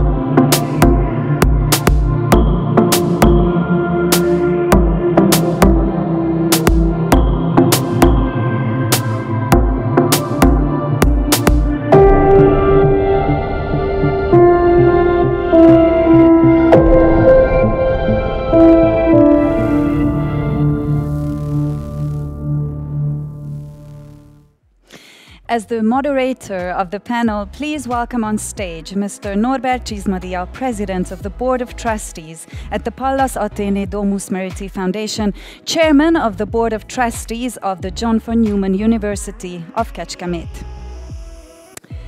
Mr. Csizmadia, it is a really great pleasure to have you here. In this panel, you and your guests will be talking about cities, technology, and connectivity. If I'm not mistaken, your book, which is called Geofusion, discusses similar topics. Could you please introduce the book and its main messages to us?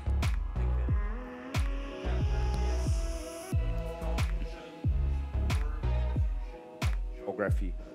And the geography is the future, because the future is Eurasian. After the 500 years Atlantic period turned into the new age of the age of Eurasia. And the main characteristics is a long-term sustainability, Eurasian growth. We are living of the new multipolar world order, whereas the three main passwords are connectivity, and sustainability. And the fourth pillars and the rise of geoeconomy. The newborn is the dawn of Eurasia, the rise of the global cities and the role of technologies. Because in the age of globalization turned into the age of the technology, and the new geopolitics are technology, diffusion, and sustainability. Like platform economy and platform geopolitics, robotics, artificial intelligence, digital technology and information technology. The new partnership, new routes, new models, new technology discovering the smart and smarty solution in the smart cities, the smart nation, and smart techniques. And what is the geofusion? The geofusion is a destiny.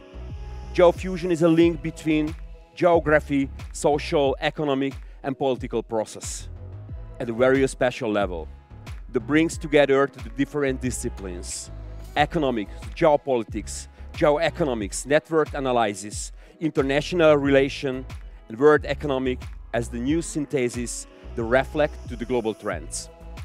The create of the new result on the geography using the economic policy, the technology, the design, and the spontaneously is the visualization together. The geofusion, the map of the connectivity, the infrastructure, the technology, the digitalization, and the focusing of the main hubs.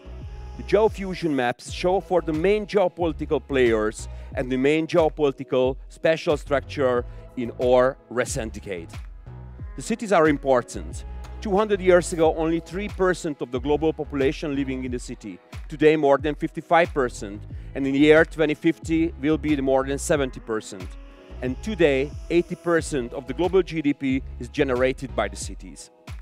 We are living of the new age of Renaissance, networks, city-states, new commercial routes, technological revolution. And for the global cities are the main arteries, the target area of the economy life.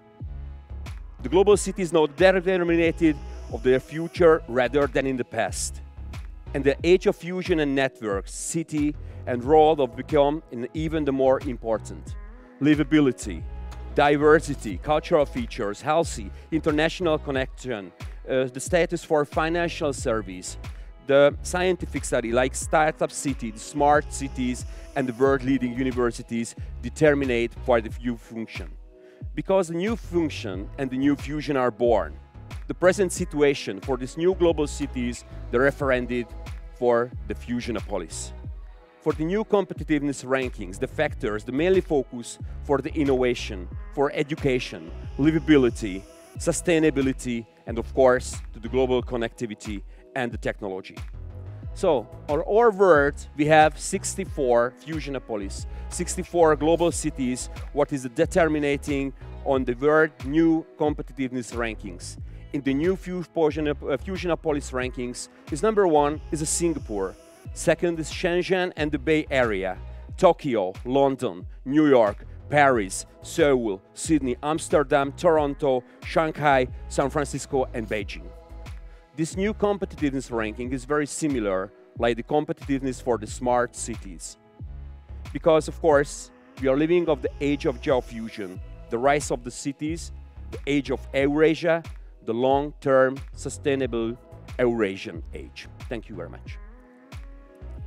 Thank you very much for this really great summary. And if the words of Mr. Chismadia have aroused your interest, look for the hard copy or the e-book version of the Geofusion online. And now I would love and like to give the floor to Mr. Chismadia and the participants of the next session. Thank you very much. So, ladies and gentlemen, distinguished guests all around the world and in the platform world. So please welcome our session about focusing the global cities, the connectivity, the technology, innovation, and even for smart cities. Our session starts with the 2 keynote speakers. So firstly, please welcome the Mr. Jinhuan Dong. He's the Director General of China Construction for 5th Engineer Division of the Corporation Limited at the China State Construction and Engineering Corporation. This corporation, the largest construction company all around the world, and this company built in Wuhan the hospital in this year, in February, the planning and building until the 10 days.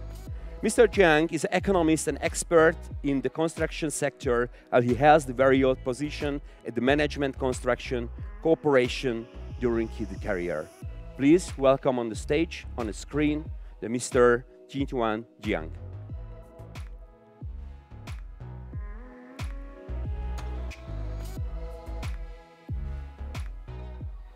各位嘉宾以及在线参会的各界朋友，大家好！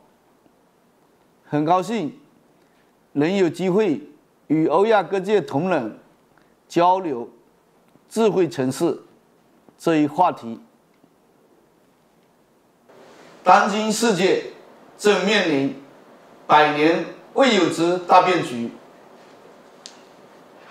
新冠肺炎疫情的全球大流行，正使得这一变局加速演进。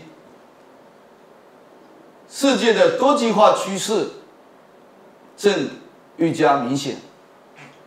中欧作为世界2大力量、2大市场，一直以来都有频繁的交流与互动。上个月。 中国国家主席习近平同欧盟轮值主席国德国总理默克尔、欧洲理事会主席米歇尔、欧盟委员会主席冯德莱恩共同举行的视频会晤，正是中欧互动的一个缩影。 会上，习主席提到了4个坚持，其中包括了坚持开放合作。我们今天的交流，正是这一坚持的具体体现，是相互启发、共同进步的一个难得的 机会。中国建筑是全球最大的投资建设集团与可持续发展的城市综合服务提供商。2019年，中国建筑实现营业收入1800亿美元，在世界500强中 排名第18位。中国建筑每年在全球范围内承建数以万计的城市建设项目。作为一家全球化的投资建设集团，“一带一路”倡议的践行者，我们一直 致力于为全球客户创造更大价值，积极参与欧亚大陆各区域的基础设施、城市建筑等各种类型的建设工程，努力为中欧之间的交流与合作做出 自己的贡献，拓展幸福空间，一直是我们的企业使命。在这样的使命之下，我们一直在思考，该如何通过城市传递幸福，如何通过建设营造未来。 在大量的项目开发实践中，我们深刻认识到，数字化与智能化正是拓展幸福空间的最佳方式之一，是工程建筑业发展的必然趋势，也是城市发展的必然趋势。因此，中国建筑在城市创新和建筑数字化等领域进行了多方面、多层次的和实践。我们的发展思路与方向可以总结为以下3个方面：一是提升自身的信息技术创新能力，加强并母、物联网、大数据、云计算、人工智能、无人机等技术的基层应用。二是大力推动新型建筑工业化，发展装配式建筑，推行数字化设计，推动构建和布标准化。3是发展智能建造，推动自动化施工机械、建筑机器人、3D 打印等技术的应用。在上述思路方向的指引下，我们进行了大量的创新实践。我们自主研发了基于并母技术的设计管理、施工管理、运维管理等平台，研发了高度集成的工程信息管理平台，为工程建设从数字化到智能化发展奠定了基础，促进绿色化、智能化、新型建筑业态发展。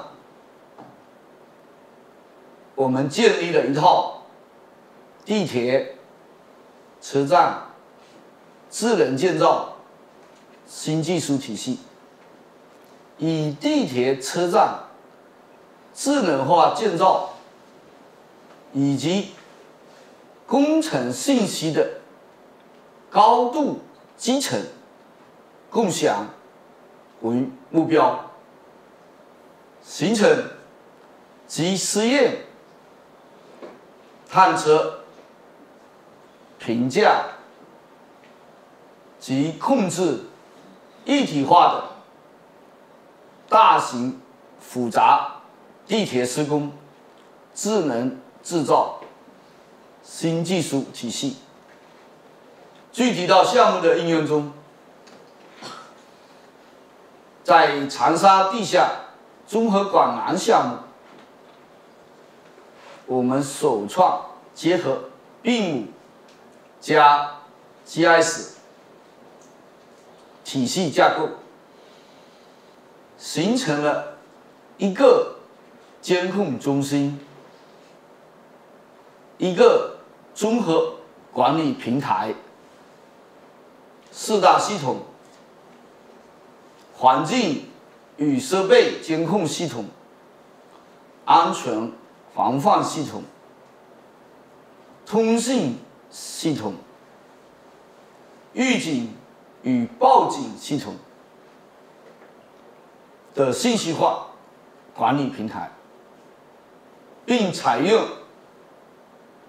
智能机器人巡检、栏内无线传感组网等新技术应用，确保了项目建成后的智能化运营管理。在湘江欢乐城项目，我们运用并母3维地质建模，优化溶洞处理方案，运用倾斜摄影测量，制定边坡检测方案，运用3维激光扫描地形，进行塌掉难点分析，运用3维扫描技术，模拟设备安装，为项目解决大量实际问题。以上的这些创新实践，让我们进一步确定数字化的真正浪潮将体现为智慧城市的出现。数字技术的大量应用将会使传统建筑业焕发出新的生机。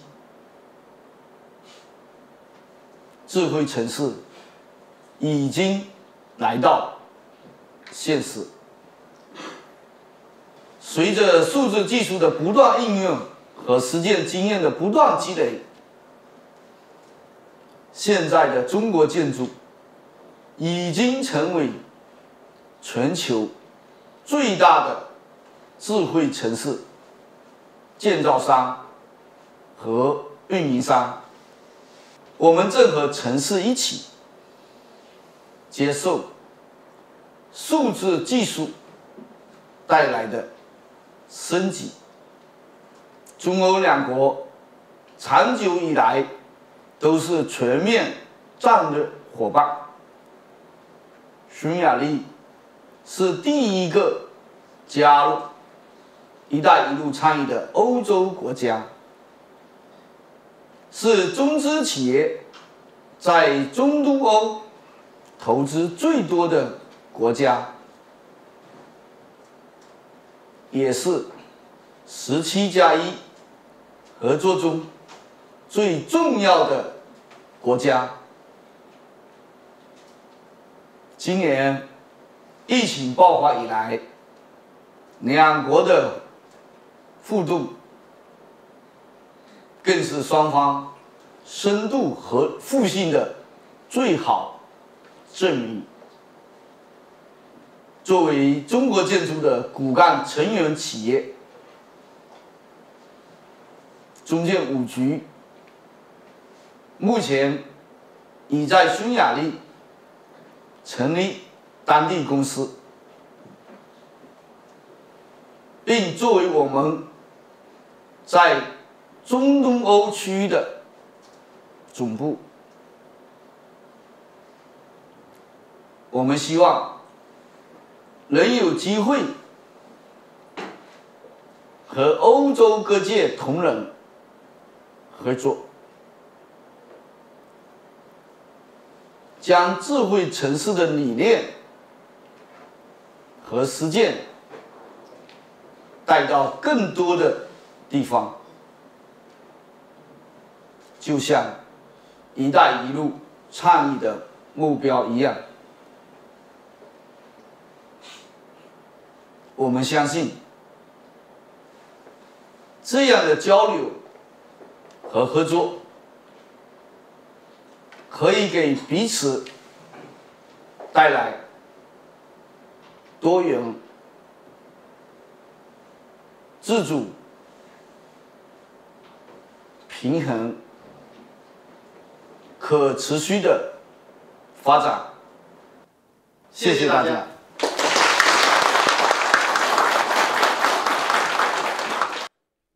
Thank you very much, Mr. Yang, your presentation for the keynotes, and I agree that urbanization, sustainability, technology, how is important this together. For our next keynote speaker are from National University of Singapore, Professor Eng Chai Tan, who is the 5th president of the National University of Singapore since 2018, one of the most leading university in Asia. The Tan is passionate and award-winning educator. He was the pioneer architect and current academic system of the National University Singapore and has added for many initiatives. Professor Tan is a member of the Singapore Future Economic Council, which is tasked for driving the growth for transformation of the country's future economy. He's aboard of the Agency Science, Technology and Research and the National Research Foundation. So please, Professor Tan, the stage and the screen is yours. Welcome to being here with us. Well, good afternoon and good evening to all our panel members as well as participants. I'm really honored to be here to share some views for this Eurasia Forum 2020. If you allowed me, I'd like to share screen and speak from the screen. Well, I would like to start with what President Sismedia mentioned earlier, that the world is actually becoming more urban. According to the UN, 68% of the world's population are expected to be living in cities by the year 2050. And in fact, 90% of this increase will be taking place in Asia and in Africa. Now, first, let me preface by defining what a smart city is. And I'll take a working definition from Deloitte. Well, a successful smart city will depend upon driving innovative solutions across 6 domains. And these are the 6 domains: economy, environment and energy, government and education, living and health, safety and security, as well as mobility. Now, of course, megacities or big cities can go either of these 2 ways, whether it becomes a transformative opportunity for new learning, new living, or they are actually unsurmountable sustainability challenge. Now, because cities drive a lot of the growth, and more so in the future, it is important to position big cities for all these opportunities. What I'd like to share would be some of the focus and initiatives in Singapore as the means to highlight what works in Singapore and what we are trying to do. Now, one key thing here is to have an open data architecture. And this architecture should facilitate inclusiveness so that we can encourage citizen-centric co-creation for their own benefit as well as for the society. Singapore, we want to condition ourselves as a living laboratory where we can develop, test, and pilot digital solutions for better urban living. Now, because of the easy access to data, there has to be priority given on cybersecurity as well as data privacy.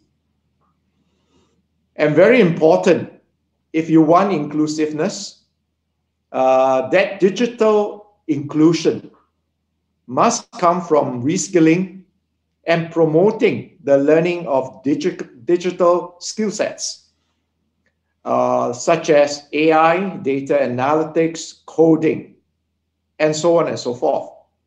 And here, universities and institutes of higher learning can help to facilitate this. Now, at the same time, the Singapore government is very digital.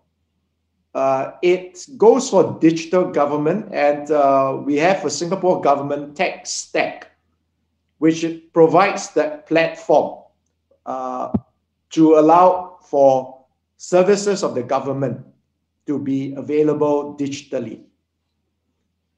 Another important thing is that of a cloud in architecture that would facilitate emerging technologies to be brought to service providers as well as workers. And because the service industry is one big part of our economy, we are hoping to position Singapore as a services 4.0 hub. Now, we also learned from experiences of big cities that are near to Singapore. So we are part of this global or regional collaboration, the ASEAN Smart Cities Network, which was established in 2018. Now, as a result of COVID, we realized, or the Singapore government realized, that there is a need to quickly step up the various digital transformation initiatives. There's no returning to the pre-COVID era, and we have actually to move much faster. So some funds have been set aside to enable digital enablement as a key strategy for more productive and resilient businesses, particularly the small and medium enterprises, or the SMEs. We also entered into new virtual networks, such as the digital economy agreements with countries like Australia, Chile, and New Zealand. And this provides interoperability of standards and systems as well as support. And earlier I've mentioned that a native cloud architecture will facilitate a service 4.0 economy where technology would augment the workforce. Training and equipping people so that they are digitally enabled will be one key and important strategy. So the government has now set aside about $2 billion to help about 100,000 Singaporeans accelerate industry as well as skills development.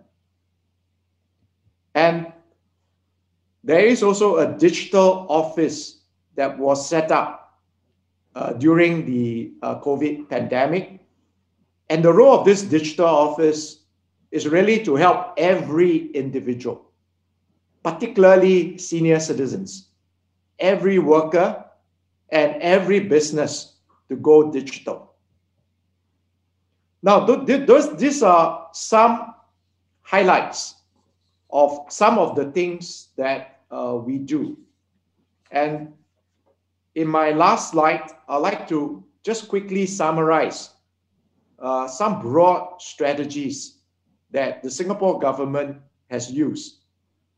One most important and fundamental is to make sure that we have a sound IT infrastructure for seamless connectivity.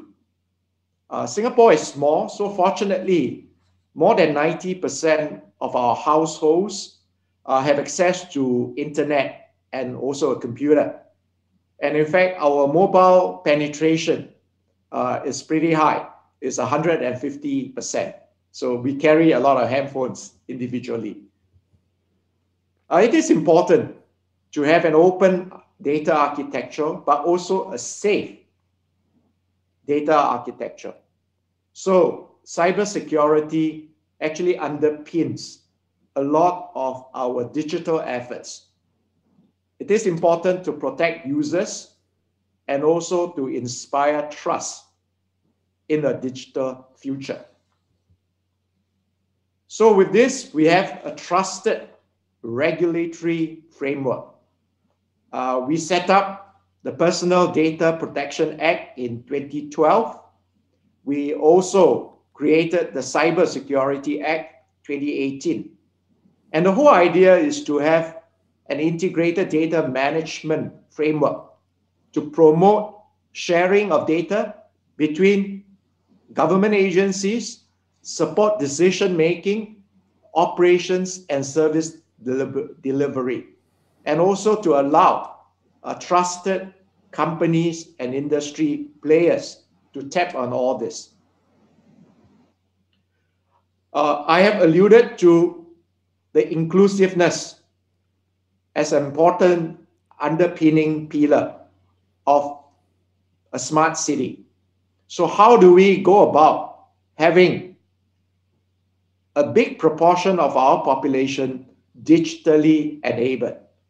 And of course, this has to build around one, digital access, digital literacy, as well as digital participation.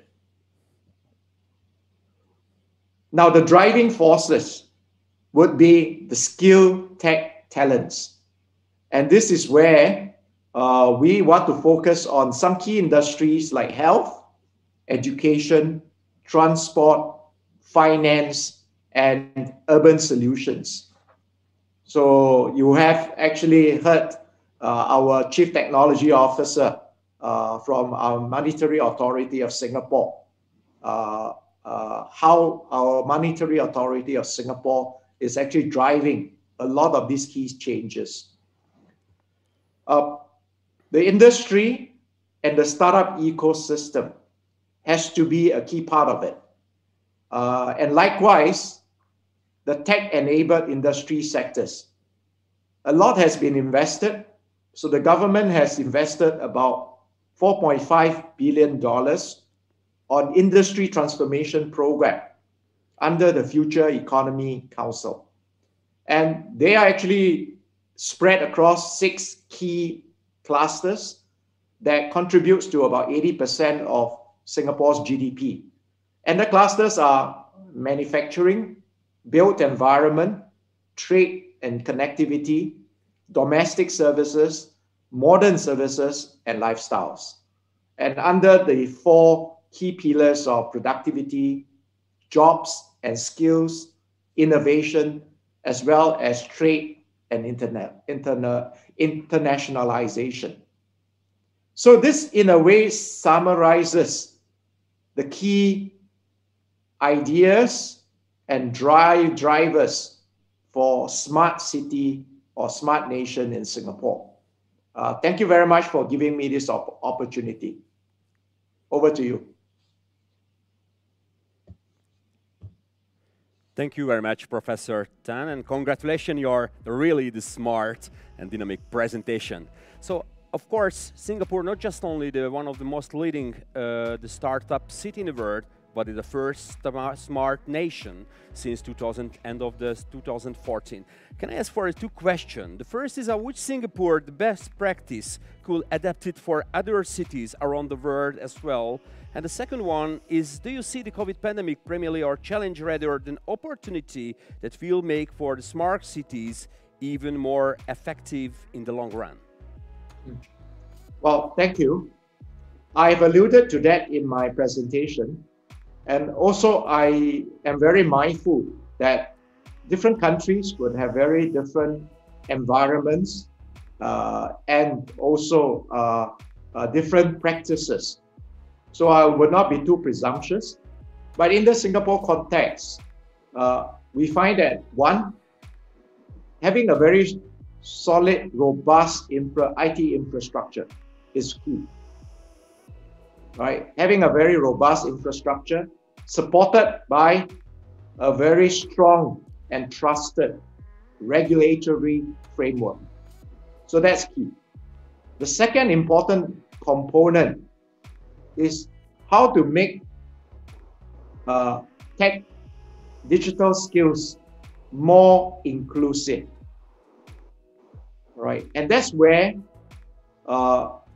institutes of higher learning, as well as industries, right? And these are supported by programs the Skills Future program of the government, where even the senior citizens, all right, they are encouraged to access digital facilities and even use and participate in them, right? And there has to be a spectrum of talents who can actually use technology or even be enabled by technology.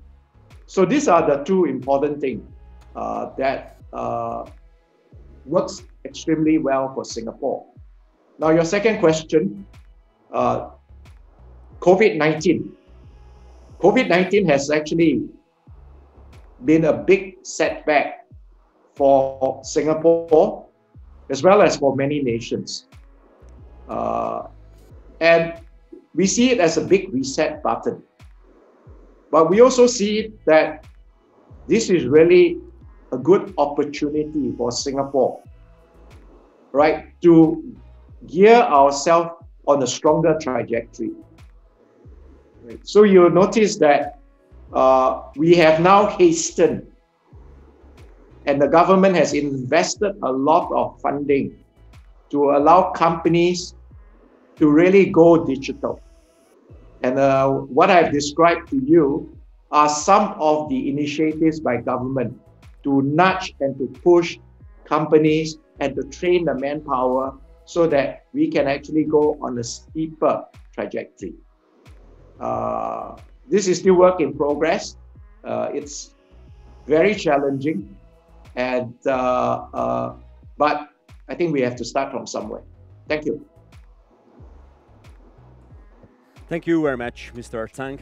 So an even very honor and very glad that we can make for the global and digital connection between Singapore and Budapest, or Singapore or Hungary, how I call it, is a singary. What does it mean is a singularity. Thank you to being with us. Thank you. Okay, so for the panel, it is smart cities and the healthy future, innovation, urbanization, and the importance of the digital literacy. And when we start off the panel, I want to show for 5 maps around the world for the reflect to the Fusionopolis, and even for the global cities. And the GeoFusion map is how it's working, if it's working, yes. So this is the age of Eurasia, what is focusing the connectivity, the complexity and sustainability. The GeoFusion map of the 21st century, like digital infrastructure connection, is a focusing of the main hub of the global cities, and how I call them is a Fusionopolis. About the cities, is the cities revolution between 2050 until 2030, how is the urbans growing across to the world, and even with the connectivity and the fusion, how is the role of the global cities in the future. We can see here is the 64 global cities or the Fusionopolis in the world, and the new rankings, what is very interesting because it's very similar like the smart city competitiveness. This is Singapore, Shenzhen, Shanghai, Beijing, Seoul, Tokyo, the European city, and San Francisco and New York in the top cities. So I think the future is like digitalization, and the connection is important. So our panelists want to discuss about the acceleration for the smart cities, and even, you know, for the smart city required for the smart population too, and the cutting edge technology on the everyday's life. So if we need for the modernization for the education system, special the provide of the highly trained professional job market, of course, the technology talents to the future, and the solution to keep us for the latest, the global trend. So I just want to ask for our 4 panelists is welcome to stay with us. And the first is Ms. Imola Shepherd. Is a senior scientist of the International Institute for Applied System Analysis in Luxembourg in Austria since 2009. Currently, the main research interest is the digitalization impact of the structure of the global economy. She was nominated the position and the special advising expert of the Finnish Prime Minister Office in the Toimi project, and she's been the expert of the Future Committee of the Finnish Parliament. Well, thank you very much to being with us. Second panelist is Mr. Li Jin. Dr. Li Jin is Executive Vice President of the Fudan University. the Dean of the Shanghai Medicine College and Director of the Human Phenomenon Institute, Academician of the Chinese Academic of Science. He's received several scientific awards and he's reserved the edition board member of the 9 international academic journals. He's also the Vice President of the Chinese Anthropological Society and Genetic Society of China. Thank you, Mr. Li Jin. Welcome. The third panelist is Bruno Lanvin. He's the President of the Smart City Observatory. He's also Executive Director instead of the Global Indicate, the former CEO and DL partner, co-founder of Director of the Portland's Institute. His expression of the senior responsibilities at the World Bank and United Nations. Mr. Lanvin, welcome on the screen. And the fourth panelist is Mr. Zhang Hulin. He's currently serving of the Chairman of the Smart City Committee of the Seoul Metropolitan Government, Professor the Technology and Innovation Management, the Graduate School of Information of Yonsei University in Seoul, South Korea. He's recognized one of the leading smart city experts around the world, has been involved in several leading smart city national initiatives and the different projects. Thank you. So welcome here in Global Connection, the stage or in the screen. And I want to ask for the first question, and you can answer, so it's not the different cases. The first question, how do you see the future of the cities after the pandemic? What is the smart tools can be used in such a situation to make city more attractive and safer? So, Jung-Hyu, you are here. Just please give the answer. Right. Good evening here. Thanks for the invitation again.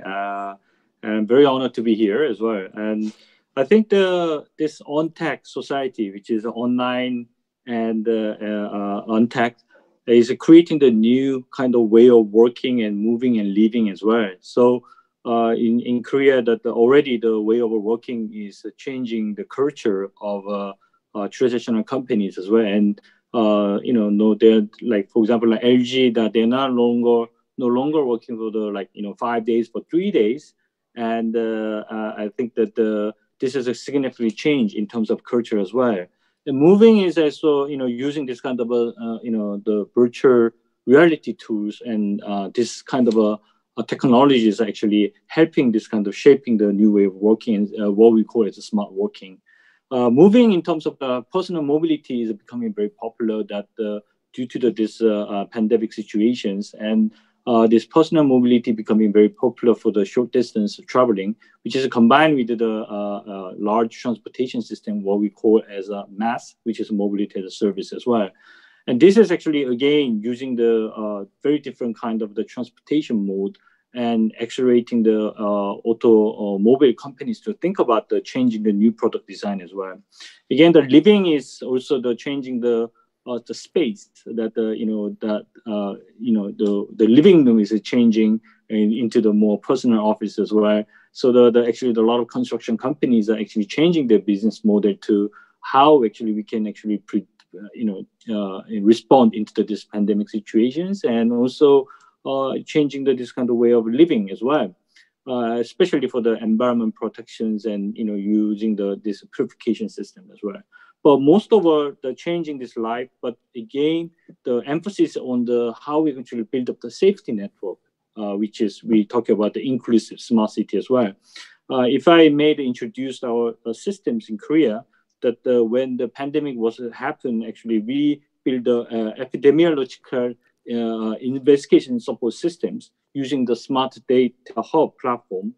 What it is a KDCA, which is a Korea Disease Control Prevention Agency, is working with the 22 credit card company, as well as the 3 major mobile operators in Korea.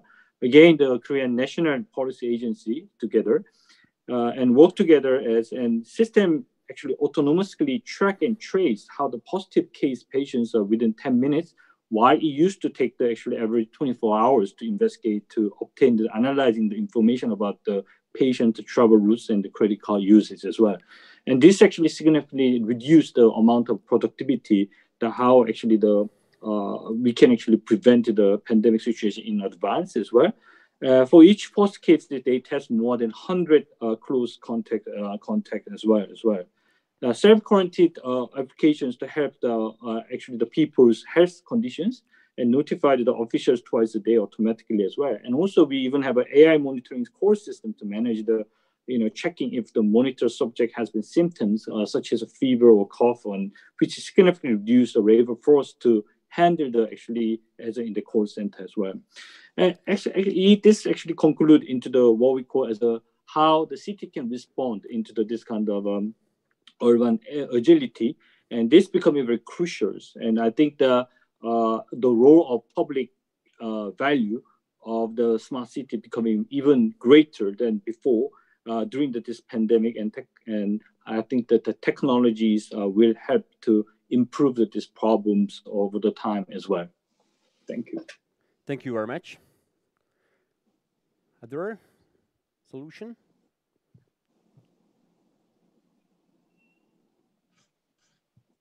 I may.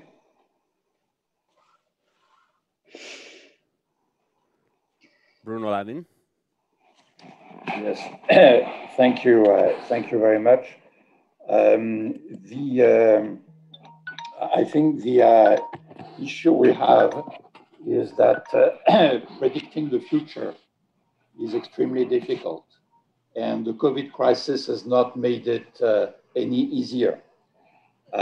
So I'm very happy to see Professor Tan on this call. We have not met in quite a bit of time, but many of the points he mentioned, I think, are critically important to try and identify what would be the roles of smart cities in the future. And one critical element is that you cannot improve what you cannot measure. There are many definitions of smart cities. Within those definitions, there are elements that we can measure. And I will use only one slide. I don't know if it can be projected on the screen now, but basically we've been publishing over the last few years with the cooperation of IMD in Switzerland and the Singapore University for Technology and Design, SUTD, a smart city index. And there are many smart city indices. The particularity of this one is to be based on perception. That is, on one side, we try to measure what exists in terms of available tools, technologies, smart driving, smart parking, smart grids, whatever smart you can think of. But on the other side, we've been trying to measure the impact on people. Is that making our smart cities more lovable and livable? And there we try to identify the reactions from business, from citizens, from different sources of judgment on what smart cities should be. And the COVID crisis has been pretty instrumental in helping us do that. The way I would summarize it is the following. It is too early to draw the lessons of COVID because we're still in the middle of the sanitary crisis. It's not over yet. The big crisis that will come from COVID is of an economic and social nature. And that one has hardly started. What indices like the Smart City Index tell us is that smart cities generally have been better at withstanding the effects of the pandemic.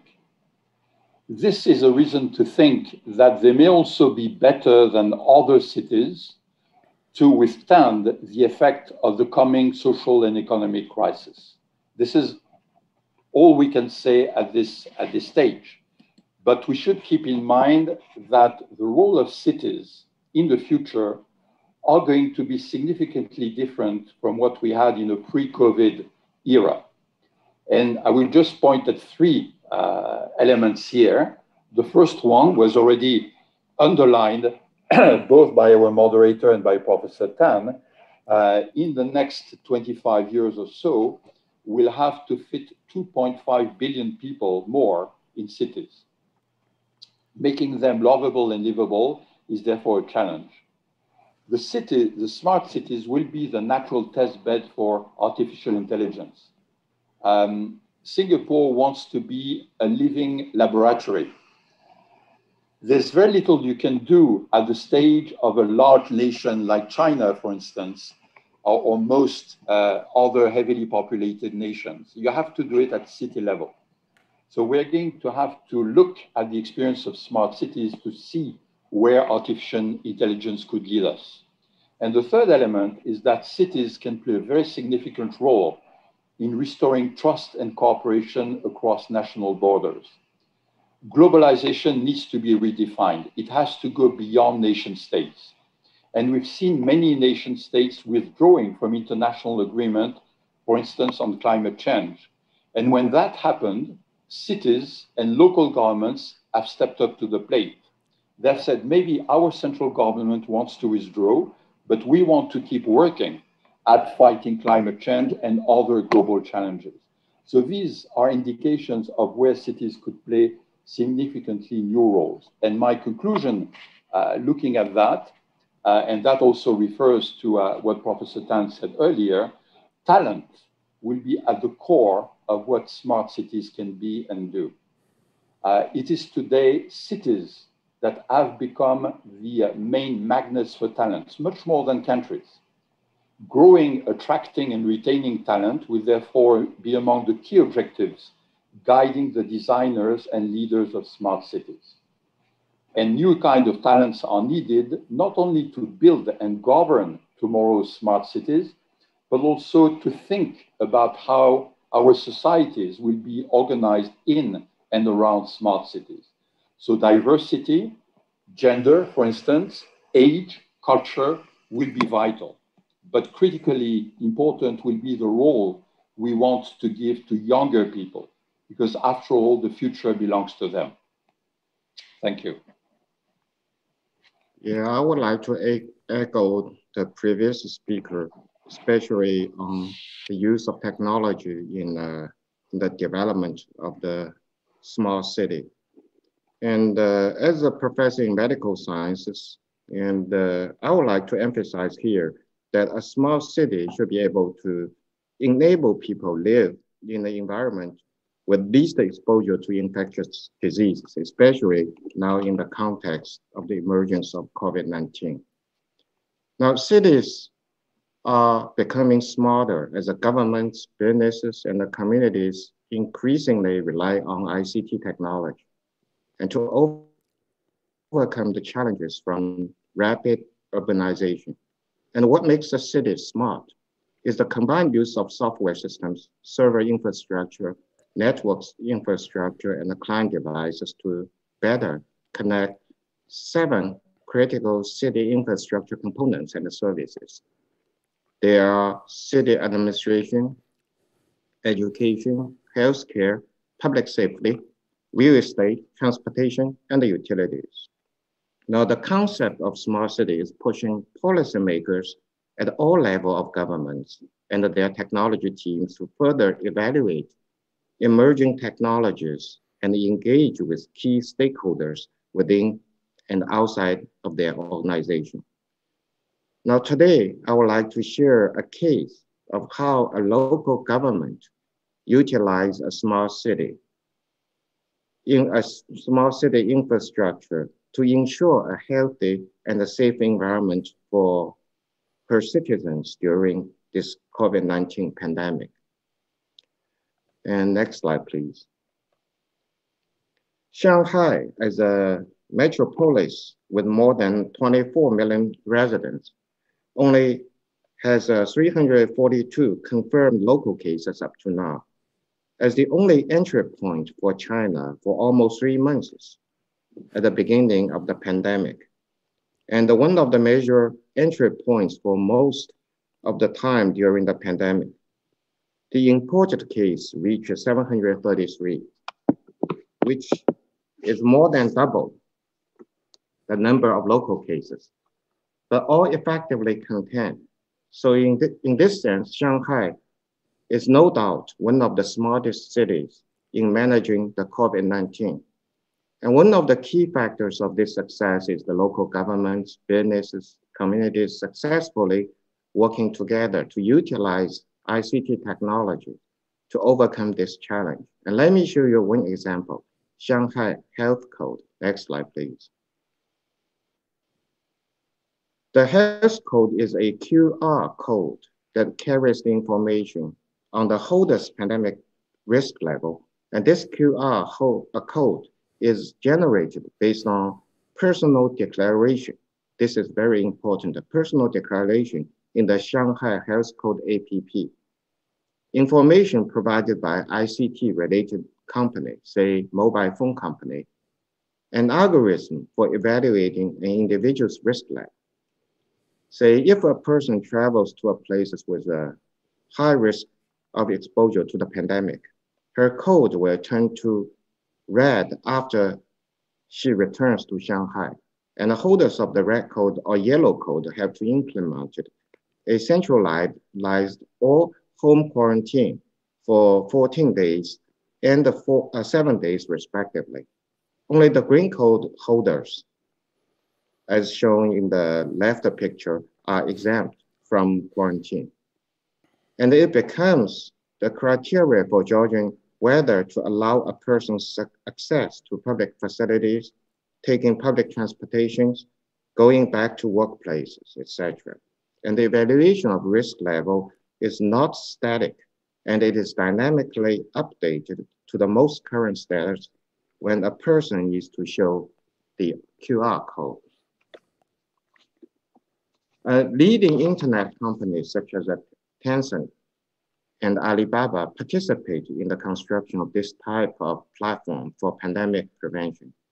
And as of February 24th, the health code system has been launched in nearly 200 cities in China, becoming the main method of digital pandemic prevention throughout the country.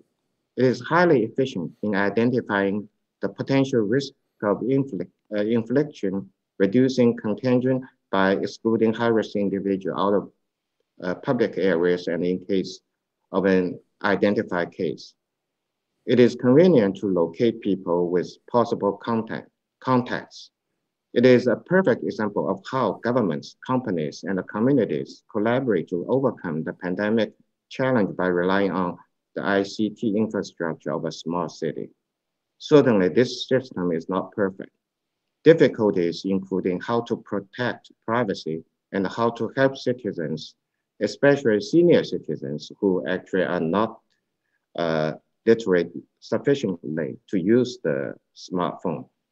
And of course, to be a digital literate demand more effort for better solutions.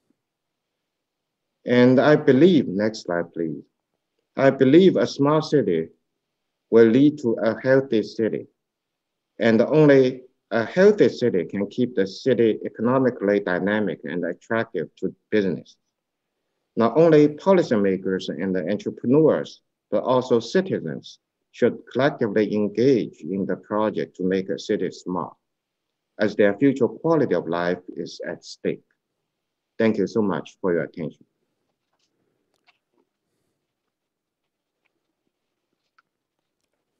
Thank you, Mr. Li-Jin. Unmute.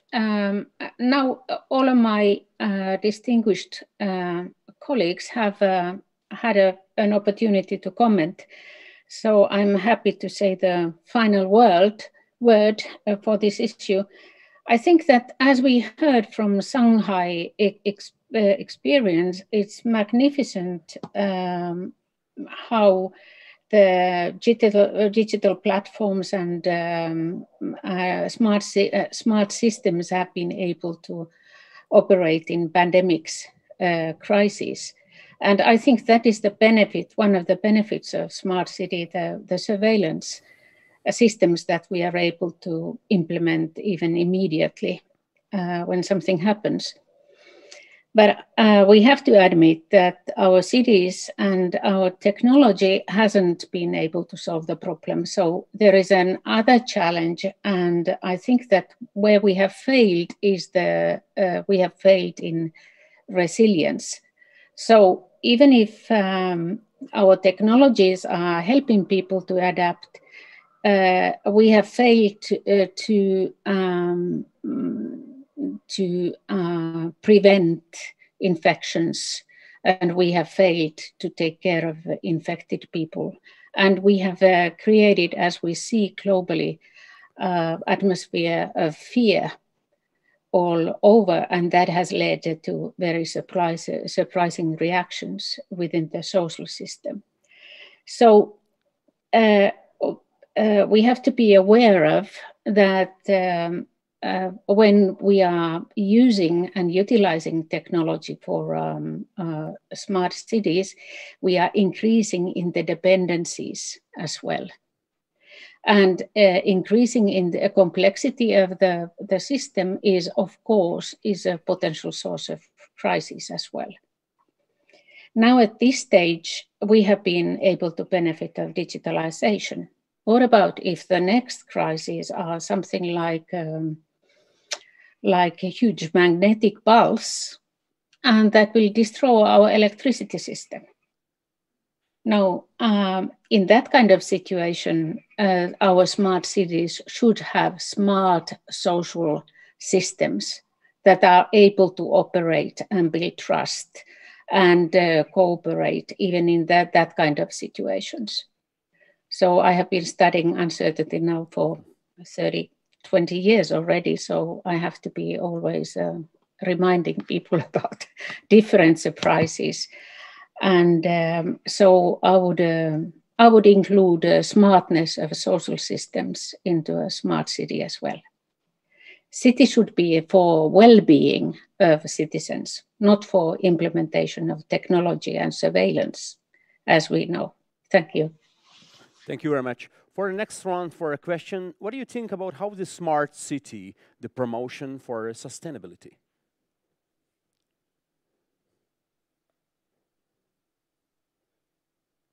So, Lena, is it first? Yes, I can start here. I will tell you a very small anecdote. I had a small, wonderful white two-seater Honda, and it was a hybrid. And every time when I drove, it provided me in the dashboard a small flower bench. And when I drove environmental friendly way, I got some more flowers to that graphic design. And I'm a PhD and a scientist and everything, but it didn't, I got used to that. I got excited about it, and I got a fast feedback loop of my behavior. And now this is something that I believe will be really powerful in the smart city, so that if we are able to show people how their everyday decisions, even smaller decisions, impact on emissions or resource efficiency or well-being of nature, this kind of learning curve may drastically change the consumer behavior. And at the end of the day, it's consumer behavior that is defining our success in sustainable futures. Thank you very much. Bruno Lanvin, how do you see for a question for sustainability in the smart cities future?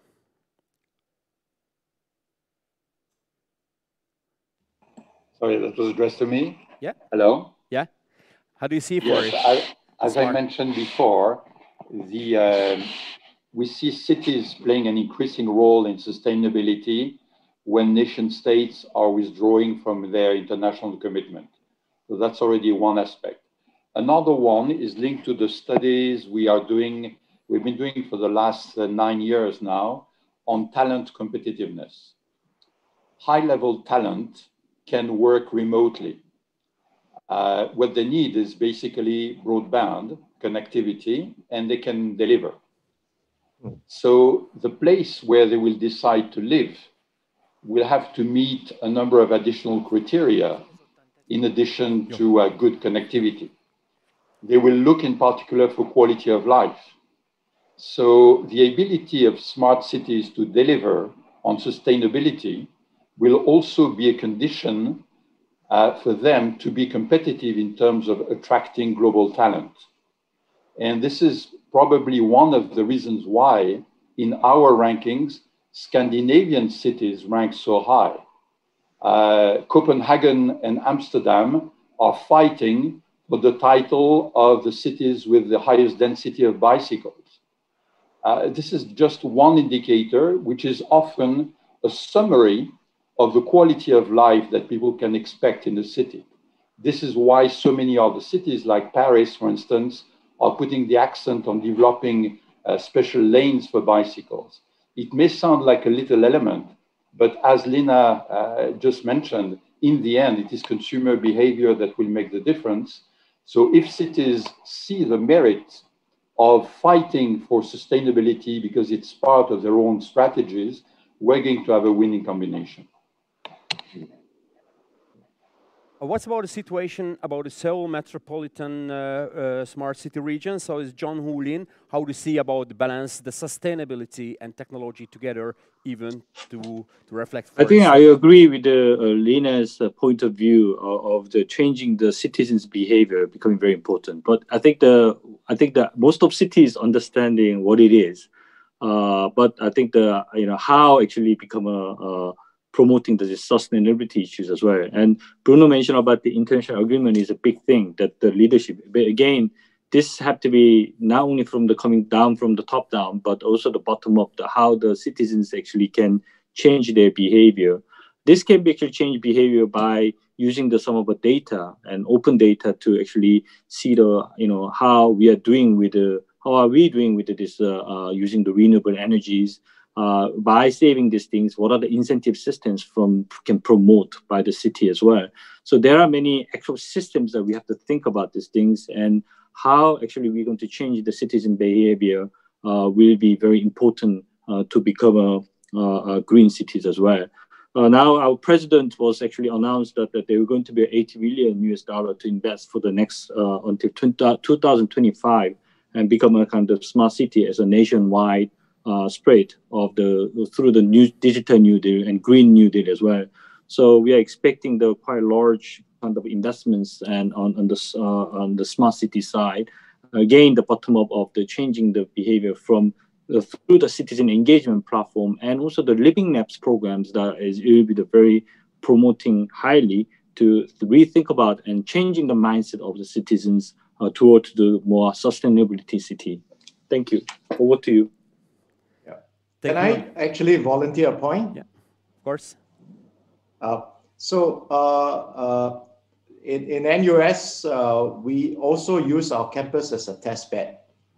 And just a year ago, we built the first zero energy building for Singapore. This building actually has an air conditioning system that is actually single pass. And you notice that our traditional air conditioning system usually are multi-pass, but this system is actually single pass, yet it is about 20 to 30% more efficient. And the whole building is powered by 1,260 solar cells.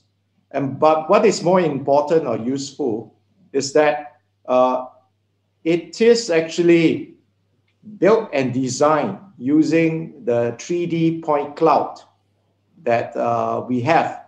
So we have a virtual NUS, which is a 3D point cloud, and that allows us actually to position the building so as to know where actually we can tap at the beneficial effects of weather, the sun direction, the wind direction, and so on and so forth. We are also going to have, together with this zero energy building, another cluster of buildings which are super low energy.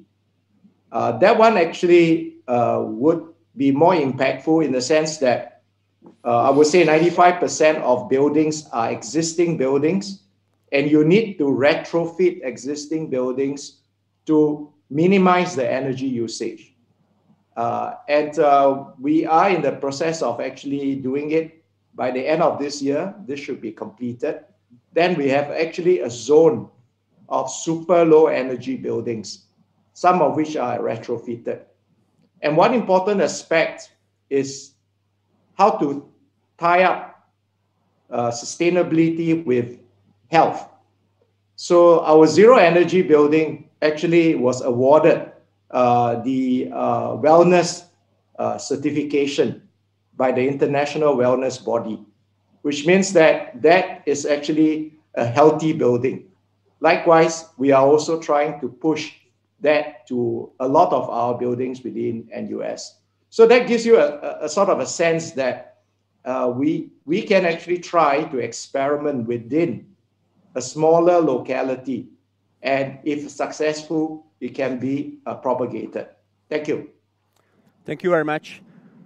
Finally, because our chapters will finish soon, we have this one more question. So I want to ask everybody for the quick answer. And the question is, does the smart city have any regional and even Eurasian characteristics?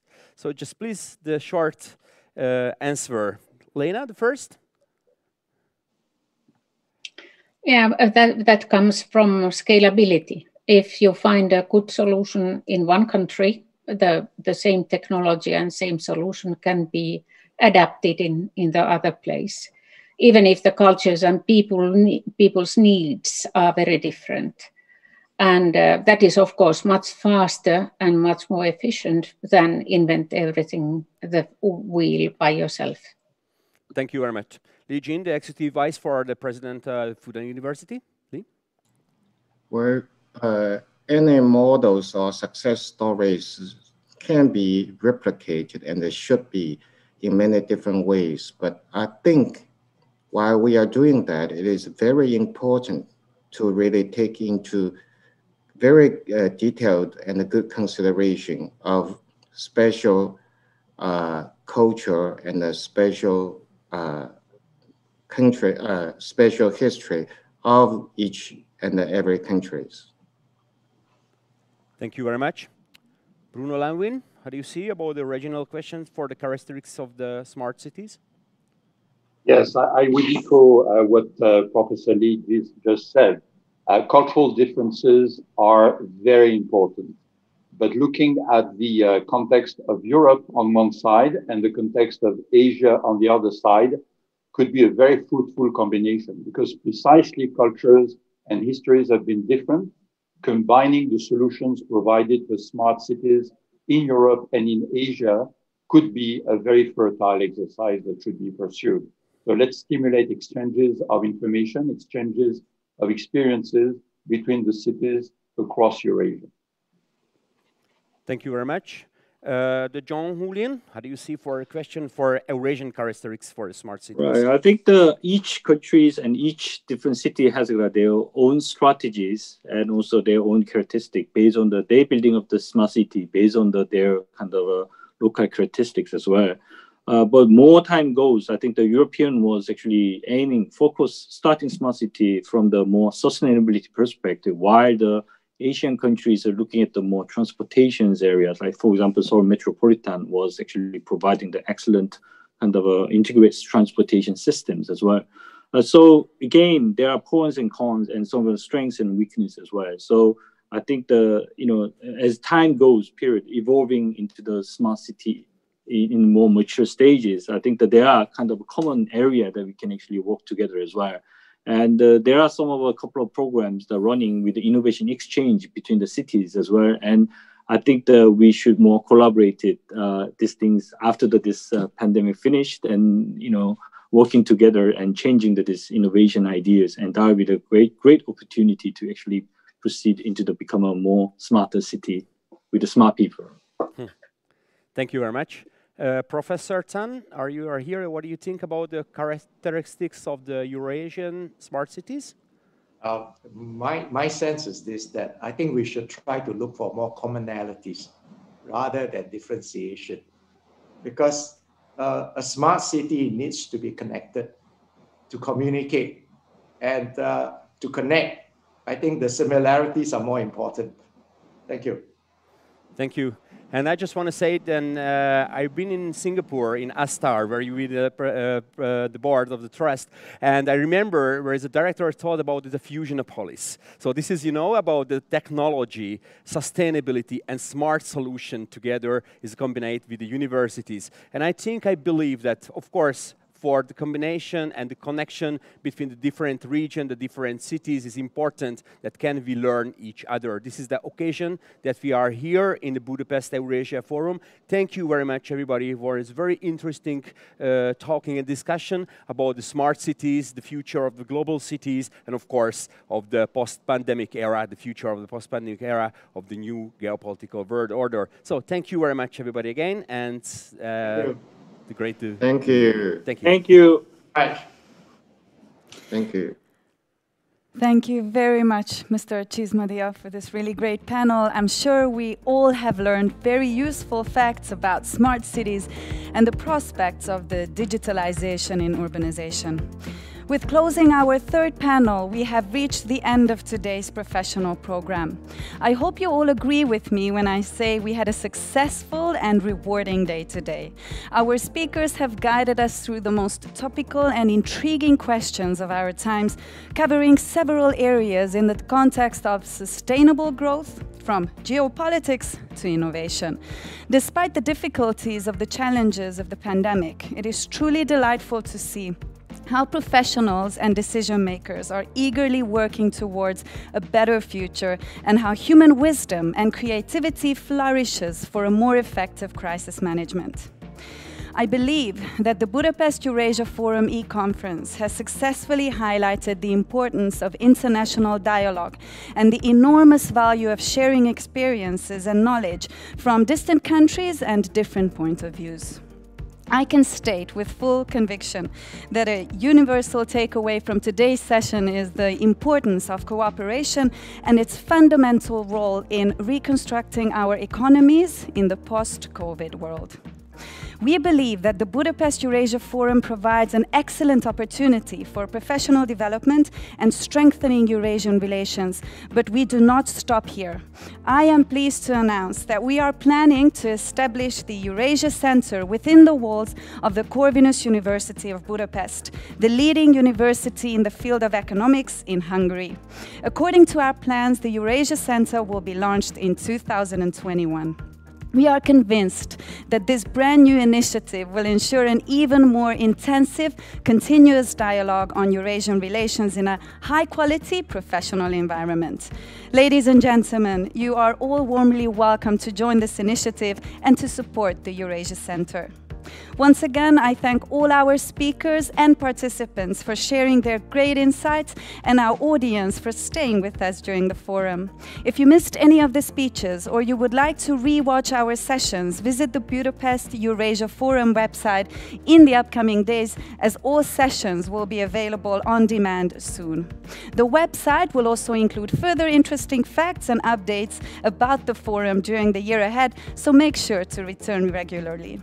I wish you all a great rest of the day, keep safe and healthy, and I hope we will meet again at the Budapest Eurasia Forum 2021. Goodbye.